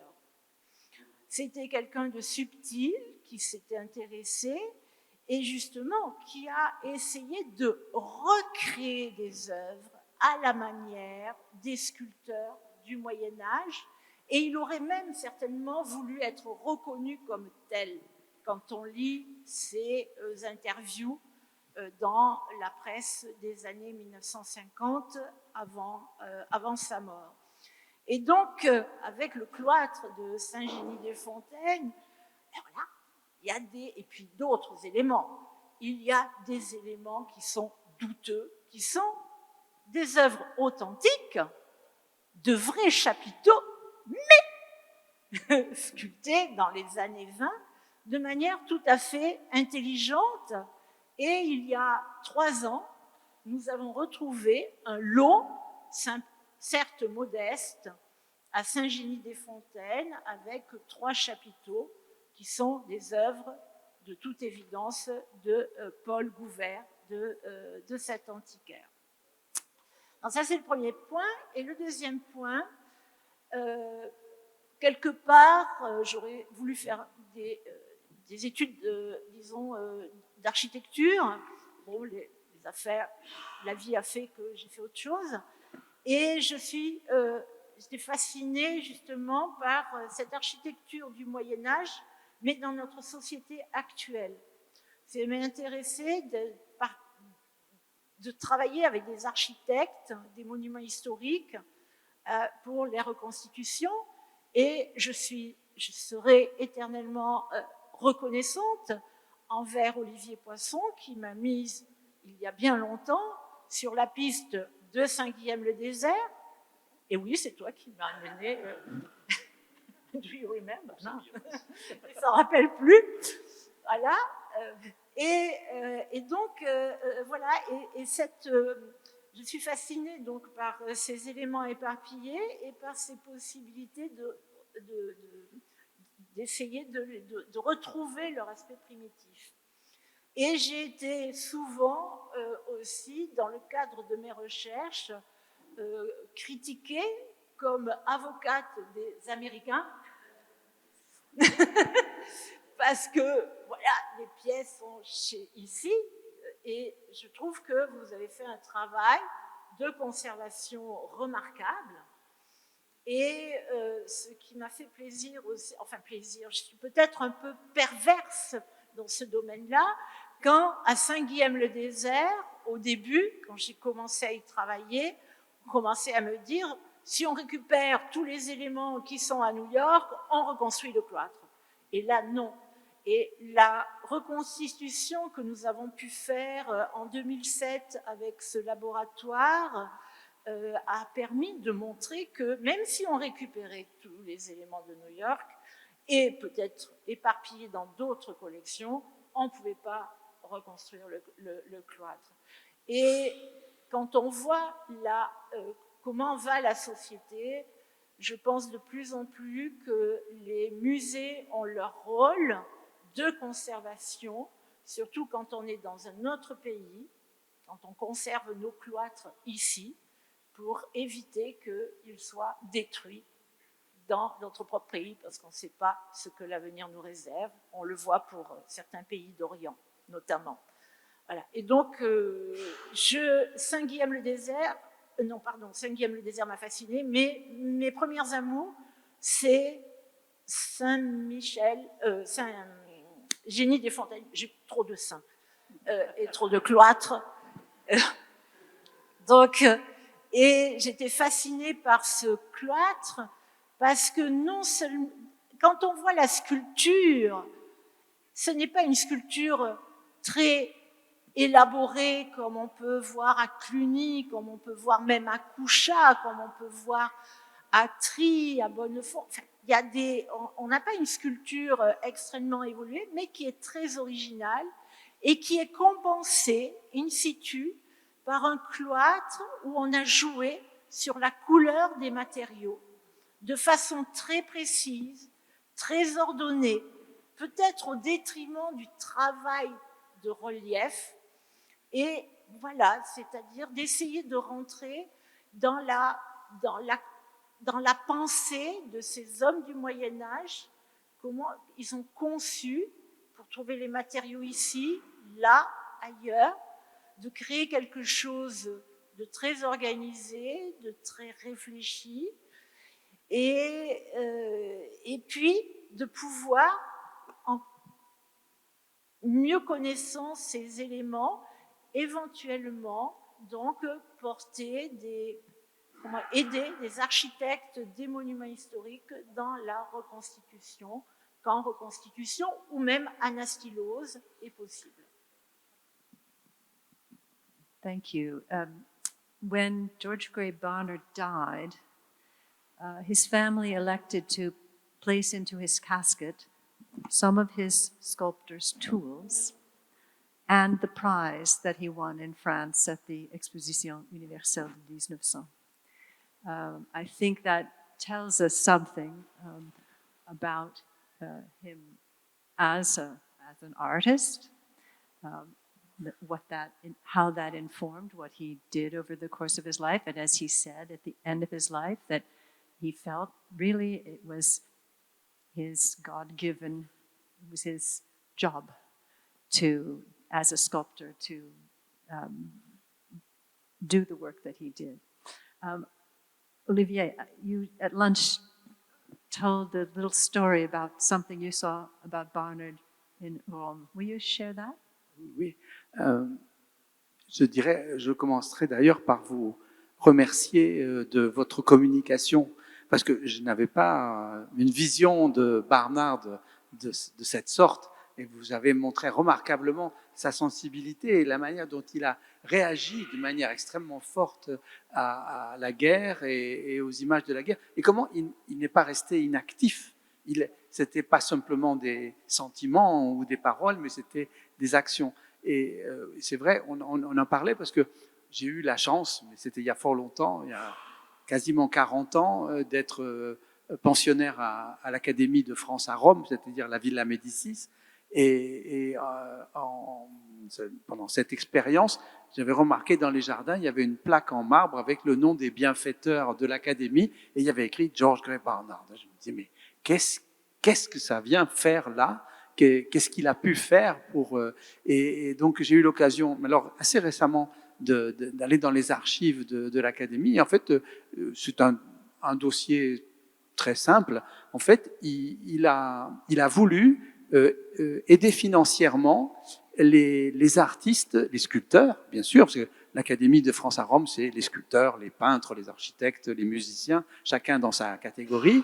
Et en fait, pendant la guerre de 14, même ceux qui avaient gagné le prix de Rome et qui donc devaient aller passer 5 années à la Villa Médicis n'avaient pas pu y aller. Et donc, il a offert une somme d'argent assez importante. J'ai j'ai un peu oublié, mais je retrouverai les notes, et qui a été distribué à ces artistes qui ont donc commencé leur séjour romain seulement après la guerre, à cause de la... Donc c'est un témoignage en plus, un peu marginal peut-être, mais de la manière dont il a vibré finalement à la guerre, à la fois comme les destructions, puis en même temps, il imagine bien les artistes aux prises avec la guerre, perdant leur frère, leur père, ou eux-mêmes voilà, disparaissant.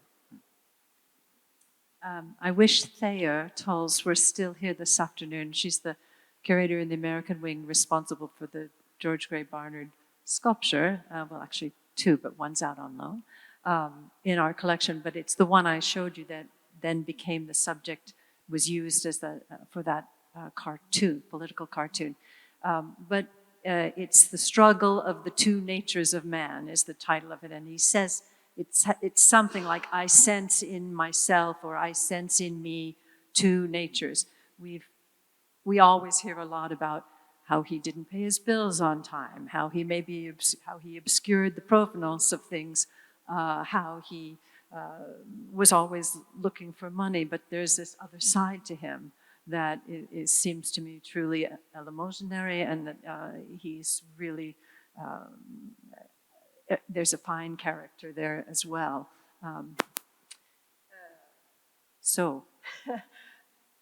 Did you want to say something? À propos de George Grey Barnard aussi, ce qui, à la lumière de ce que vous avez dit et de ce que l'on a entendu aujourd'hui, et à la lumière aussi de ce que j'ai pu apprendre sur les cloîtres de manière plus générale, ce que je découvre, c'est que George Grey Barnard était un homme sensible, voilà, et un artiste, mais tous les artistes n'ont pas la même sensibilité. Donc on l'a vu par rapport à votre communication, et ce que vient de dire aussi Olivier Poisson, et ce qui aussi, ce que j'apprécie et que je mesure la distance, le respect qu'il avait pour l'art médiéval, même si, évidemment, ces présentations, pour nous semblent un peu fantaisistes. Parce qu'on est dans une certaine rationalité, enfin, plus en tant qu'universitaire ou conservateur voilà, on cherche voilà, d'être proche de pas de la vérité, mais d'une certaine réalité. Et il n'a pas, à un moment donné, je m'étais posé la question, quand j'étais étudiante, est-ce qu'il a fait des copies des œuvres qu'il avait acquises? Et j'ai l'impression que non, il n'y a aucune copie de George Grey Barnard. Je ne crois pas. Il a pu s'inspirer, et il avait vraiment son travail d'artiste, de sculpteur, et après cette passion pour le Moyen-Âge, mais il n'a pas essayé de l'imiter, il n'a pas essayé, comme Paul Gouvert et peut-être d'autres, de faire, voilà, de faire du faux Moyen-Âge, du faux médiéval. No, I don't know of any instances where Barnard himself copied anything medieval or tried to sculpt something that would look medieval. Do you, Tim? Or anybody else? Yeah.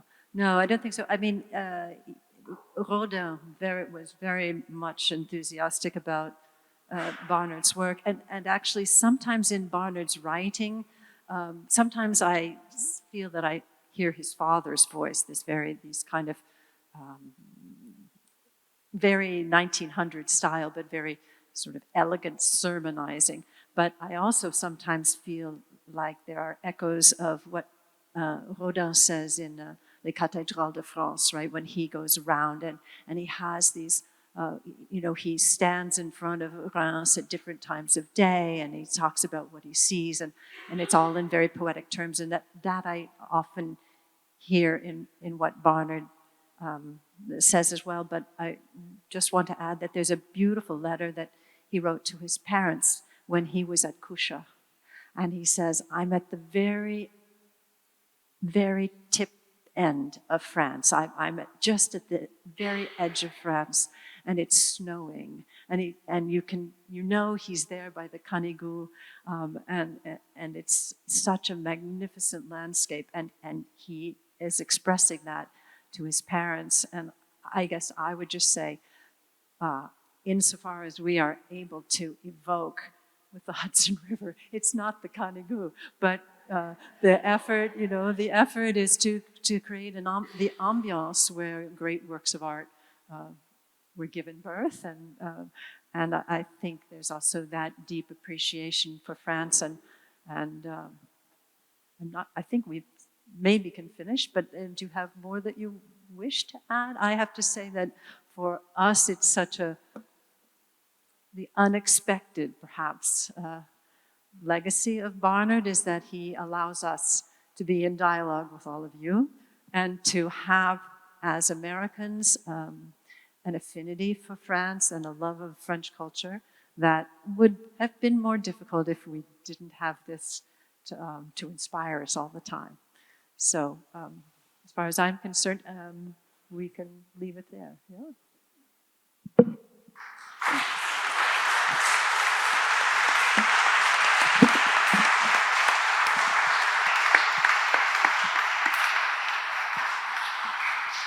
Un grand merci, un grand merci à vous tous et à vous toutes. Oui, c'est merveilleux d'être là. Merci beaucoup. C'est un honneur. Thank you so much to our panelists. Can we give them another round of applause?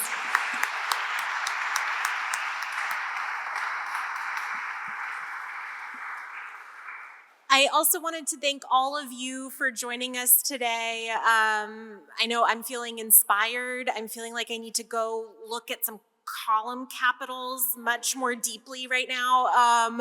I also want to extend some thank yous to the entire Met Cloisters team. There are a lot of people here today putting on an event like this, so thank you to all of you who have been planning this for months. Thank you to the AVMS team who turned a Spanish medieval chapel into a lecture hall for us. That's no small feat. And then I would also love to thank our translator who was working overtime today. Thank you. So the next thing on the list is a reception. So I know I'm eager to get over there, but if I can ask you all to hang in here for another like 10-ish minutes, because our security team is trying to clear the museum of our other guests before we close. So if you all can sit tight, and then we'll fling the doors open and everybody can go get some wine. But thank you so much for being here today. I hope you had a really wonderful time. Thank you.